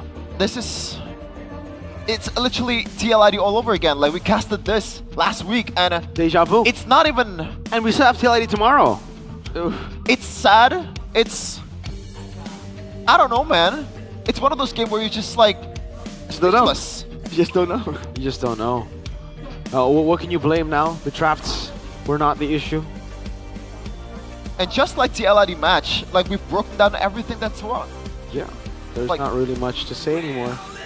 Because it wasn't a complex situation. It's just Geek Fam weren't doing anything right. Alchigo were doing a lot of good stuff. Yep. There's not much to break down here, folks. Nope. And I'm in the verge of breaking down too. Yeah, Geek Fam is done, but Shevin might be even more done. Shevin, how done are you, Shevin? Did you skip past well done into congratulations? Well, thankfully, Eterna is here to save me. Eterna, at least you're a fan of TLID, so I don't feel too bad. Thank you so much casters. Ini sekarang Eterna lagi berada di EXO Hall MPL Arena dan kita mau ngeliat keasikan yang lagi sedang terjadi di Good Day. Halo Kak, how are you Kak Angel? Good. Jadi kita hari ini mau ngapain nih? Kita hari ini bagi-bagi giveaway kali ya, giveaway barang-barang kali ya. Giveaway barang-barang? Oke, berarti kita harus pilih orang dong? Iya, orangnya mana ya? Oke, bentar ya. Kak, bentar. Oh ini aja nih, kakak kasih nih bentar yuk. Sama berapa orang? Dua? Sama kakak juga. Halo guys, welcome. Namanya siapa nih? Namanya Ray. Kalau kakak cantik? Kalau aku Hilya. Ray sama Hilya. Oke, jadi proses giveaway-nya gimana nih Kak Angel? Kita bakal nanya 2 pertanyaan. Habis itu nanti kalau benar kita kasih goodie bag. Goodie bag, isinya apa sih goodie bagnya? Isinya ada topi, paketan kopi, sama tote bagnya. Ih seru banget.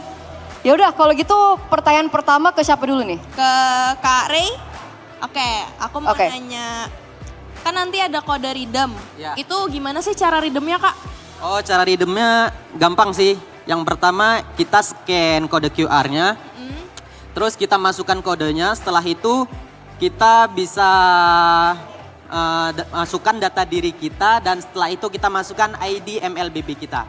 Betul sekali. Bener? Betul. Berarti langsung dapat? Dapat dong. Oke, goodie bag pertama untuk Ray. Kok kamu hafal sih? Ya, sering main juga kan. Oh, sering main. Sering beli Good Day juga ya? Oke, mana tasnya? Gelo, keren. Nanti abis ini kita unboxing ya. Berarti pertanyaan kedua? Buat kakaknya ya. Kode redeemnya itu dapatnya apa aja sih Kak? Yang pertama skin, sama yang kedua diamond. Bener? Iya, betul. Bener juga? Betul. Ih, kok bisa bener sih? Keren, berarti dapat hadiah juga dong? Juga dong. Kasih Kak Angel. Kedua. Terima kasih. Wih, nice banget.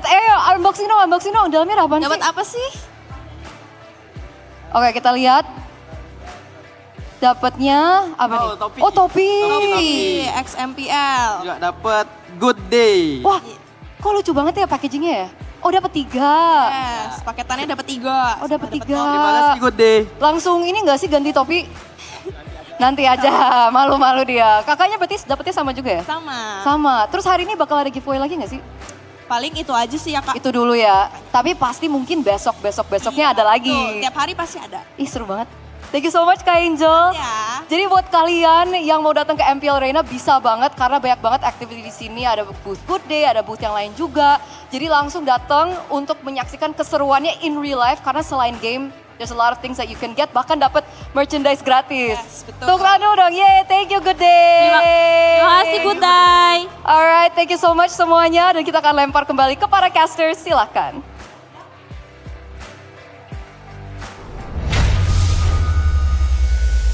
okay, Shevin. It's okay. You can have a good day, just like them. Or- you know, or- here. or a good Here, time. here. I'm gonna hog this. Give him another good day, Arashi. Keep I'm gonna give him all drink good days. all man. three of them tonight, man. Here. Okay, All the guys, good guys, times. fun Wait, fact, wait, wait. alright? All the good I just opened my Instagram, alright? This is true. This is 100% true. I can screenshot it right now. I have a notification. Someone thinks that you might need some extra support at the moment and has asked for help. Someone thinks that I'm not having the greatest of time, and that's true, but not to that extent. Let's go click it. You're not alone. Some contact a helpline. Call or text for emotional support. Things that others found helpful. See suggestions from professionals outside of Meta. Contact a friend, message, or phone someone that you trust. Let's contact a helpline. No, hey, do that later. Do that in your own time. Do that in your own time. Relax. We're on broadcast. We're on broadcast. That's what it looks like right now to be a Geek Fam and a Chelsea fan. Brother, they gave me a hotline. They gave him a hotline. What the hell? I don't even know we have a hotline. Me neither, dude. I thought my hotline was my girlfriend. Just call her. Hotline No, playing? hello. What are you gonna call her with? I'm gonna call her with my Samsung. And? But she's overseas. Oh, there's no signal. Oh, you know what? What's good for you? What? Sympathy. Sympathy. What is that? Sympathy? Sympathy is the best, I guess, like internet provider in Indonesia. Ah. And not only that, you can get a lot of value with Sympathy as well. You can get a lot of For value? just 35k IDR, you'll 35? get 3 gigs of data. That's crazy. Plus 30 minutes of calls and SMS with your hotline. What the heck? You can grab yours now at the nearest outlet or visit tcell.id/sympathy. Sympathy, the best for ya. Yeah. Are you using Sympathy? Yes, I'm gonna use it to call it. Okay. Arashi, are you using Hold on. Sympathy? Oh, of course, man. Bro, you have to see my I need new the coverage. Sympathy number. You haven't shown me since Yes. last week, actually. I'll show you after this. I gotta check. Say it right now. No, what the heck? Bro, That's an nice awful, try. awful That's idea. A very, very awful attempt, man. Hey, you get some engagement. No. Like, you know. I have to not- change No. the number again right after getting it. Bro, but like, I don't know about you guys, but I go out of town a lot. You're a town. I'm a town? Yeah. All right, well, I like to leave the town, even if I'm a town, apparently. How do you leave yourself? You gotta leave the old you behind so you can develop. But you're old. What the What the heck was that? You said leave the It old. devolved into insult. What was that, dude? Hey, My point is, when you're I'm out... passing with Lafel too much. I see. Okay, that makes sense. But yeah, if you're out of... If you need coverage, bro, just saying. The coverage is great. But I don't know if... You know what else is great? What? M series. Greater than ever, better than great, dare to be great. Great, wow. Wow. Great. So Sympathy's coverage is huge. Yeah, it's huge. Massive. You know what else is huge? Can they cover your belly? What? Is that enough to cover your belly? What? What are you talking about? You know what else is huge? My confidence. M7, but sure, that is too. M7. What is the tagline for M7? We've had dare to be great. We've had better than great. We've had greater than ever. I think we already Why have not, one. dude, why not just great, like GG? M7, great. I'm gonna look it up. I think we already have one. We already have a tagline? Do we? Yes, right? Do we really? Not sure. I think I read it somewhere. MP was to the top, and then we had dare to be great, and then we had better than great, and we I had think- greater than ever. My memory, like, it has something to do with M4. M7, the greatest. Muhammad Ali? Greater than greatest? Dude, Why not just great, dude? no, but like, Great. why are we so in love with the word great? It's a great. Maybe it has good feng shui. Greato. M7 tagline. This is taking a while, Shevin. Yeah, like, we're That- gonna get it. You might want to use the AI. M7 World Championship tagline. What did it show you? Probably show the car. I'm curious, Shevin. Come on. No, if there is a tag, Oh, it's not finished yet, or Yeah. it's not released yet. if they had a tag, we would be shouting it out right now. Yeah. We would be doing it, because this is the M7 theme. We're all blue. Ah. I'm blue. I like the color scheme, by the way. It kind of goes back to M4. Yeah. I hope the tournament doesn't, I hope we don't get the same result. You know what? What's the best out of M4? It's the winning tune, the winning OST. Did you remember? No, after you win. Oh yeah, that's good. Yeah. Come on, we gotta. Oh, But the best... This is such a good alter ego, man. Best drafting phase, OST, is M3. What? The one that sounds grand, like... Sorry, not sorry. M3 was... I think M3 was just solid. What the heck, guys?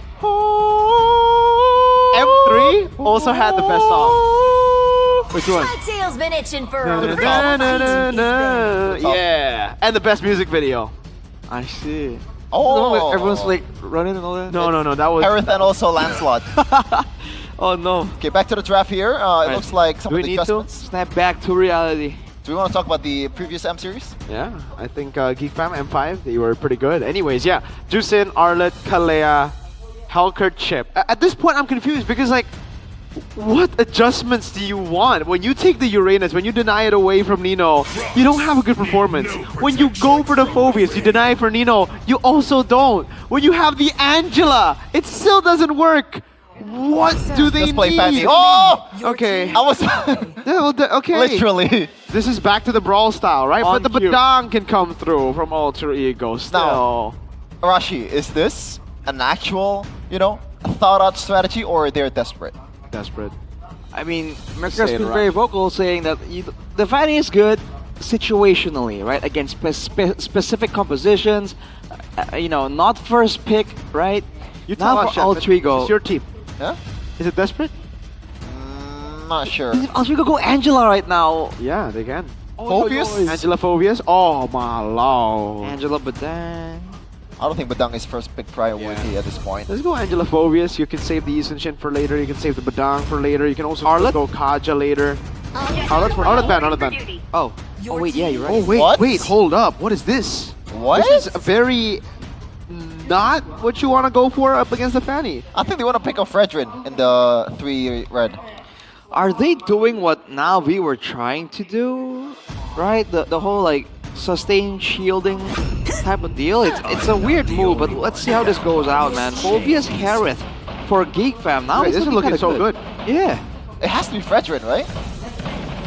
Everything is within my reach. They did ban the Baksha. Like usually when you see the Baksha banned out, at least today, it's because they're trying to go for that strat, the healing. Okay, someone said in the chat, can they talk about the game instead of singing? I'm sorry, bro. Like, there's not much to talk about in game number 1, all right? You don't like the M series songs, huh? Yeah? Punk. Oh. Yeah. Okay, now let's talk about the draft. Yes. Patience, bro. If something comes up that we have to talk about, we will. That's literally our job description. Wait, what? I'm confused. What are Alter Ego planning for? Esme? Fredrin? Really? Uranus. Oh, wait. Yeah, is this not like similar to what Navi were doing? Yes. Brother. Literally the same. But before, in game number 2, Navi had that Fanny. No, This but there's time- no Badang now. Yeah. Like they completely disregarded Flex. Dude, this looks too good to be true. This looks like game 1 all over again. Don't give me hope, Geek Fam. Don't give me hope.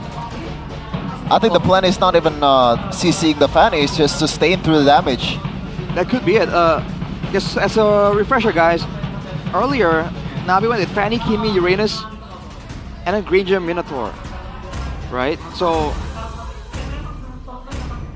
man, I'm not sure. I think they're gonna get more crowd control for sure for the Fanny. I'm not sure what it is though. They banned the Farsa, so it might be a Yi Sun Jin. Yeah, but obviously it's going to be banned. Like I don't. What is the vision here? I really wonder. I think Alter Ego might be going for like a cheese pick or something because doesn't look like this is a build for. Huh? Oh, what? Vash? What? Sever might be cooking something. Is this an Odette? Are they gonna go Odette? Something devious here. The Farsa and the Valentina are pretty good against the Odette. Are they going Odette? Lunox Gold? Oh, no, there's only Kimi. Whoa! What the hell? Boss? Brody jungler? What? No, not jungler. It's gold. Okay, Kimi okay. mid. Never mind. But then what do you go in jungle? Fredrin. Fredrin's okay. We've seen it earlier. But it's against a Phobius and Harith. Well, you do have Mathilda. Geek Fam just go Khalid here, right? If they do, they'll have that mid cryo. And then you go mid, I think go Yeeb. It's good against Brody. I like the Yeeb. There you go. Lunox for the Uranus. Okay. Also the dive too. Now they lack a shred a little bit. Dude, though. they have such a good draft compared to Alter Ego right now. Alter Ego feels like they're drafting season 11, maybe? This is crazy. 11 comp? Comp? I can't believe it. Wait, what are they gonna go? What are they? Vas? I mean, what else? Besides Fredrin, right? Something a bit tankier, maybe? Baksha's banned. Akai, you don't get value. Saber? Oh, wow. Oh, wow. Running it back. Lucas Mathilda, yeah. This the is throwback. countered by the Phobius. By the way, is this the first game for Lucas this season? Yeah. Yes. Dude, Damn. this looks a bit desperate, but honestly, this looks so good for Geek Fam. No, this is the first time. Oh, they already did get game one. Like, the game one was... Never mind. I don't know. I don't know about you, I'm kind of digging Alter Ego's draft. Are you? Yes. I think the early brawling presence is still very, very strong. If Geek Fam can stave it off, though, they have a chance here. Whoa. In that mid game. Zephyr making some really interesting moves right here. And the stat backs it up. 3.1 against 7.0 in lineup rating. Alter Ego with a quite a peculiar draft, I gotta say. Let's see if they can execute it in Land of Dawn here against Geek Fam that is still struggling to this day to get a W. And yes, that is of Uranus Vengeance. They need to snowball hard, man. I don't know about you guys, but when I see the Uranus on a flicker, okay, most of the time I'm like, I don't see why you need to reposition so desperately, right? I much prefer the Vengeance and Sprint personally, depending on the circumstances. And right now, against potentially the big nuke coming in from the Lunox, right? It's gonna be the main threat for the mid to late game Uranus, the Lunox, right? So if you can kind of guarantee everything the Lunox tries to all in you with the ulti, you can kind of reduce the damage. Oh. That'll be good. Yasuke? That is a... Oh, yeah, exactly Yasuke? as expected. Boss? That's first blood to Geek Fam. I thought you have the guiding wind to bail you out of that kind of situation. Where is that? Maybe the wind hit a wall or something, because it did not reach him. Alright. See how this goes. Once again, the EXP matchup is the same matchup, different battle spell for Nino though. That's still where our eyes are still going to be focused on. Aside from that is this Lucas. And so far already you're seeing the vulnerabilities of the Lucas already exploited just a little bit. Alter Ego gotta be a bit more careful here. They were dominating game number 1. Let's make sure that that momentum doesn't make them overextend in game number 2. Okay, now Geek Fam has a amazing mid cryo here. Alec can only just watch and try to just back off with the guiding wind. There you go. So how will Alter Ego just gap close? Is it just the guiding wind combo too? Then again, you don't really have a way to disengage. And who's handling Maykids? Maykids should be able to get a free kill here on Alec. Cutthroat doesn't land the cables actually. And we'll have to back away. No purple buff for 14 seconds. Is the idea for Arfi to kind of like do his own thing and like be responsible for stunning the Fanny? It's like a stronger, more early game Moskov because they want to play for the early game? Without the long lane. Exactly, yeah. It's a fighting Moskov technically. Nino already doing his best work. Phobius, an own counter to the Lucas. Avoid caught in traction pulls. Oh, all in from Yazuke! Gets the turtle, gets a fight. No way, Geek Fam! Big ball, Kenzie with a flicker forward. Oh, gets kited away by Ichime! It'll be a trade all in favor of Alter Ego. All that while Kenziski is taking the purple buff. What? What do you mean, Maykids? Do they want to fight first and let Maykids clean up the rest? Because I don't think that's a viable strategy in MPL. I think we saw Na'Vi attempt it earlier. It certainly did not look like it did anything. Have to see done for RV. Dude, again, this is there's so much damage built into Alter Ego in the early game. Geek Fam gave them that long drawn-out fight where Hijime was just spraying everyone down. They should avoid this. Valoisky still there. Maykids jumping around, but no damage. And oh, it feels like confidence is at an all-time low. Hijime Goes in with the gun down. Kids comes around, but gets stunned up, smooshed. Oh, Yasuke comes in again. Alec with the sustain, a big tailed beast bomb over to Beloyski. Yikes. Not much you can see there, folks. Altrigo once again muscling Geek Fam away with brute force, brute power. And we got an inside information here from untrusted source. Apparently, this Alter Ego composition slaughtered EVOS in a ranked game. It slaughtered EVOS? Yes, in Albert's last live stream. But we gotta consider again, like, it's RG. Where did you get this? Where did you get this information, Shivin? I said it's untrusted source, alright? Untrusted source, okay. Is that chat? Yes. Are you reading chat right now? Yes. Okay. We're reading chat. You wanna read? I'll focus on analyzing for now. But okay. Yeah, you do that, Shivin. Get the interaction up. Alex still able to actually find a lot of vision, despite the fact that he should be a bit more vulnerable on the Matilda. Now with the neutral objective up, Nino is already cutting. Nino's gonna be there, dude. Geek Fam better make their move. They better make it fast. No. Alter Ego are just gonna chill here, right? He coming up below. What? RP, wow! RP! Way too aggressive from RP there. It's gonna be Alec running away. Brilliance used already. Nino's holding them down. Oh, wait a minute. A boy might be taken out. The vengeance comes around. Gobs isolated. What? And Nino's still alive. So much damage on him. Nino's played so much time. Yazuke walks up. Tail beast bomb. Almost lands on a boy. But the turtle will be free to Alter Ego, right? That's Yazuke with a walk forward. CC immunity. No damage just yet. Yazuke still there. Oh, it's a second! Yazuke gets it. Another over. A big double to Alter Ego. It's a double and an objective that Tebayo.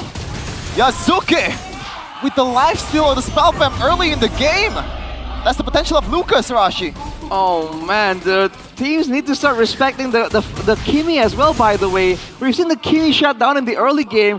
When your comp works this way, Hijime is doing a ton of damage right now, and Geek Fam are not respecting it. They thought they had Arfi and they would win out the team fight, but Hijime just says no. Oh man.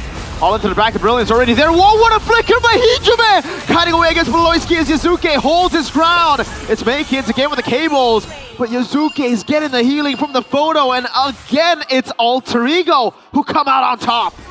Geek Fam looks absolutely cooked here, man. How do you... I don't know, there's been a lot of errors too from Geek Fam, so... I don't know if I can just really praise Alter Ego's execution so far. I feel like both these are just brawling it out, but Alter Ego very clearly have drafted the brawling comp, the brawling comp, with a fighter in the jungle, with the Kimi, right, that if it's left untouched, will do a ton of damage. Kimi is number 3 damage in the game right now. Number 1 is Nino and the Uranus, number 2 is Yazuke. So this early game presence is just insane from Alter Ego. Okay, Maykids at least will get a kill back in the mid lane, assassination. Finally. There you go. About time. The Kimi has been just doing damage unpunished. Maykids finally puts him in his place.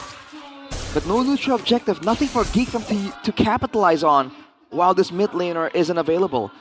And on top of that, if Geek Fam want to oblige Alter Ego in the brawls, this is why. You saw earlier, the Kimi struggled to land the traction pulse, the immobilizing beams. But in a game like this, the Khalid, the Phobias, everyone's getting locked down by the Kimi.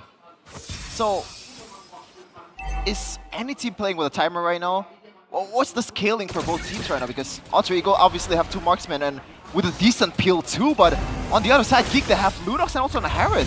That's a really good dive kind of composition. Looks like it's going to be free neutral objective as well. Traction Pulse forces the Brilliance. Yeah, that'll be free. As we give the Retribution, Gobs in the back line, jumping on an RP. He's so Raging Stancer from Beloyski! And now it's Yazuke with the help of Nino. Oh my lord, the damage over the Gobs already. That's even the cables coming out as well, but whoa! Yazuke! Still alive for so long, finally gets shut down. Alec and Nino. Nino spinning around over to a boy, dives under the turret and gets the kill. Well, at least we got to see some potential from Geek's composition. When it clicks, it really clicks. Whoa, whoa, whoa, whoa. The cables, good knockup. Maykids with the cables again, but Nino is eating it. Dude, that interaction is trippy, man. Like, the circling eagle into the cables, that was confusing. But yeah, Alter Ego come back kind of on top, but they did lose the main carriers, Yazuke, Arfi, Hijume keeps getting taken out. Like you mentioned, Shevin, there is a timer here. If both teams keep brawling out, trading evenly, without one team getting a significant gold lead. Oh! Hijume, good flicker out. Dang, that's a scary fanny, man. But yes, Geek Fam's late game with the Harith and Lunox, I dare say, will look a lot stronger in the late game. All right. But Alter Ego, they have a decent peel, also disengaged though. We'll see if that will work out. Oh my god! Oh my god, let's check the item right away! Rasengan! It's Hunter Strike and also War Axe. That's literally it. And I think he's building towards maybe Wings? Wings, I believe. That surely must be it. That's the second damage dealt, by the way. After the course of events, Maykids has jumped to number 1. Oh my lord, what a pullback again. Maykids taken down by Yazuke! Bringing Sansa to the back line again. RP still able to cut away. Now as Yazuke wreaks havoc. RP is still alive! Gets a torn of our memory! And Kenzie will fall to Yazuke, who's on a triple. It's a full wipeout for Alter Ego. The lack of respect coming in from Geek Fam. It feels like they're playing without never seeing Lucas. This was just like a new hero for them. What? And to be fair, that was an amazing amount of damage. Holy moly. What? It's ridiculous, man. Fast seed, Maykids. Oh! The cutthroat! There was no... Wait, Yazuki had red tree, what? Wait, was it on cooldown? He didn't expect it. What? What is going on, dude? Is he back? Are they back? Is it geekable? Well, now they're chasing. They're trying to find something, but they can't afford to overextend. They've bought some time here. Again, in the late game, Geek Fam have the damage. And they're itemizing accordingly. Oh, man. Oh, this is MPL ID. Oh, Malai! Radiant Sandstorm with an RP Torque Wave as well. RP fallen! Nino in the midst of it all. Traction Pulse coming down, but Yazuke is here. Oh, gobs! That's a double for Hijume. They have a Lord! But they will not use it. They'll decide to brawl instead. Oh, man. And the chase potential of this composition is also as good as the engage. Maykids did not get it! Oh, no. Yazuke. He went in there blind and he still got it somehow, some way. With the AoE of his spells, he wasn't. I don't know if he even meant to do it. It's just the brawls, dude. The instinct from Alter Ego. The Goldeen's only at 4K. I think technically it's still geekable. Oh, Yazuki didn't have red tree, by the way. It was still down. Wow. Fortunate. They didn't respect the potential for Maykids to come in there and smile that Lord away from Alter Ego.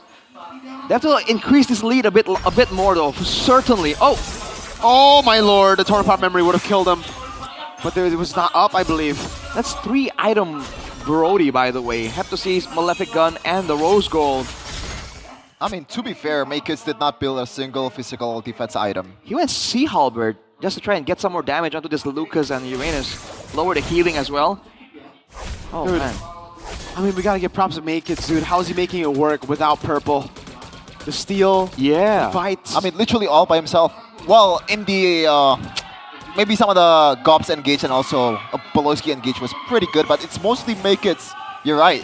Oh man, they have a position up top, and Alter Ego don't care. They're gonna go bottom lane, and they're just gonna keep on getting turrets here if there's no response, and there is no response. RP clears it out. They're gonna get vision sooner or later. Never mind, RP actually will group up. This is a good flank. They want the purple. Zoning, Geek Fam away from it. Beloyski in the back, Raging Sandstorm, RP! Flickers out to safety, goes in again, oh my lord! The damage coming down as the boy dives into the back line. Hijume is still able to get the peel. He finally falls, but Nino gets it. Now it's not at all! Yazuki with a dive forward, Beloyski gets the healing, but they've lost all their carries. They're trying to make it a brawl. They're trying to get something, anything, cheating their own backline for the opposing team's backline. But you forget the front lane of Alter Ego are the ones leading in damage dealt. It's Yazuka and Nino. When you ignore them, you take out RP and Hijume, your team still gets wiped out. Yeah. Oh, a whole different game plan here by Alter Ego. They're still chasing Beloyski. Raging Sandstorm defensively. Yazuki still on the chase. God finally coming back in, going for the Inferno Pursuit, but Yazuke has the ultimate back up. Sacred Beast form ready. Gotta set it up a bit better here. Alter Ego, no more Lord Steel for Make It, because that was just carelessness coming in from Alter Ego. Peloski still holding the perimeter.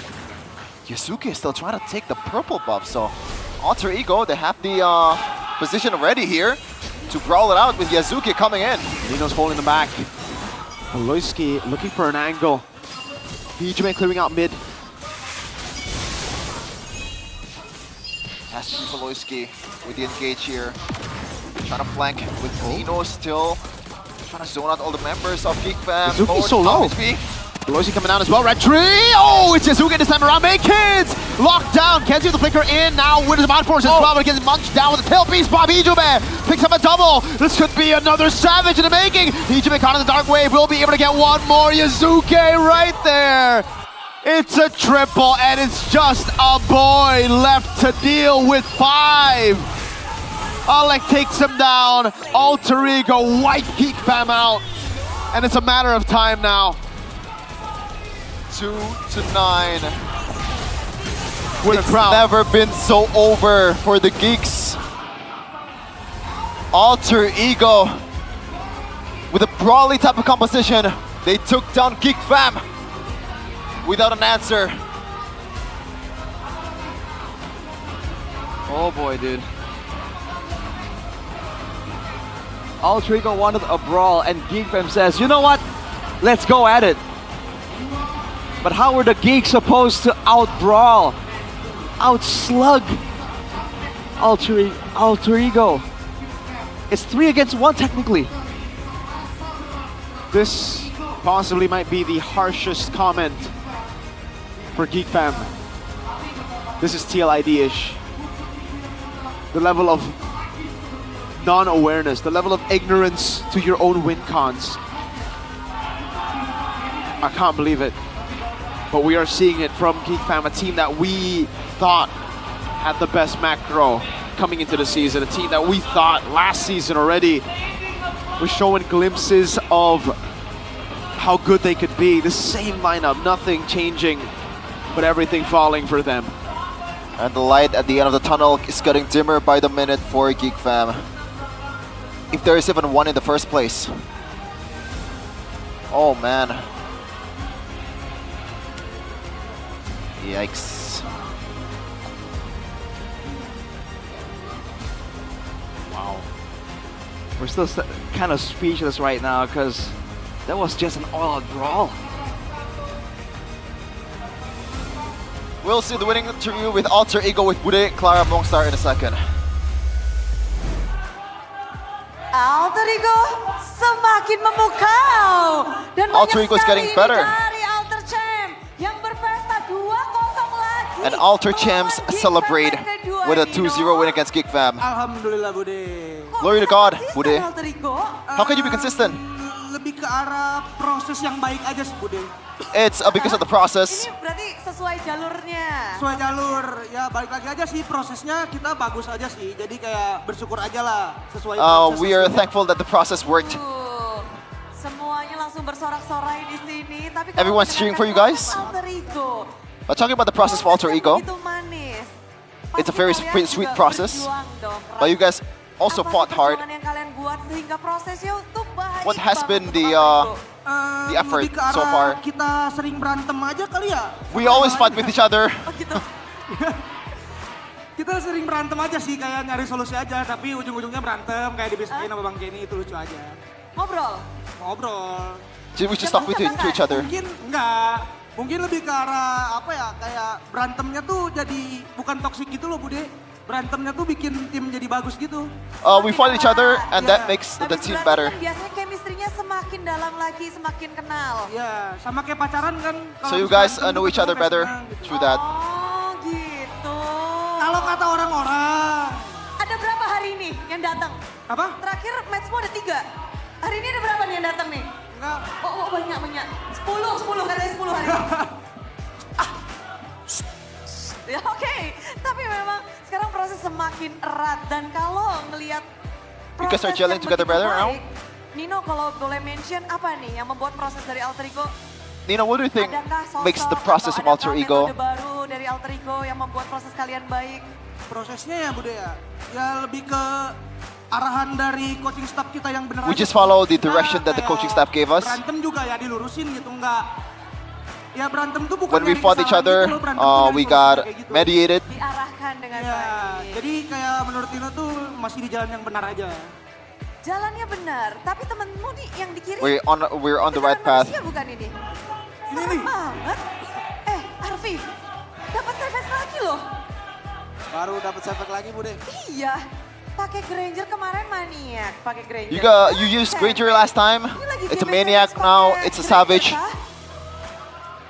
Iya Bude. Iya, tapi apa ini yang bisa membantu Are you good at Granger?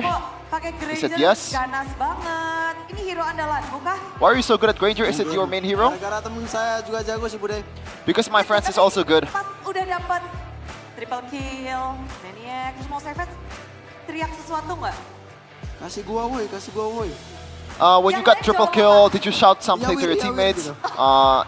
He said that, give me a kill, give me a kill. Yavi.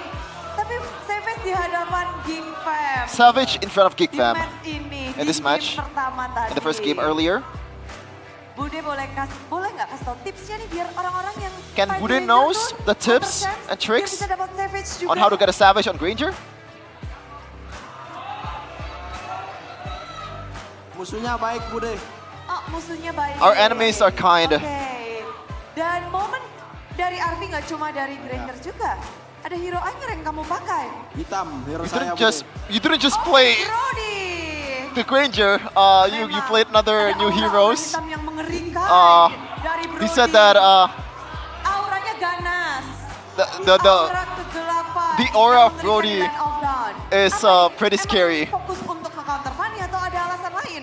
Requestan dari Arfi atau? Lagi pengen aja Bude pakai Brody. He said that he picked Brody because he wants to learn how to play Brody. Oke, ada requestan dari coach atau dari siapa? Is there a request from the coach or anyone else? Oh oke, tapi kalau ngebahas tentang Brody, di meta kali ini, di patch kali ini. In this meta dispatch, Sebagus apa Brody? how good is Brody? Bagus banget Bude kata Nino. It's really good. As Nino would say. Enggak. It's like Nino Udah bukan. back in the days. Itu udah gak valid suaranya ini dari Arfi. Arfi adalah Brody adalah Arfi. Arfi's Brody, Brody's Arfi. Yes, Brody. Hitam bertemu hitam. Jadilah Brody. Yay! Oke, Arfi. Tapi dengan Brody hari ini ngelihat 2-0 kemenangan, coba Yasuke. Yasuke after the 2-0 victory. Gini 2-0 lawan Geek You want again? Fam. 2-0 against Geek Fam? Gimana Yasuke? How is it, Yasuke? Alhamdulillah. Alhamdulillah. Tapi kita ngelihat di game pertama kalian bisa ngedapetin kemenangan, padahal You guys achieved victory in game number 1? Geek Fam semua. Turtle berhasil diamankan oleh Geek Fam. Even though the objectives Bagaimana favors kalian Geek Fam a bisa bit memanage more. untuk bisa ngedapetin kemenangan ketika kayak Turtle-nya itu pada How did you guys achieve victory even though the Turtles are going to Geek Fam? Karena ini sih Because dari mindsetnya ya Bude, gak dapat turtle belum tentu kalah. Because even if they get the total, it doesn't guarantee them a win. Turtle, tapi network kalian tuh terus-terusan di atas dari Geek Fam. Apa yang kalian fokuskan ketika nggak bisa dapat Turtle? What's the focus when you guys didn't get the total? Percaya diri sama percaya Just be confident and trust Nino. Nino pokoknya ya. Tapi ada, ini momen-momen Yasuke melawan Make-It tadi. There are a few moments of Yasuke and Make-Its. Game kedua juga hampir deg-degan nggak? In game number 2, did you Momen yang kayak were you nervous? tepok jidat semua ternyata di sini. Coba kasih tahu momen-momen itu. Itu About those moments, I think lordnya kecolong pada hening semua Bude.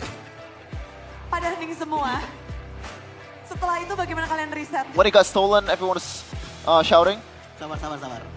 El Sabar muncul. and Nino said, patient. Bener.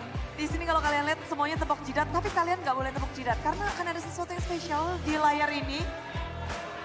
Today there is something special today on the screen. Siap. Coba lihat Alter Champs is ready. Di panggung ini, di belakang layar akan ada sesuatu yang muncul. Jadi Alter Ego bersiaplah. Buset. Ini posisi 3 bergeser-geser terus tadi Dewa United. Sekarang Alter Ego. Earlier it was Dewa United, now it's Alter Ego Esports. Wow. In the 3rd place. Dream come true.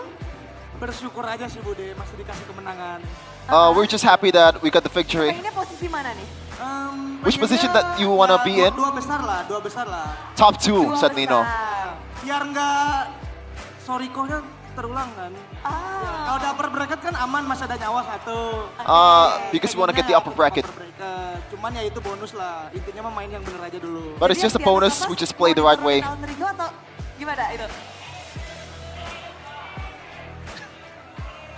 Tergantung hasil aja Bude. It depends on the result, on whether we wanna face Dewa United in the playoffs or not. Gimana nih? Posisi 3 kepengennya di posisi mana Hijume? Di atas tulisan klasemen? Alhamdulillah Bude. Oh iya. Thank God Bude. Tapi kalau udah momen kayak gini, Hijume, apa nih yang Hijume pikirkan? What do you think about this position right now? Yang dipikirin, nggak ada sih Bude, semoga Nothing? nanti kan kita Hopefully. bakal lawan Bigetron kan Bude ya. We're gonna face Bigetron? Pengennya Nail yang main sih Bude. We want Nile to play. Leg 1, Ron. Because in Leg number 1 it was Ron. Ingin langsung bertemu Nael. Benar Bude. Ada apa? He wants to Dan face ada Nael. langsung pesan-pesan gak sih? Is there anything, Langsung aja nih, pesan what happens, is there any kind of message they want to give to Nile? Maksudnya, semoga nanti Nail yang main ya, soalnya Hopefully Nile will play. dua jangkauannya gitu sih Bude. Padahal Hijume bukan jungler ya, tapi dia kepengen nyobain junglernya. Ya, soalnya teman Bude. Oke. Teman dia Bude. Coba dong pesan Nael, hai Nael. Any message to Nile? Teman. Udah jangan. Jangan. Malu-malu gitu. Tapi Hijume, kamu bawa sesuatu yang segar juga ya di MPL. Kita ngeliat kamu menggunakan hero baru juga. Apakah Hijume, you brought something that's refreshing, new heroes in MPL Indonesia. We got some unique heroes that you play. Heromu tadi game kedua hero baru loh. In the second hero, Kamu menggunakan hero baru karena terpicu in the second game you played a new hero. Paling Lunox Smith sih Bude. Oh pengen Lunox Smith. Iya, Lunox Smith. He wants to play Lunox mid. Ada yang ingin kamu playstyle Lunox yang kamu punya rahasia? Biar Is there any kind of playstyle that Ambil web aku you sih, have Bude, with lebih Lunox? tepatnya dia pengen main Lunox, ambil web aku itu doang sih. Oh, oke. Jubirnya Hijume ya, Nino ya? Ya begitu. Hijume menang lagi nih 2-0. Ya. Kok Delvin lagi ngapain nih? What is Delvin doing right now? Sama aja sih Bude, menang kalah aku Just tetap the same as dibantu usual? Iya, Oke. tetap aja. Win or lose, Delvin is still Ini Delvin. kemenangan yang keren banget pasti. Delvin, buset 2-0 Hijume ini jago banget. Coba, balas dong. Kok, lihat sekarang Aboy yang gue senterin kok.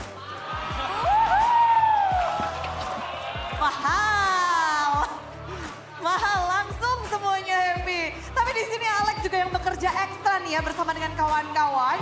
It looks like Alec has some extra Kita work lihat here. map demi map sudah dijalankan oleh Alex. After a few maps that you played, Map tadi sempat kalah tapi akhirnya bisa menang juga. Expanding you were River. losing earlier, but you came back. Apakah memang sudah mulai belajar lebih lagi ini di map? Did you learn something more about the maps? Sebenarnya yang kemarin ada fail early aja Bude, jadi mungkin kelihatan susah. Yesterday we Kita failed bisa early. balikin kan. Jadi That's ya, why it looked bad. Lebih sih mungkin nggak ada ya, kita ngelakuin apa yang kita punya aja. We just play the right way and Tapi apa with the yang information kalian that we punya have. hari ini untuk melawan Geek Fam, Alex? Is there any kind of gameplay or Kita punya plan? semua, biar menang. Semua jawaban untuk memenangkan Geek Fam. Ya. Apa Towards Geek tuh? Fam? Kan Just udah win on 2 kali everything. ketemu, udah kasih tahu dong. 2 kali dua-duanya menang. Skill. It's just skill. Nino mau panjangin? Skill yang benar, maksudnya kenain musuh. Nino, do you want to elaborate Tapi ini yang menarik on that? gimana? Nino said the Akhirnya Dangerous right Grass kind of juga skill. ketemu sama Baloy. Tapi Baloy skin nggak menggunakan hero-hero yang kita expect nih dengan hero-hero andalan dia. Gimana menghadapi Baloy di Dangerous Grass? How was it jago playing against Bude, Baloy in cuma kan Dangerous tadi Grass? hero-nya pada kita ban kan, mungkin kita respect. All of Baloy heroes we ban. Rizky jago. We respect Baloy's skill a lot. Memang kamu fokus dengan alter ego melimitasi hero dari Baloy. Itu salah satu kunci kemenangan. Benar. Limiting Baloy heroes. Lalu, apakah ada yang lain? Di in-game siapa yang kamu fokuskan? In game, Enggak. Which player do you focus on? Sama-sama jago semua, jadi kita fokus ke semua. All of them are good, so we focus on all of them. 5-5 ya. Tapi dengan All five of Brom them. yang baru, kan ngintip, bisa dapat gold, bisa dapat itu. Tadi gimana kamu caramu memaksimalkan How did you maximize untuk bisa ngedapetin gold dan juga XP dengan cepat? Aku on how to get ngeliatin golden make XP hits terus dulu deh. as fast Jadi as aku possible? tambah pas main drop. I just look at make hits a lot. Well, perjalanan When I'm roaming. lancar banget untuk Alter Ego. 2-0 sudah kalian lalui dan Alek mengalahkan tim Geek Fam balik 2 kali. Apakah ada sesuatu yang Alek ingin buktikan nih? Is there anything that you want to prove against Geek Fam? Enggak sih. No. Di MPL? Apa ya? Enggak ada sih udah. Nothing, Bude. Aman-aman aja. Tapi kemenangan hari ini 2-0. Alter Ego banter banget, cepat banget. Mungkin Alter Ego, you were cruising through Geek Fam. ya. Anyone wants to sing? Ada sesuatu dong, tuh Alter Champ dari tadi. Do you want to say anything towards Alter Champ? Kata-kata hari ini Bang Nino. Apa ya? Words of the day, Makasih Nino. buat Alter Champs yang udah dukung. Thank you for Alter Champs for supporting. Atau di atas. Ya seneng lah ngeliat mereka makin kesini makin rame juga Bude. We're so happy Suara mereka ya Nino dengar bikin Nino semangat banget. that they're sih, here. terutama buat teman-teman Nino juga kan. Kayak Hearing their voice really lifts our mood up. semangat kayak gitu kan. Makasih banyak ya Alter Champs. Thank you so much, Alter Champs. Lagi ya, kemenangan yang pasti akan dirayakan oleh Alter Champs. Sambutlah Alter Ego 2-0.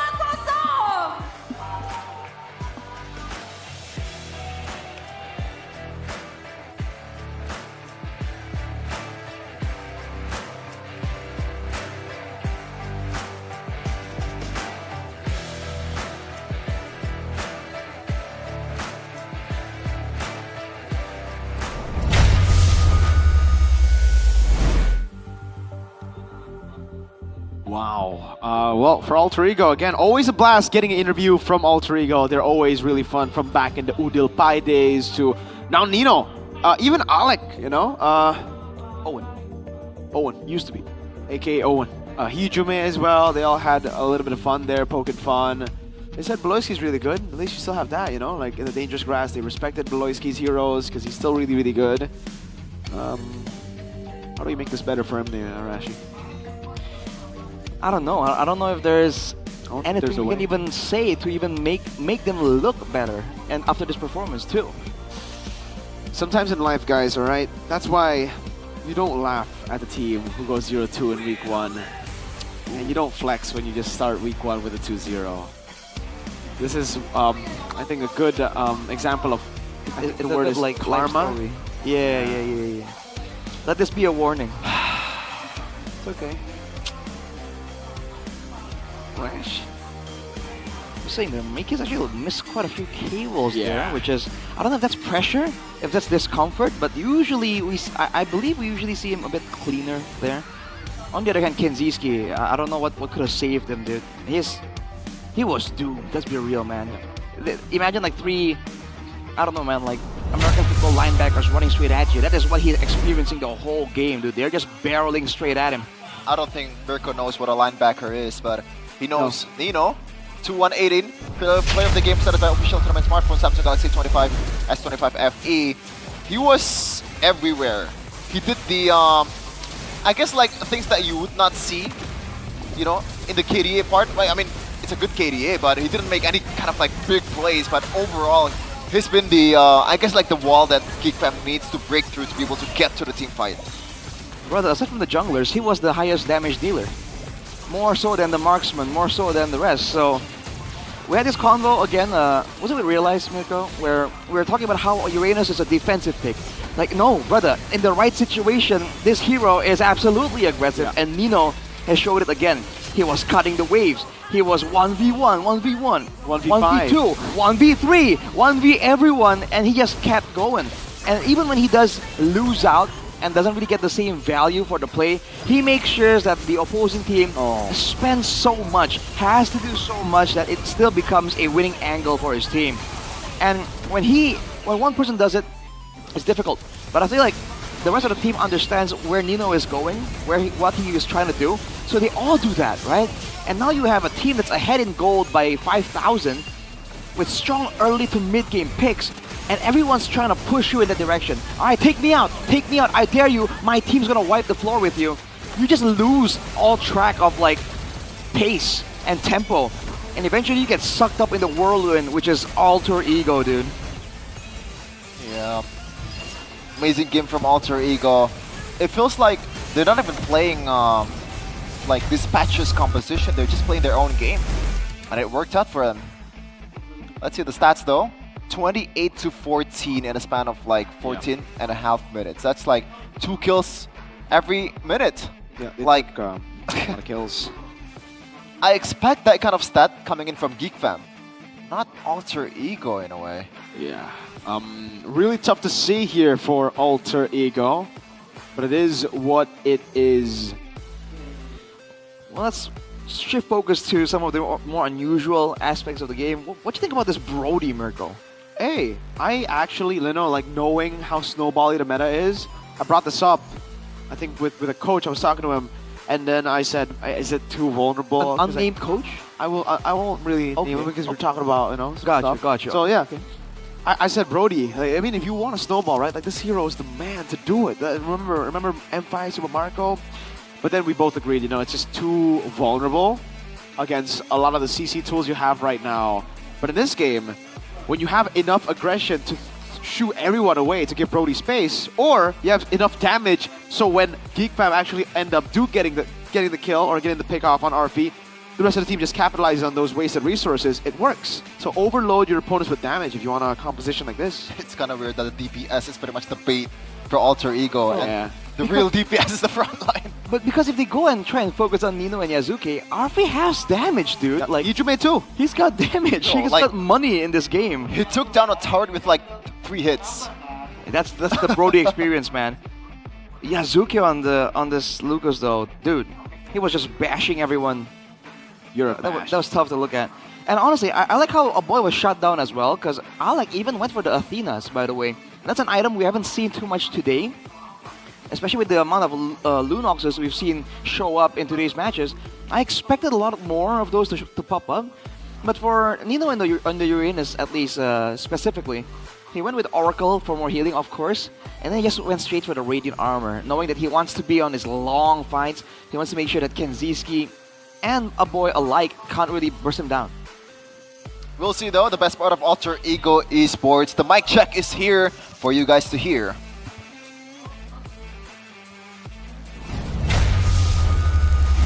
Dapat. Dia bukan ini ya, kontil. Iya. Gua tarik nih. Bawa lagi sekali lagi. Bisa. Nggak usah. Suara kiri aja guys. Mereka masuk. Gua reset ya. Ya. Kurang tutup ya. Sini guys, entry-nya tutup guys. Gua tutup aja sih, gua tutup entry-nya. Highlights dulu jauh guys. Highlights dulu guys. Pakai dulu. Lihat, highlights nih. Aman, gua angkat nih. Gua jadi. Pope guys. Ya, kaitin ke belakang orang guys. Mati. Ayo, Majin ya. Angela guys. Angel kena gebuk, Rip. Sama gua. Tempel. Nice one, bro. Maju terus, Cok. Sampai krip. Nih, Rip, gua aja sampai krip. Aman sampai bawahnya ledakin shop. Biru shop. Pope enggak ada flicker, guys. Satu suara biru ya depan-depan ya. Nanti main sama gua enggak hati-hati ya, Sob. Musuhnya hilang. Delay dikit sambil tunggu retri gua. Musuhnya hilang. Tuh lihat. Gua udah bisa lihat gua enggak? Bisa Van, ayo Van. Lihat dia flank, Cok. Mati. Harit sama gua. Gua cacer. Ada gua. Ayo sama gua. Gua ikut Wir. Nice Wir. Padahal Sob. Hit karena ada orang ya. Lihat guys, Kalita pasti dari belakang ya. Sob. Iya. Gua dari depannya. Bentar lagi ada gua aman guys. Goldin lihat guys. Pove aja dulu dari Pove, Meng. Dapat. Atas dulu. Hati guys. Lihat. Lihat Jawa. Ada gua. Flicker. Mati. Ratain. Guys. Ada gua, Meng. Ratain, Van. Gua pencet. Ada gua, Van. Naruto. It's a win. Well, classic Alter Ego comms. It's weird, right? Interesting to see, by the way. Just saying, some things I've noticed. So, first of all, RP was able to react to that Raging Sandstorm flank, concealed flank, without comms. They did not see it coming. So that was pure reaction speed, which is interesting, which is very impressive. On top of that, a boy was going for RP for the most part, if you look at those fights. So I feel like that kind of shows again that the game plan for Geek Fam wasn't really structured, man. Because I thought the idea for the Lunox is to shred down these beefier members, not to assassinate the backline. I think towards the end, it was kind of like you can't really shred through the front line anymore. I think that was more of an early game strat. I also think it's just really weird. They just don't have that, what's it called? Farsight, you know? They don't have that foresight, Arashi, of what they want to go for later on. If they wanted to go Lunox, they could have picked up Lunox in the first phase instead of the Harrod. Right. They could have still used that flex, but it was just way too honest. And by the end, they went Lunox mid, which again ended up not really doing too well because of the, I don't know, because of the pressure that Kimi has over the Lunox in the mid lane, just from the range alone, right? Yeah. It was just not a good time. Yeah, they did not utilize the flex at all. That's true, man. It's like they're playing poker, but they're showing their full hand immediately. Yeah, from game one. Exactly. It's just transparent. This is tomorrow's schedule, though. Evo's against Alter Ego. That will be an interesting match. Oh, MPL ID, Onyx. Oh boy. Ooh. But then RRQ Bigatron. Oh! All right, Mirko, we're up. Bring your RQ jersey tomorrow. Okay. Yeah, we'll see, Arashi. We'll make a post. Whoever wins.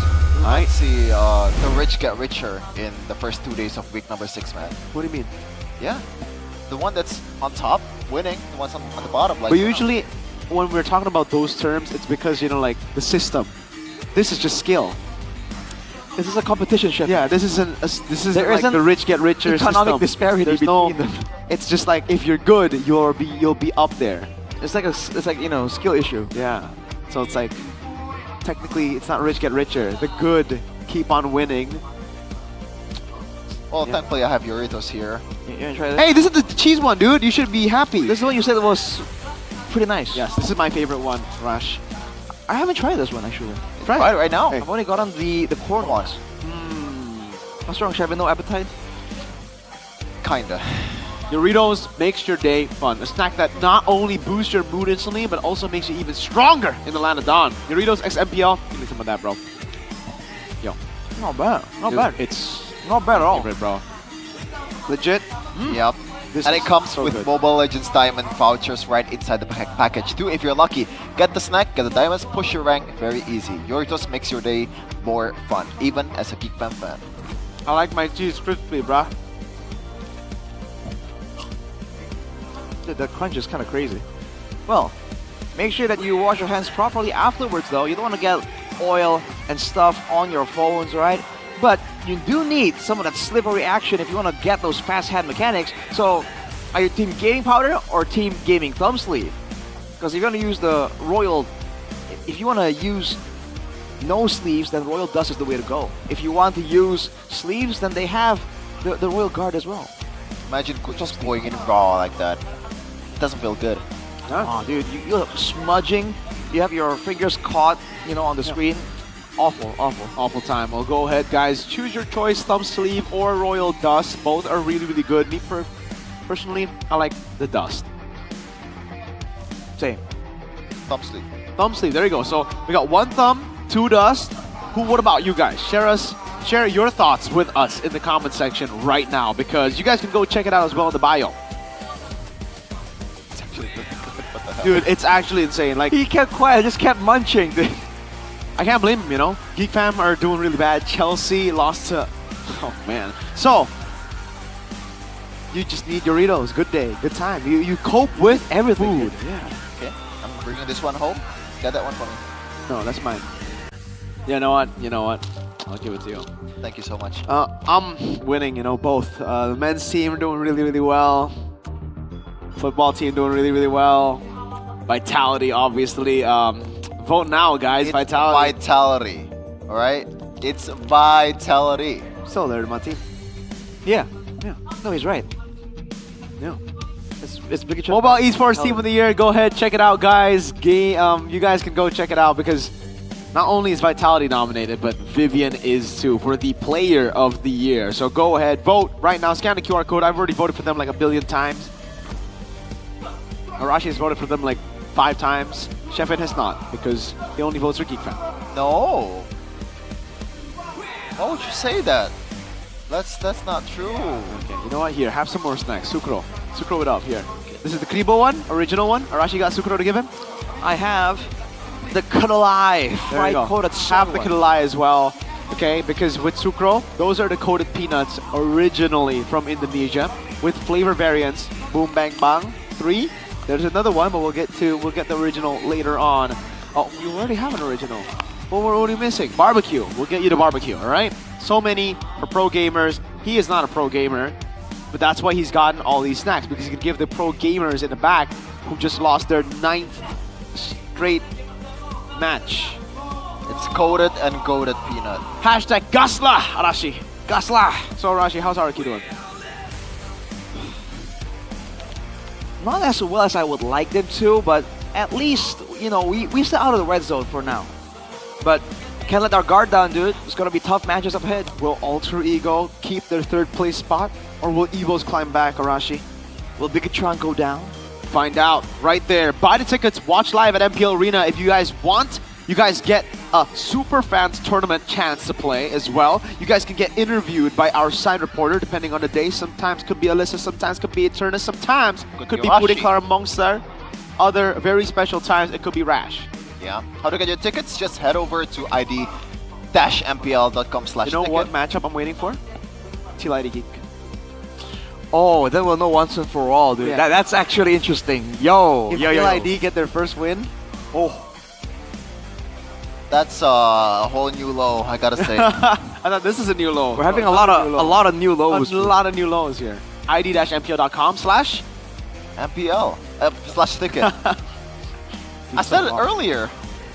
Okay, relax, bro. Why you so irritable? Okay, Chefin. Can we just cut the post-match segment by like half?